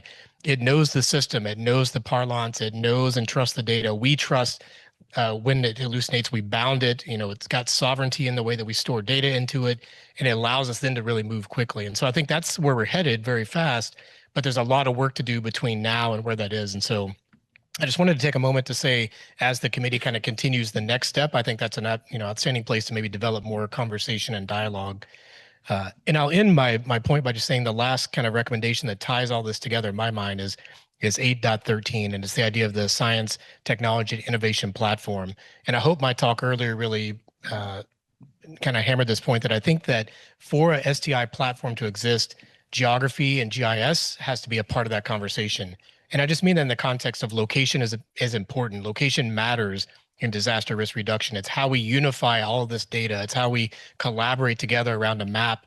It's how we apply AI on top of that to help us find the anomalies, the patterns, the hotspots, the early warning, and it's how we disseminate it with context, not just data, but context for those that need it when they need to take action most. And so I think if I had to summarize the points, it's standardize the process and the data collection, build the AI tools to help us start to really take advantage of that over time, but don't skip the foundational aspect of building a solid spatial data infrastructure for Japan that can tie all of that together. So thank you very much. Okay, thank you very much, Ryan. The next, Dominic, from the geological point of view, how would you evaluate these recommendations? Are there any useful information to reduce risk? How are you? Thank you. From a geological perspective.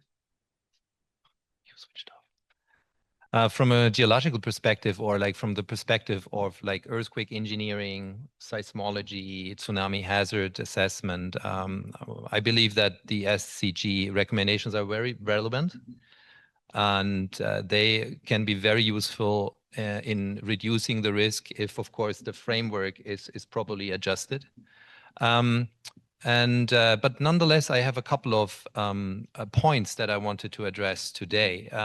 The first one is about the integration of climate change or a climate in change and these conventional natural hazards. So recognizing the combined effects of climate change and crustal movements, like, for example, those created by earthquakes or tsunamis, is very essential.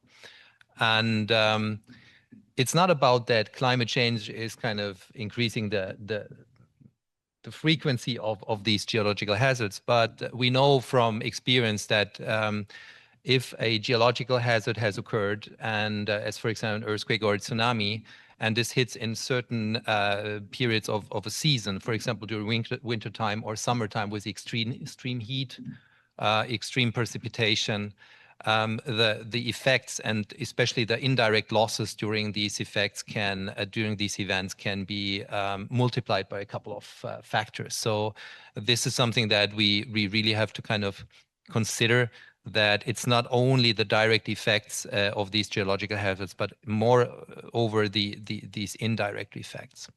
The other thing that is what I wanted to reiterate what Ryan just said is about the standardization of damage and loss assessments, and which is of course great that also like the procedures and the methodologies of these loss scenarios are standardized. But even more is that we need really standardized methodologies, how to collect and how to compile and how to store census data, inventory data. And not only that, but also in a fully digitized way so that they get constantly updated as they become obsolete. And we see that especially in these fast-growing metropolitan areas or megacities, that this is, of course, a very, very important point, that all this needs to be really be an integrated digitized system. To also add about the AI and the science and technology innovations, we have to be very careful with that. But as I also said yesterday at the board meeting, if we don't dare to talk about it openly, and if we don't dare to address and think about how AI systems can kind of improve not only predictions, but also improve in assisting us the recovery and the direct phases immediately after events, then we are really doomed. So we really doomed. So we see that a lot, how, for example, weather forecasts are already improved by AI systems. Currently, we see a big shift from weather forecasts being shifted from purely physical models over to machine learning models where simply pattern recognition applications are applied. So I think there's great potential also for other types of hazards. And also when you see, for example, traffic steering systems nowadays, they're all AI generated and all AI supported. So of course, during the recovery phase and the immediate evacuation phases, there's huge potential to also apply these AI systems. More than that, prevention and preparedness is something that is very near to my heart. I think, first of all, when it comes to that, insurance schemes is something that needs to be also addressed. And if I talk about the promotion of insurance schemes, I don't mean the conventional insurance where basically those benefit who already can afford insurance.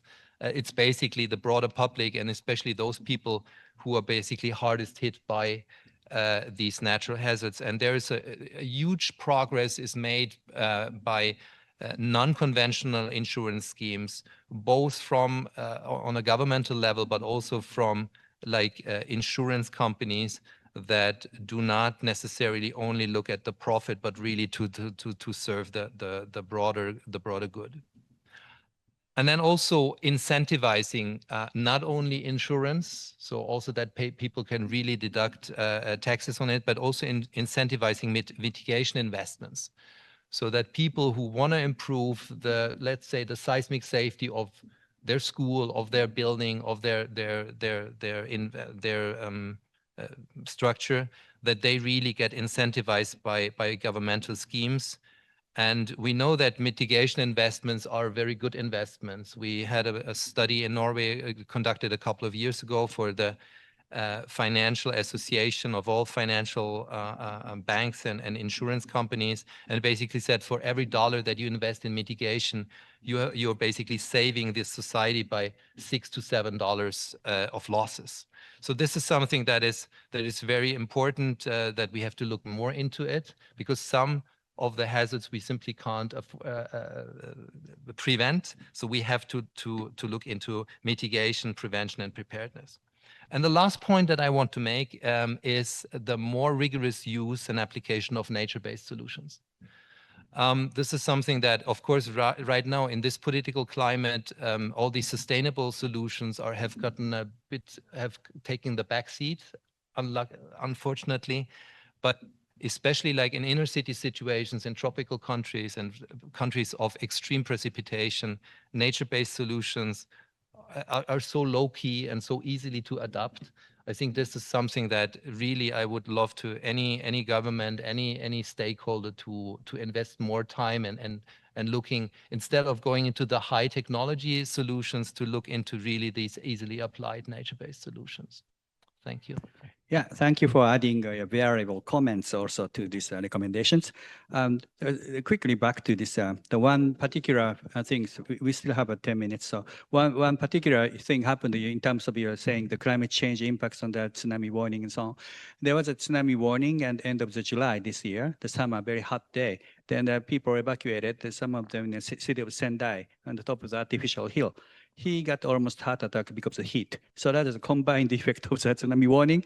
They were not hit by the tsunami, but the person in a hot summer and sunlight irradiating situation. So this is what he said. And many people mentioned the standardization, importance of the standardization, the risk assessment and data set and others. So this is, if no standardization, you cannot put into the you cannot use it as a mega data or the AIs and the application. So this is, I don't know how many people mentioned this one today and even the morning time.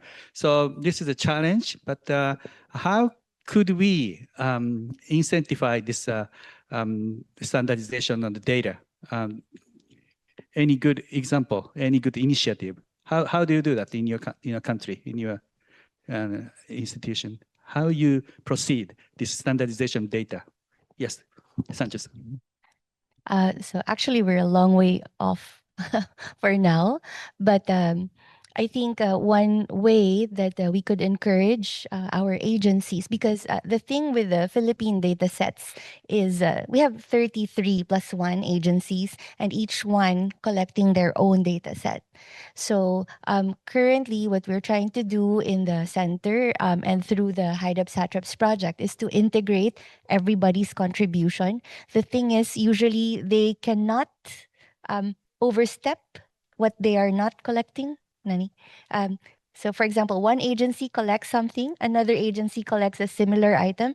They cannot have power over that other collected data. So it's like piece by piece. It depends on which agency. But I think the academe can serve as a neutral ground to collect all of it, to standardize it more. However, there needs to be some sort of framework and structure. So what we have to do, or what we're trying to do now, is to integrate it through like legal documents with the agencies. Because although we have EFOI, like public available data if you request it, but it still needs the legal framework to allow us to process and share their data, or to standardize their data. So the legal aspect of it is quite important if we want to standardize and consolidate everybody's efforts, because it's hard to just get rainfall from one agency, and then there's also rainfall from another and another and another, and then they cannot really have like 100% trust on each other's data, because they prepare in a different way, they calibrate in a different way, they validate in a different way. So I think there's a role, very important role of the academe to kind of be the neutral ground between these agencies and the legal framework. Great. I have Hanifa-san. I have one thing to Indonesia.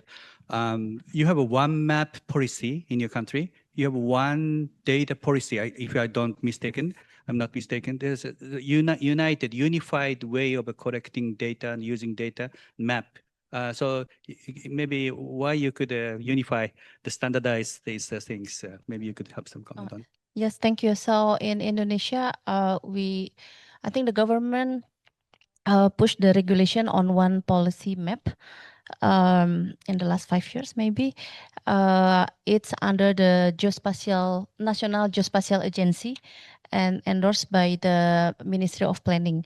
So all ministry that have the produce data then need to follow the standard by the Geospatial Agency, and then the data will also be pulled up to the Geospatial Agency.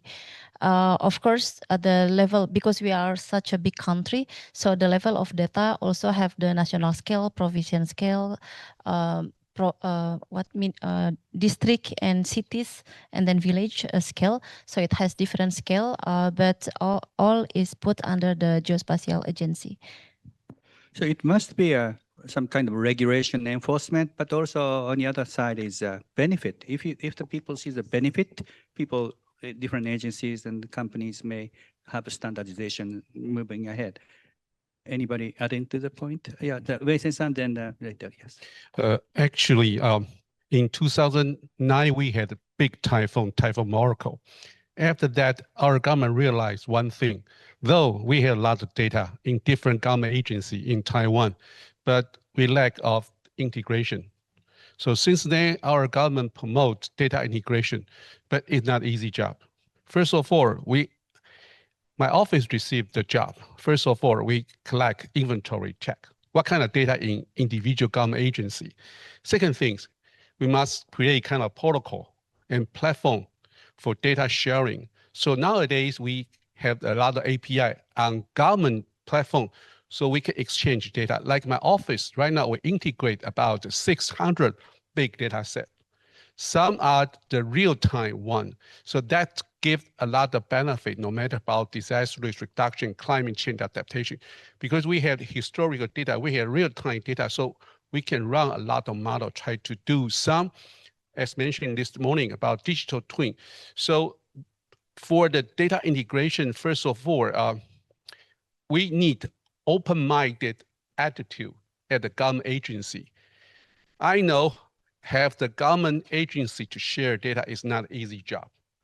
Like my office, we took 10 years to build an environment to invite everyone to join. Right now, like snowball rolling, more and more government agencies want to join because through that platform, they can highlight their contribution to government. So a very important thing, the whole standardization, not just about protocol machine, but design a mechanism that every stakeholder who join the mechanism can receive benefit. We want to create kind of win-win situation so they can get a benefit, get a budget, so we can request they have the quality data. So the kind of the life cycle, we have continued monitoring what kind of data we need so we can find a budget X the right government agency to carry out so my office can receive the data. And we highlight their contribution so they continue to improve the data quality. So kind of the standardization is not just one step. It needs kind of continuous monitoring. So this my office took the job to monitor the process. Thank you for this good data ecosystem. Dominic? Yeah, I just wanted to add with data standardization, it goes along with exchange of data, so openness of data, and also the willingness to exchange data. And unfortunately, right now, we are not in the right time. We live not in the right time. So everything that happens in the world is working a little bit against these principles.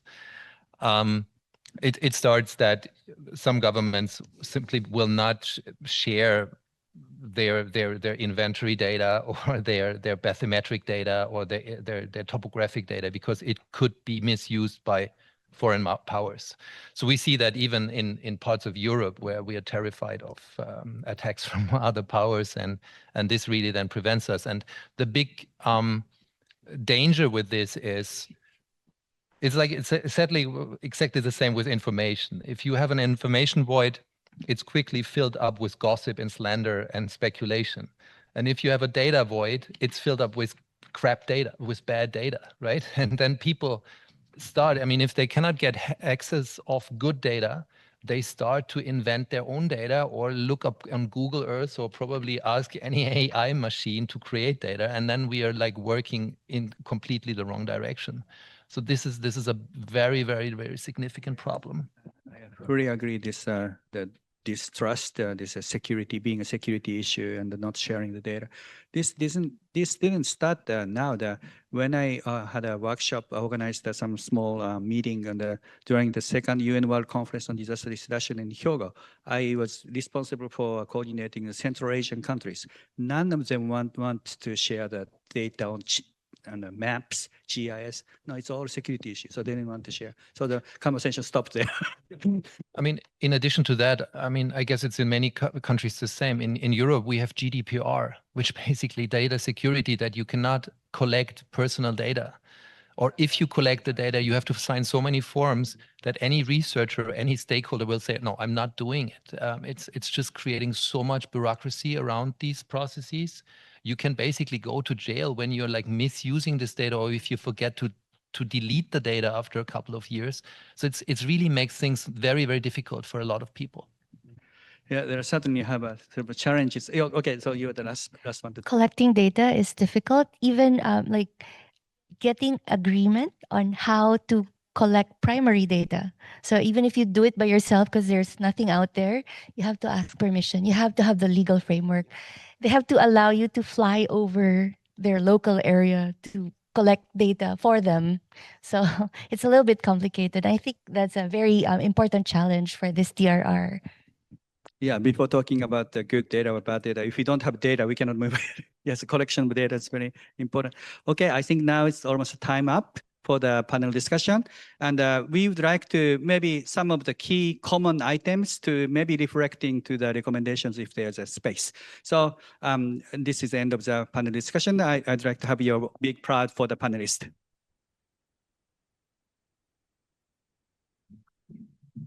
Also, thank you, Ono Sensei is a very splendid moderator. So please clap your hands to the Ono Sensei.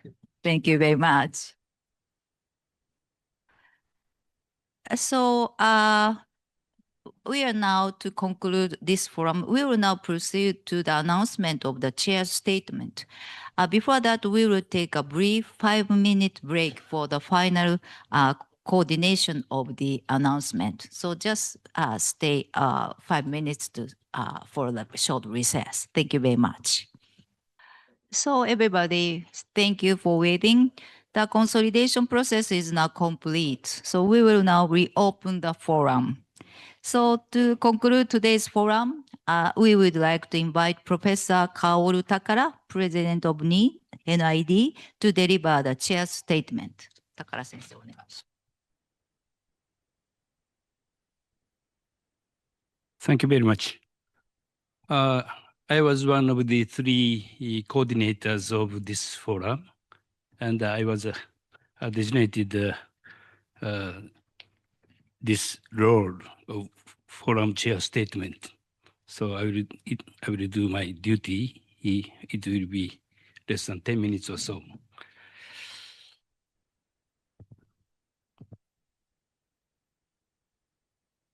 Firstly, I like to acknowledge to many people. I very much appreciate fruitful discussions made by participants during the forum. At this Science Council Japan Hall in Tokyo, Japan, today, the 9th of December 2025. The forum was supported by the Science Council of Japan and its Committee on Civil Engineering and Architecture, as well as cooperated by the International Program Office of the Integrated Research on Disaster Risk IRDR, of which co-sponsors are the International Science Council, ISC, and the United Nations Office for Disaster Risk Reduction, UNDRR. Thank you very much. I am very grateful to the members of the IRDR subcommittee and its activities promotion committee for their active participation in drafting and editing the recommendation document, Science, Technology, and Innovation to Strengthen Disaster Resilience in Megacities Facing Catastrophic Disaster Risks. The 20 member organizations of Japan Hub of Disaster Resilience Partners, JHOP, are also appreciated for their joining monthly meetings during the preparation process of the recommendation document and the forum. So I'd like to summarize 3 sessions today. In the morning session, having experienced a cascading disaster, earthquake in January and heavy rain in September in 2024 in the Noto Peninsula, Japan, the morning session heard actual situations of the disaster from the mayor of Anamizu town, who also mentioned countermeasures for enhancing resilience of the town, preparedness, and expectations for science and technology. The members of the Committee on Cooperation Academics for Disaster Risk Reduction explained the advisory opinion which they submitted to Science Council of Japan, that is preparing for wide area regional disasters based on lessons from the 2024 Noto Peninsula earthquake and heavy rain disaster, and discussed scientific aspects of the hazards, lessons learned in terms of disaster management, and countermeasures for the future, especially in local, isolated, rural, and underpopulated areas. Afternoon session, the first part of afternoon session, recognizing the importance of megacities, which make strong socio-economic impacts to the world when they are affected by catastrophic hazards such as earthquake, tsunami, hurricane, and volcano eruption. The IRDR subcommittee has drafted the recommendation document during a half year before the forum this year, and hearing a keynote speech on the new urban agenda, Quito Declaration, and the forum chair, I summarized contents of the recommendation documents, and the authors of each chapter explained some more details of recommendation items.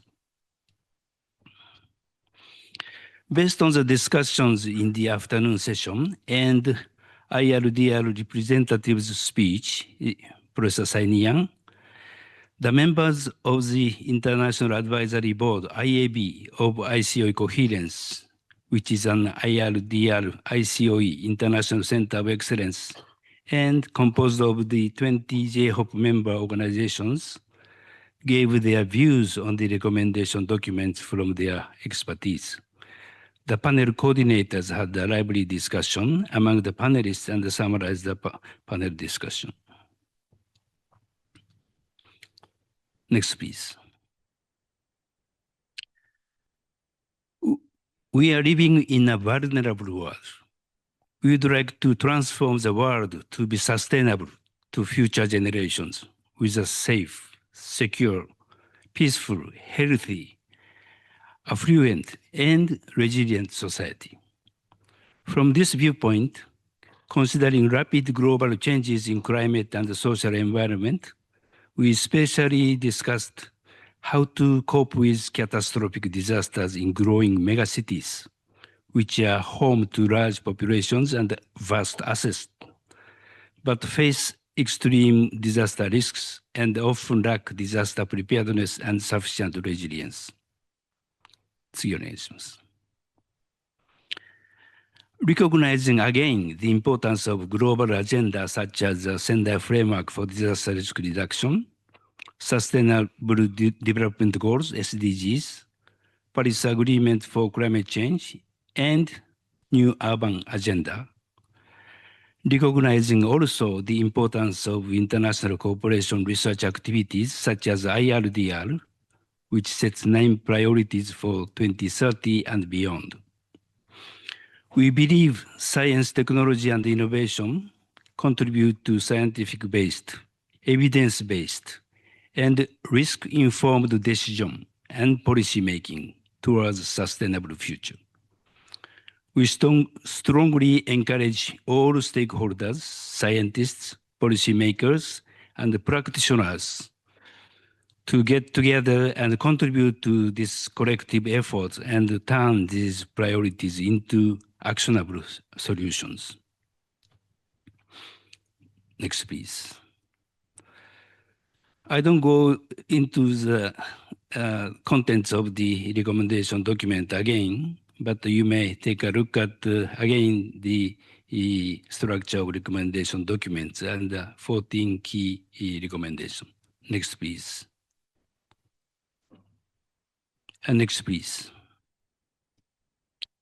So our document includes 14 key recommendations, and this recommendation document has been submitted to the Science Council of Japan and currently under the review process. We still have opportunities to improve it. Today, panelists gave us very valuable inputs to us, so we may incorporate them into our final version of the document. Still, we welcome your inputs to it, so audience can submit your opinions to us. Thank you very much. So today's forum theme was Future of Global Disaster Risk Reduction. Future depends on younger generations. So we need to encourage young people, future generations. Next, please. Final slides shows one of the IRDR program, which is Young Scientists Program. Objectives of this program includes promote dialogue and capacity building of youth, young scientists, young professionals. Encourage young scientists to undertake innovative and needs-based research. Foster actionable research on policy and implementation. And the next occasion is proposed as 11th to 13th August next year. Currently, this map says 223 young scientists in IRDR, 14 gentlemen and 83 ladies from 54 countries and 61 nationalities. So using this kind of opportunity, we would like to encourage more younger people join our IRDR activity as well as disaster risk reduction activities. And this Young Scientist Program maybe collaborate with SCJ's, Science Council of Japan's Young Academy. It is possible. Thank you very much for your joining today's forum. And it was very fruitful and successful. And I very much appreciate all the participants and related people which brings the success of this forum. Finally, I'd like to thank interpreters for their excellent jobs. It was very hard simultaneous interpretation, but you did good job. Thank you very much. With this, I'd like to, okay, thank you very much. So with this, I'd like to conclude this forum. Thank you very much for your participation. Thank you.